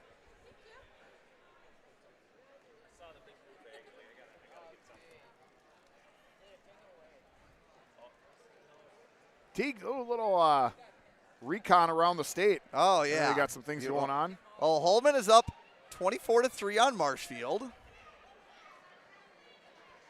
And D1B, do you just want me to run through the whole gauntlet? Yeah, well, I have one up here right now. I got Wywega Fremont 58-9 in the finals over Omro. Omro having a pretty good year, but I tell you, Wywega Fremont, pretty darn good program. Kauna up 29-3 on Hortonville. That's Luxembourg Casco. And Luxembourg Casco beat Hortonville. Sorry, that's a really. No kidding. Did not see that coming. Teagan, Division II action right now. Port Washington, 43-18, not over yet, but 43-18. So what that means is Nice, powerful takedown by Berg. Holy moly. There will be a wrestle back Between Milwaukee and Kewaskum. Oh, That's I think Kewaskum being in the wild card mix. Yeah, there's a lot. There's a lot. Makes things interesting. It's just fun to talk wrestling. D1 Sectional C, Wanakee, 47-31 over Oregon. Good for Oregon. But Wanakee getting back to state for the first time in a few years. Shiocton big over Crandon. And then there was a wrestleback. Wittenberg-Burnhamwood beat Crandon 39-27, so a true wrestleback for second.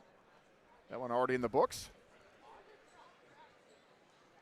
Steve, I know what you're wondering for D1 Sectional D when you read that screen, and you are correct. The who? The Slinger Owls. Your D1 Sectional D champions, Arrowhead and Hartford. Dueling for second right now. Yeah, I'm not going to lie to you, Teague. I did not see that coming. I mean, they did beat Hartford. I think I just kind of leaned towards a Classic 8 team there. Oh, this is a big upset. Division II, this is relevant for everybody watching here. East Troy, in my mind, upsets Wilmot Union 44-36.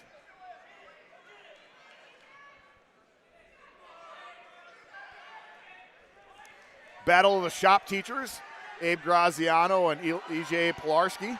Waterford beats Jefferson 49-30. That was a quarterfinal. We got Brown Deer. Oh, Brookfield East beat Hamilton in the semifinals. Brown Deer, Brookfield East. 24-18 in favor of Beast at the moment. Berg right now up 8-2. Nice shot by Hay. Oh, rolling through the ankles, Berg.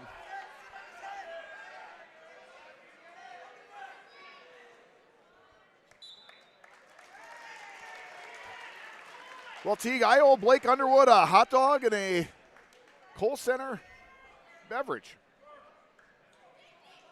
Yeah, that's. I'm sure I'll check my Instagram messages. You had a chance to get swayed to Marathon, and you stayed loyal to Auburndale. I can't wait I love seeing dual results flip and then just seeing how, looking at the box score side by side to see what changed.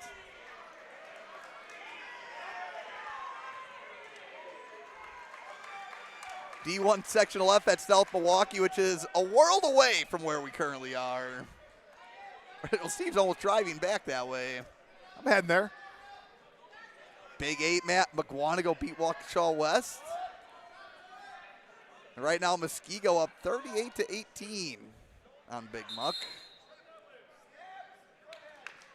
So looking like Muskego getting back. Team state. What's impressive right here, just popping here, Teague, and then keep going back around. Keegan Berg, just 11-6, the sophomore. And I don't even have, from what I have, didn't even wrestle at sectionals, right? So well, I think Berg, a spot starter, rotational guy. Right, but here he is, like you talked about, spot starter, coming on in, and he is leading pretty handily by 8 points.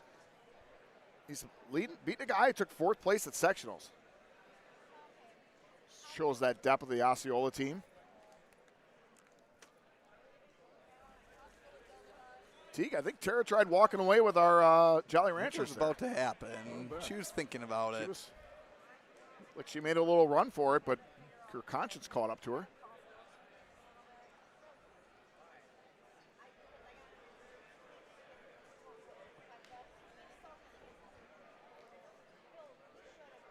More blood time, 11-3.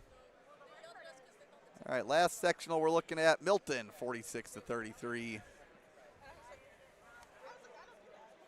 Are you saying Milton won that one? Yeah, over Oak Creek. Milton's first trip back to Team State since 2010. That'll put them in double digits. I thought you were about to say Milton's first trip to Team State. I was going to say, you know better. I do know better. Yeah. But that has been it because, I mean, they just had a Stoughton run in front of them. And well, and they were sometimes stuck behind either Burlington or McGuanago. McGuanago a couple times. And like I said, when I say this, I don't want any hate mail, right? Down for them, which is not down. You know, they. What was the regional you were at? Was that the regional McWanago beat them? Yep, And that's why I was there. And then I got to call the action team section. McWanago and Stoughton? Yep. Oh, my Lanta.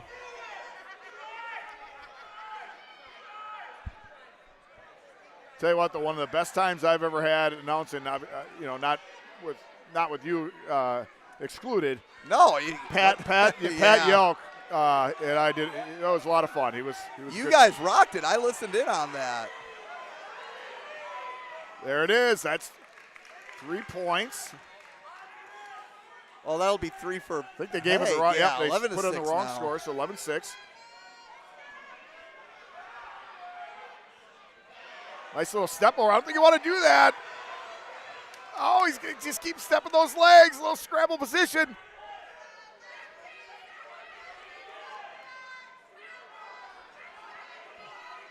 Lane, high hip's going to win. Ref's going to let it play out. Oh, nope, stalemate with 4 seconds left, just as I say that. Wow, 1 point duel right now. It's a huge swing match. Well, and right now, all momentum on the side of the St. Croix Central wrestler. Down by 5. This is dominant. Gale Electric Trempolo 55-20 over West Salem. Oh, wow. Looks like there's going to be a true wrestle back in that one. It's going to be Berg's choice. Berg looking over. Refs are going to say, I'm sorry, coaches are going to say go down. Ref can't tell you what to do. You can advise them. And St. Croix Central. Like Coach Holzer's advice. Yep, Don't look at us, just wrestle.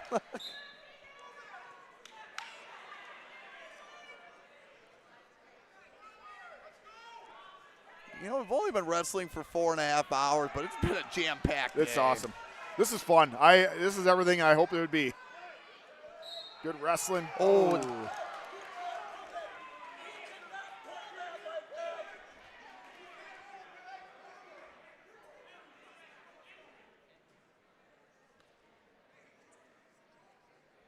Scramble position right now.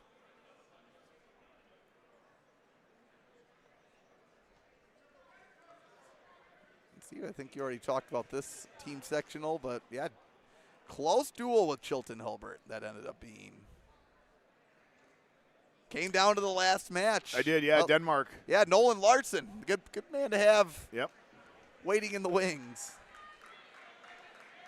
And as we said, I mean, I'm surprised, but not surprised by this. Denmark making their first trip to Team State. Hey, there's 2. We got 2 schools already.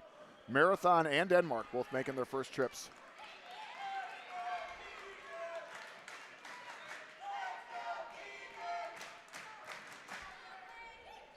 If St. Croix Central wins this one, they'll be in the running for potential.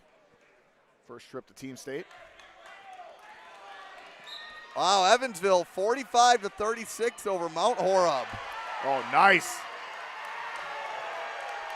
A feet to back from Berg. Nice little blast driving double. Kept that head right in the chest. And he is going to have, he's got 15. Now he's got 4. 19-6. It's a 13-point match. Now Berg's looking tech fall.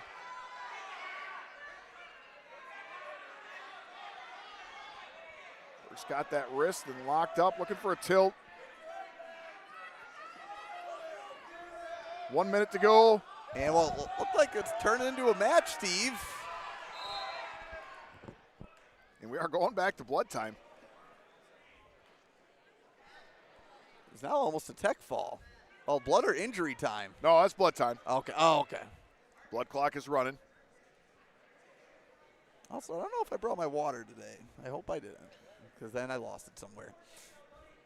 Evansville beat Mount Horeb 45-36, but I think the surprising part about that is Mount Horeb just won the last 5 forfeited the last 5 weight classes. Evansville forfeited the last 5. Okay. So they were up 45-6 at one juncture.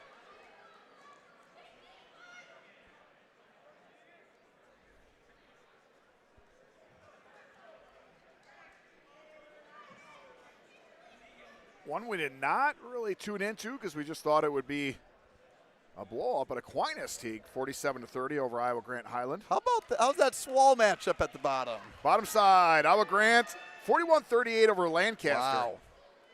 Lancaster is back. Good for IGH because they graduated a lot, and it's their progress as the year went along.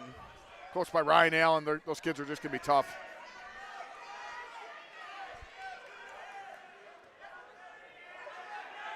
And Berg pulling Nice. Haig back in. I love that.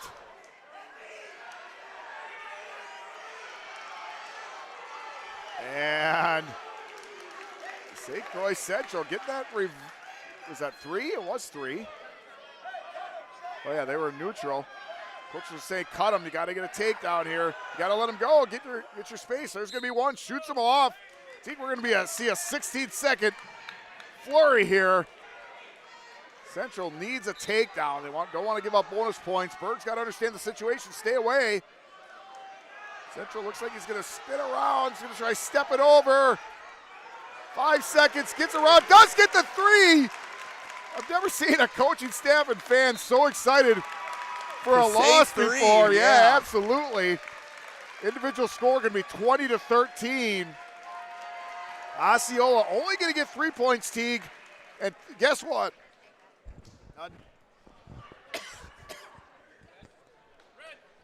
Wow, this tournament just almost bringing Steve to tears here.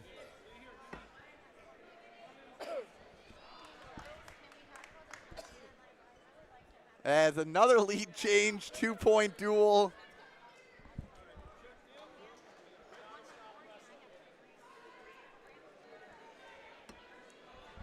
We have Hunter Cromrie taking the mat.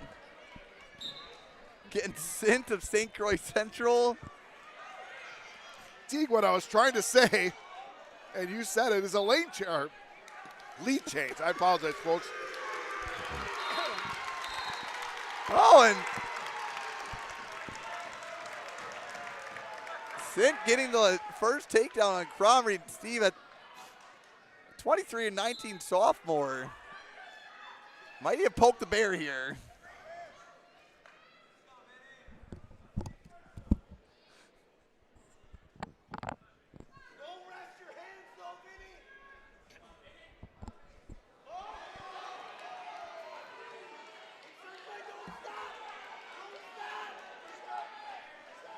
Cromrie 37-7 on the year. Third place at sectionals behind 1 and 2 in the state.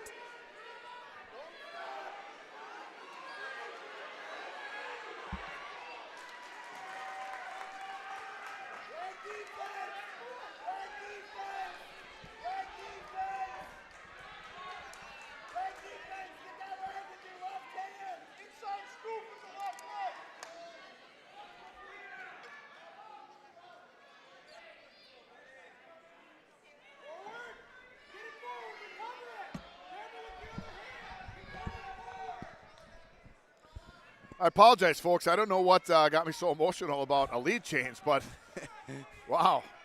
Fighting the good fight over there. I was about ready to announce that, Teague, we have another, and that's all I got out. And a little snafu with my throat. Teague luckily took over, and after several attempts, figured out what I was trying to say, and that was that there's another lead change. So Osceola 24, St. Croix Central 22. Teague, did you do a tail of the tape? I missed it.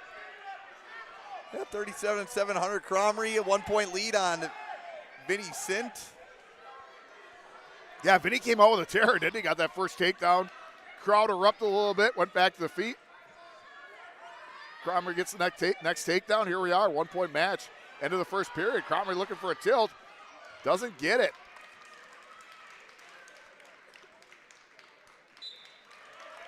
Led to the second, 1-point lead for the Chieftain Junior. Yeah, coach has said great period. I agree. Cromrie takes down. Sint immediately says, nope, let's go neutral.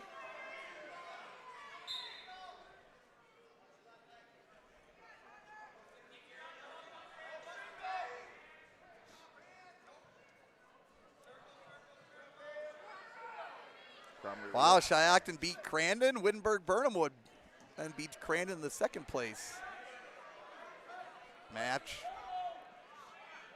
True second, right? True second. I need to look at Auburndale again. I'll be looking at that one later, though.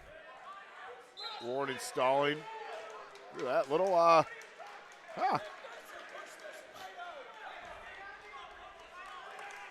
Great conundrum, Steve. I think it is in the rule book where you do need to shoot someone off the mat, correct? It's got to be more than a push. You can't just drive them out, right? I mean, you got to. I mean, well, I do know it says you have to attempt to wrestle. Yes. Right? Yes. Well, that's probably the best way to say it. Last I heard or watched, it's not a sumo competition. But as we talk about that, Cromley gets the takedown, looking to work that cradle. If he gets those hands locked, Sin could be in trouble. And he's got it locked. Foot came off. Tell you what, Sint was never more happier for an out-of-bounds call. Cromley going to do optional start. Probably going to do some form of attempt at a cradle here. And he does. Oh, and he catches him. Interesting. Now he's in near fall criteria. That's tight.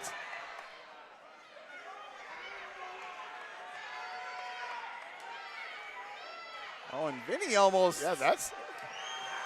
And there it is, the fall. Ref did a good job getting that nose down there. Oh, and flexing at the crowd. The flex call. That'll be a team point, I believe.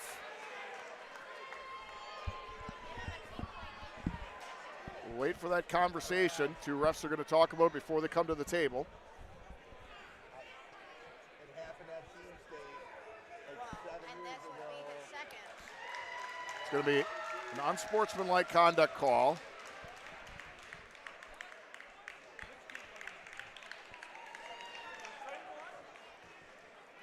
Uh-oh.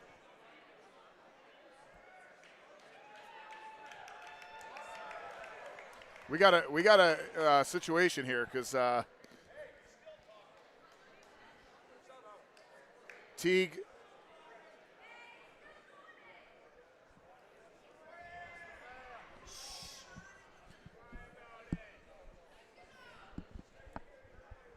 Sorry, we're going so radio silent. We're trying to hear everything that's going on. But basically, well, so Aquinas, a little closer, Steve. Aquinas did forfeit their last 2 weights to IGH. Okay.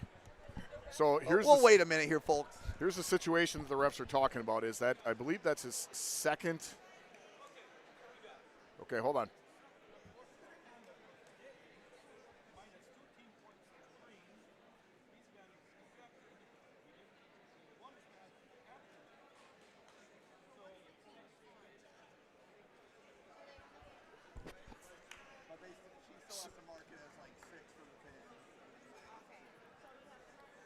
So basically, and I'll stop if the refs come back over because we want to hear this, is that it's his second unsportsmanlike conduct of the day. So they're going to, it'll be 2 team points. See, I guess what's interesting about the 2 team points, it's the second one of the day, but not in the duel, if that Correct. makes sense. But if he gets ejected, oh man, this is a tough one. Ugly. Yeah, we're going to have to. Hold on, folks.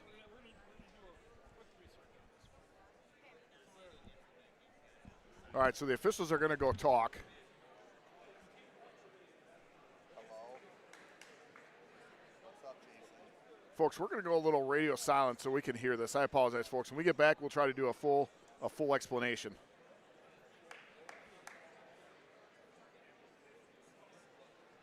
And the ref has said they're going to do a little research. So that's where we're at right now, and we will get back to you in just a second.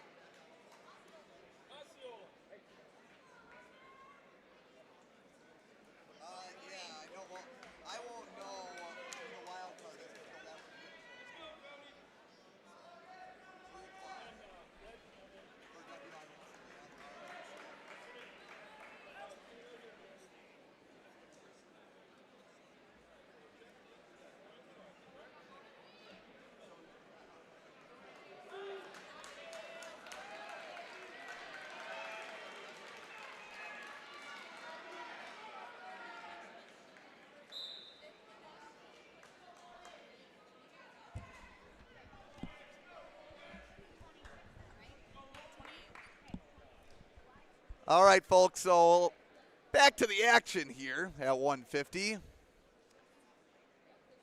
We got Logan Meyer, Brody Nussbaum,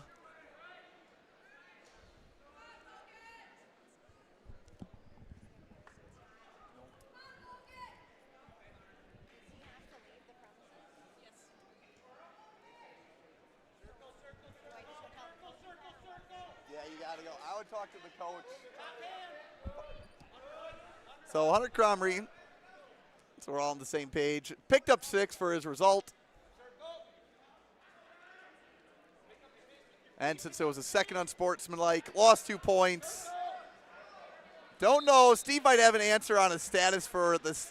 Well, he's not wrestling at state next weekend, I guess, so that won't affect that. But Steve, did you call for information? Yeah, I did. I called my source. So that's, does he have to not be in at the event center or out of the building, or? Well, that I don't know. That I'm not as. I just want to make sure. So did 2 team points get taken away? Was that that is the correct call? Yep. Yes, if Osceola qualifies for team state, he would be out. So, but yeah, if the refs took away 2 points, that's what they got. I like it. They did a good job. I'm glad all 4 of them came together and got the right call. Meyer out with a 3-point lead.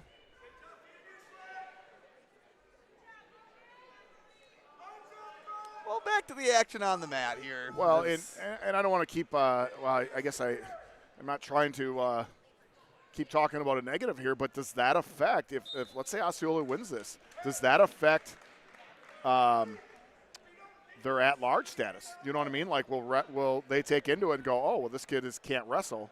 Will that affect? Oh, like, can he be a part of a lineup for? Correct. So now would they look and go, well, they're pretty, as far as seed points go, right? Huh. Great question. All speculation, so. Already pretty interesting thing to look at within the scope of seeding.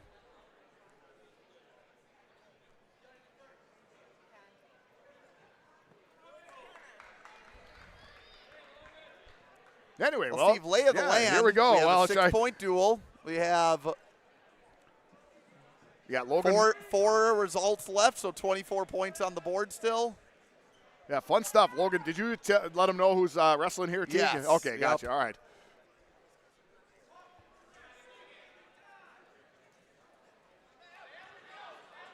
Well, and as I'm a referee. That's why you go to situations. So now I know if something like that happens in the future. Because I tell you what, if I was the head referee, I would not know. Would have not known. Now I do.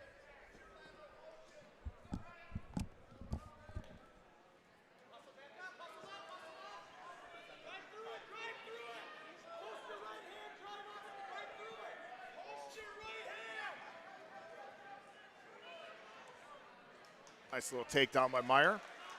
It's going to go up 6-0. And we are just at the halfway point of this match.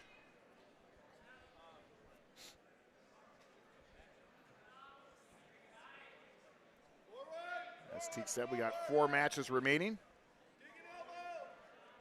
including this one.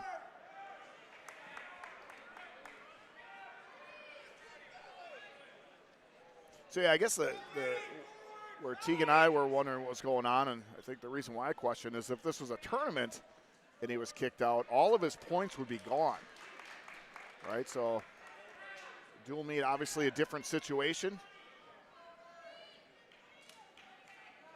Yeah, because they can't go back to a previous duel and take away those points. So, yeah, Teague, I was just having my discussion with myself about if this was a tournament, all of his points would be gone. But you can't go back to a duel.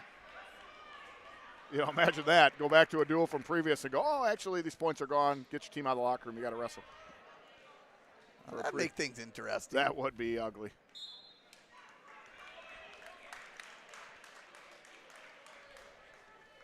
So Meyer in a good spot to put Osceola up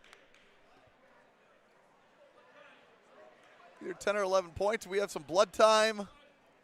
Steve, how's the rest of this duel shaking out here? I mean, Well, we have 3 weight classes left. Let me do a quick look. 157 is going to be next. And this could be, well, Osceola has Cody Meyer coming up. And they have Wyatt Hastings, too, I think, who has not wrestled yet. Correct. So they bumped up Hastings and Meyer. Yeah, looking solid for. But Central has Swenson. I don't think, did Swenson move up? Well, let's go right here. He did not. So they're ending with Knospi will be at the next weight.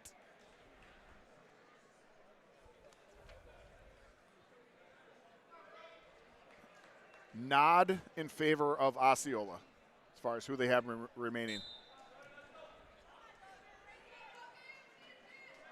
And obviously the big flip from the last duel is Elliot Havlish pitting Giovanni Stork as opposed to Stork in the ball last time.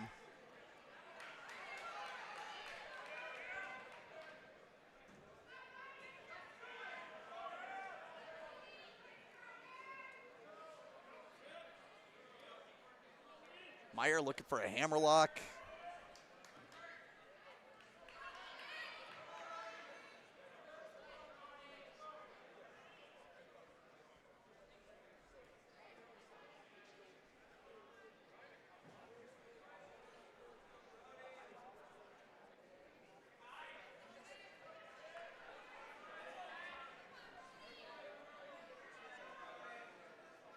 He said in the prior duel, Nussbaum, we don't even know a Nussbaum.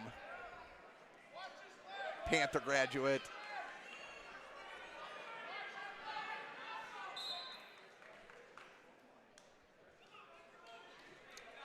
.52 seconds remaining. Obviously, Meyer looking for that tech fall now.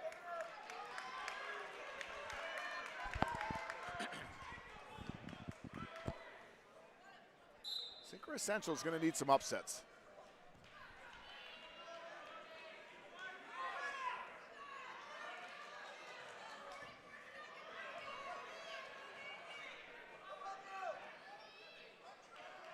Nussbaum doing a great job fighting. I mean, what, you're down 10. You probably have to win all of your last 3 matches.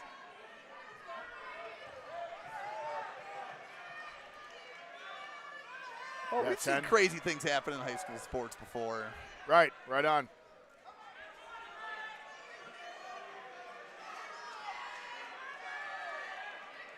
Yeah, just keep going back to that, though, Teague. How much is that loss of that wrestler going to affect their seeding of potential being that large?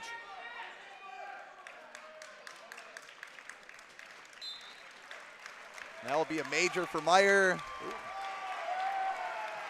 Tell you what, another little extra going on. The refs are going to have a little conversation.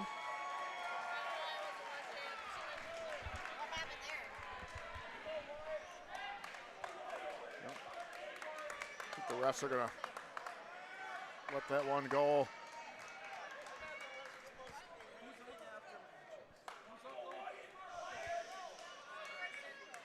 Yeah, I don't think it was anything malicious. It was just a little extra.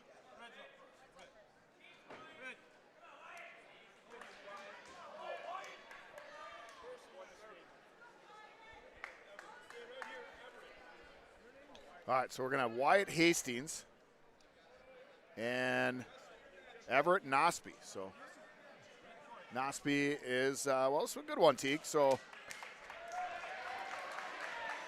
Nosby took 3rd last week. Hastings took 2nd, and you asked me if they wrestled. Up. They absolutely did wrestle.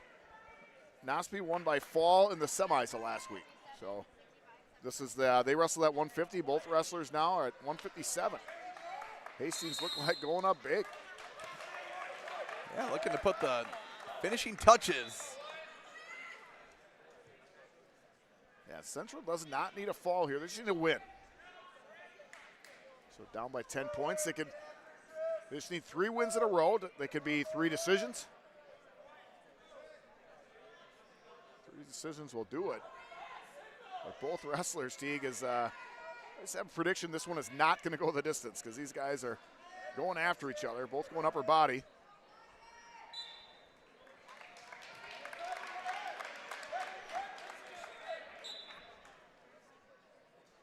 It's the body language right now, the coaches, the fans, everybody, the wrestlers. This one's a rivalry. These are two teams that know each other well, and No love lost. that's in right. this They were one. going to say they might be friends off the mat, but right now, not so much.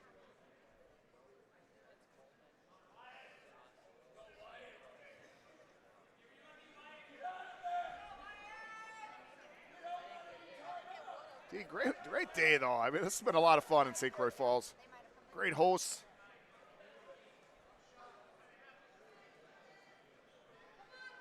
Good atmosphere. Oh, it's been fantastic, huh?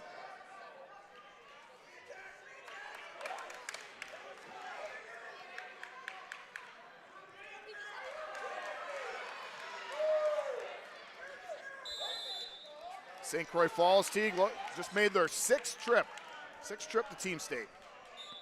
First one ever, 2018. Their state championship in 1991 came the year before. The Yep. dual series. And to rekindle a trivia question that we had on the podcast, head coach Joe Rager was not alive in 1991 when St. Croix Falls won their first state championship. True. Said he was born a couple months later.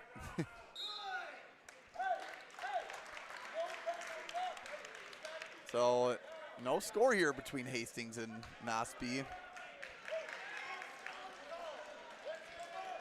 Was a stalling call by Hastings, on Hastings, I should say.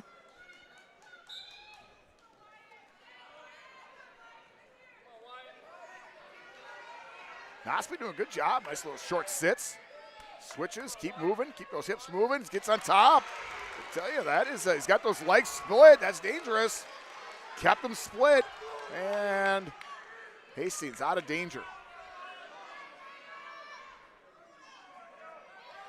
He's getting that head down, yep. Ref moving in, gets down low the mat. Usually an indication to say, hey, you got to get moving down, man.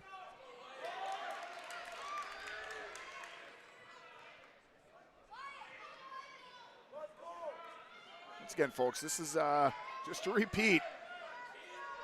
32-22, 3 matches left. St. Croix Falls needs them. I'm sorry, St. Croix Central. I had it. Central needs to win all 3. They do not need to win any of them by bonus points. They just need to win. Well, they need bonus in one of them, right? Yeah. Oh, yeah, you're right. 3 times 3 is 9. Yeah, you're correct. They don't need it right here. So not a big sense of urgency in a sense. Just win. Well, just they win. need one, Yes. right? Because they're going to win the tiebreaker.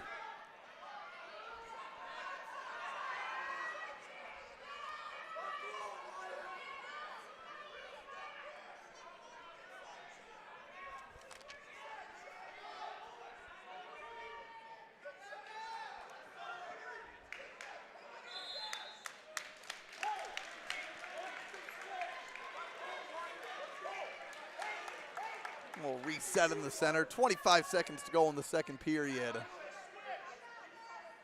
Everett with the lead on Hastings. Well, Steve, just based on the looks of this match, I wonder if that fall doesn't tell the whole story of the match last week. Oh, absolutely. Yeah, I could check it for you.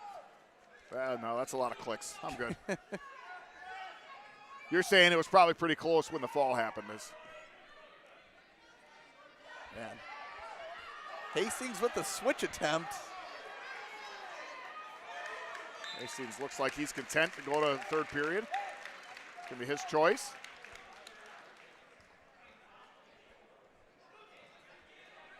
Hastings taking neutral. Here we go. Let's settle this on our feet, folks. Well, this is probably, I can only imagine the same situation because these guys both like to go big. And just as I say that, Hastings got that over tie. St. Croix Central coach is saying, watch the headlock.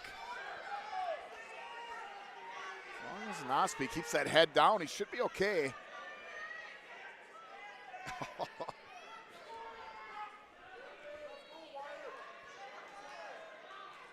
And Hastings just kind of forcing his way down. front head position. Yeah, now he's got the front headlock.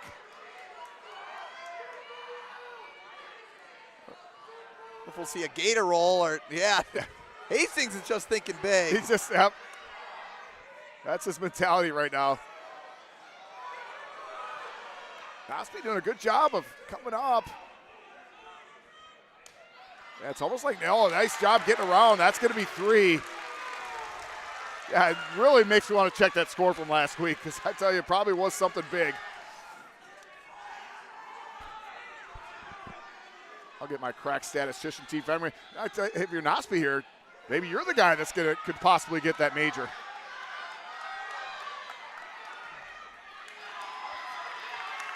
Exactly where Hastings wants to be. He is up and looking to go huge.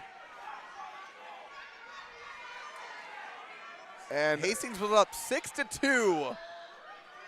Oh, and almost rolling through was Hastings. Quick stalemate call, 10 seconds left. Tell you what, you're Nosby, you're good with just, hey, shoot it on a leg and hold on. Yep, there you go. And Hastings concedes. And that is the win. Well, now, hey, they have a duel. They need 3 in a row. They got 1. Now they need 2 in a row, but folks, it just doesn't get any easier, right? I mean,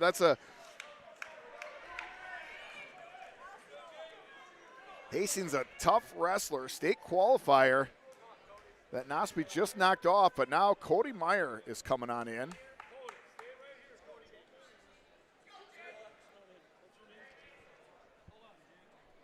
Cody Meyer is a sectional runner-up, so going to state, sophomore, 49-5, and he is wrestling, I believe, Jake Swenson. Jake Swenson. Another Swenson. Who is also a sophomore, 26-17, took 4th last week. Cody Meyer might be the tallest dude here today. Well, he's definitely the tallest 165-pounder I've seen in a while.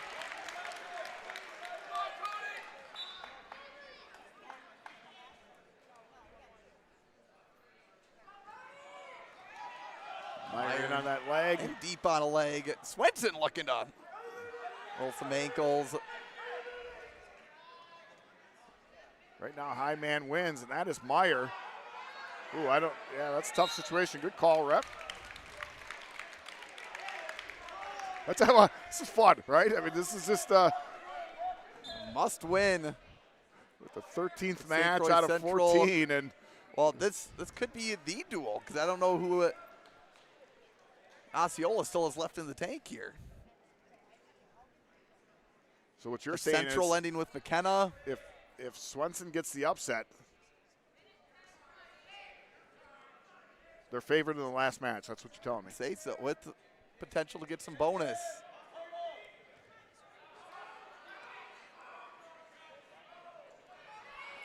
Oh, a nice sprawl by Meyer.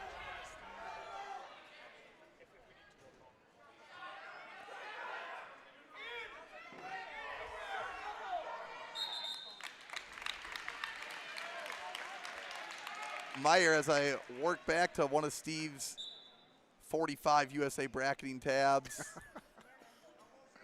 Who's his loss to? Was it to Trig White? I have a hard time letting go. Oh.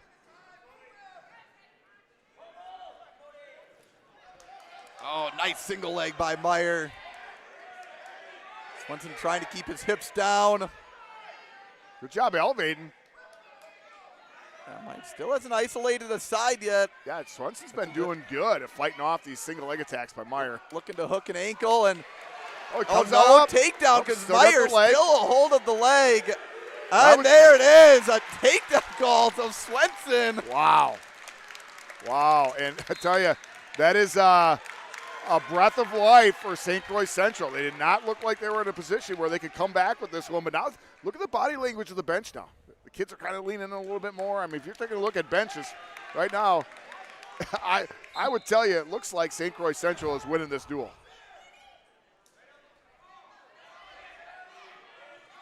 Oh, and Meyer just powering through Swenson. Yeah, I don't know necessarily if that was Swenson doing that or that was more of Meyer's shot. I don't know if there was much stopping. Meyer is in deep on that half. And his arms are so long. Yeah, like the double, you're talking freight train action on that double.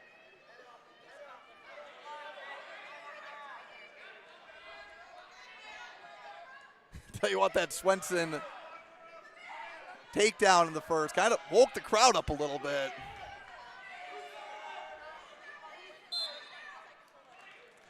Well, Steve, in 24 hours, girls' state brackets will be released. We'll find out who the wild card is. Wild card in each division, yeah. Wow, that really threw it off for D1. I have no idea now. Oh, a nice tilt by Meyer. We'll pick up some swipes. Holding 4. I was holding on to it. Still got that arm. Yep. Like the tactics there.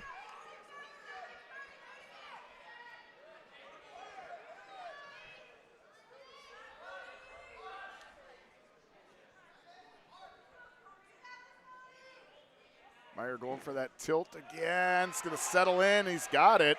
He's so good at that tilt. Long arms of leverage. Steve, it's tough to think about going back on the stool if Meyer ends up getting the victory. And Osceola clinches it. Where can St. Croix Central really change things? Yeah, it's matchups, right? I mean, it's all matchups. I'm going to go back and compare the one that you said happened 2 weeks ago. See what the difference was. Obviously, you know, the Stork Havlish match, a big. Oh, and just like that. 15-3. Meyer's going to take top.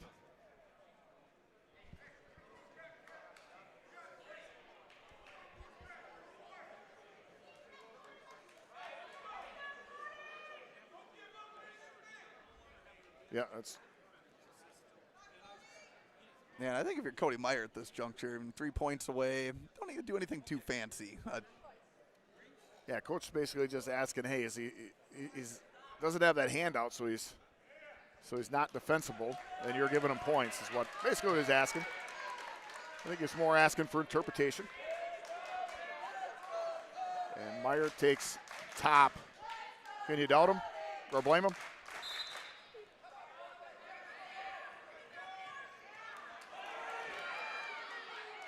Meyer looking for one more tilt. And Cody Meyer Teague just swept his way to a team victory for Osceola. I'm sorry, swiped his way is what I was trying to So they will be a wild card team. And at St. Croix Central, I think it's safe to say the best third place team in the state. Right, potential wild card team, right? Oh, Osceola? Yeah. Yeah. And well, you Central as a third place team. Right, but you said the wild card team. Oh, sorry. I thought I said third place team. No, before that you said yeah. wild card team. So anyway, we should, it's long in the day. We should stop correcting each other. Yeah, we're at the end here. We're good. So last match will be interesting to see. Yep, St. Croix Central is going to send out a wrestler. We'll see if one of them chooses not to. Doesn't look like Osceola is going to send out a wrestler. Yeah, I think Osceola fine with just ending the business here. Well, Teague, I tell you what, hey, listen. Final score is going to be 37-31. Osceola, congratulations, taking second. They will be now in the running for that wild card. We'll find that out tomorrow. Teague, I tell you what, this is our last broadcast that we're running through the year through Wisconsin Grappler. It's been a great year, man. We've been busy, but it's been absolutely awesome. I appreciate working with you, and I'll go ahead and let you shut this thing down. Folks, that is it tomorrow at 3 o'clock. Find out who the 3 wildcard teams are in each division. Girls brackets gets released. But as of the action today, wow, St. Croix falls over St. Croix Central in the semis.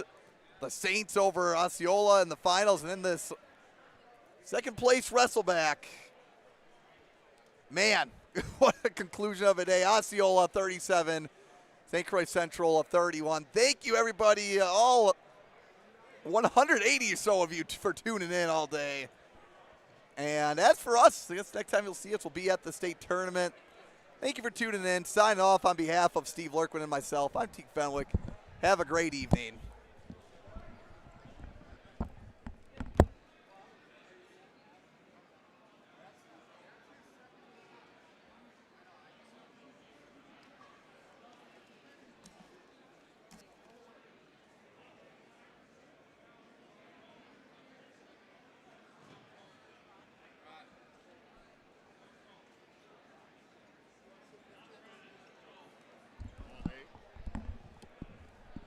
Oh, folks, we're going to keep this going as a little more deliberation between the officials and the coaches.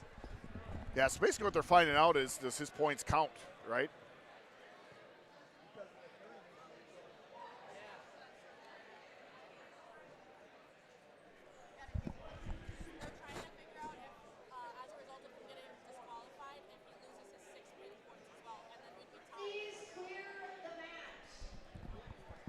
Thank you.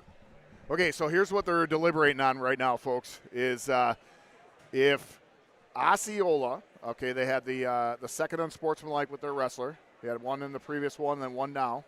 So they're trying to figure out in the rule book if he loses his 6 points.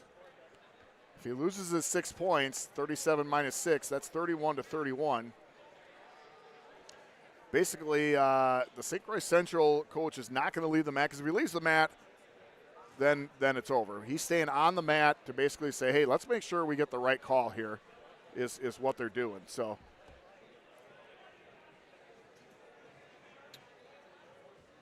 I think what they're talking about is it would be minus the 2 points, which happened, plus the minus the 6 points, which would be 31 to 31. So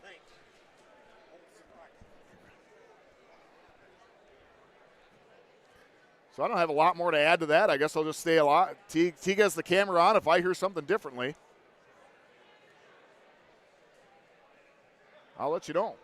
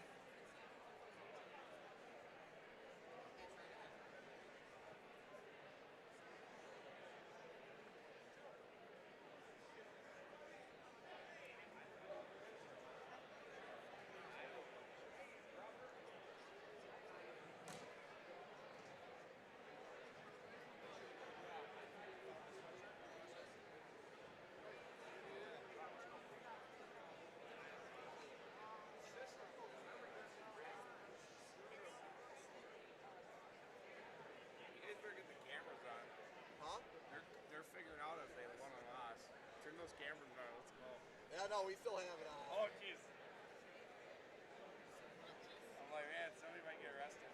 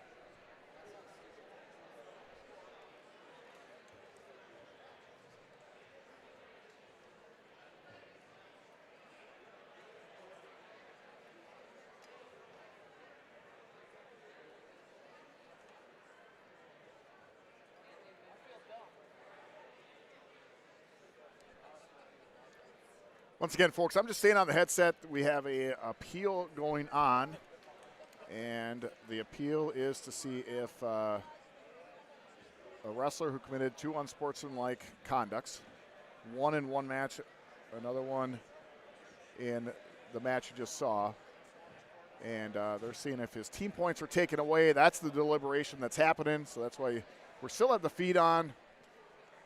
Osceola right now has 37 points. St. Croix Central has 31. So if he loses his team points, that would be a tie score, 31-31, and then based off the tiebreaker, St. Croix Central would win. So that's what everybody's looking at right now. And I'll just stay quiet, and I'll announce that for you once I know for sure what's happening.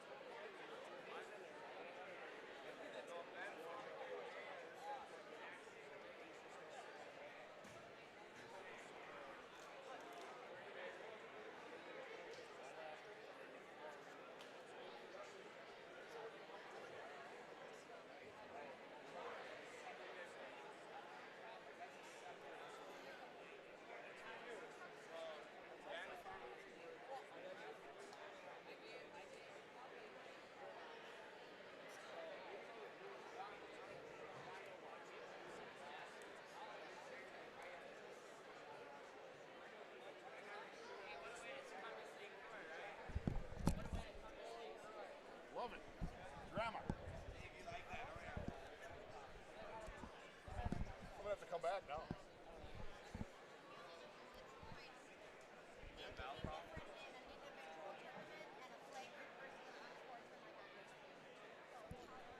All right, folks. The athletic director just confirmed it, that he only loses the 2 points. Tournament would be different. Tournament, he would lose all of his points.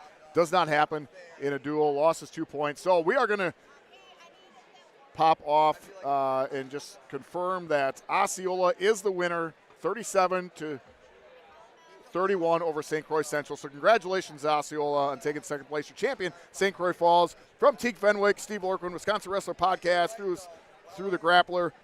We appreciate you. Good luck at state, everybody.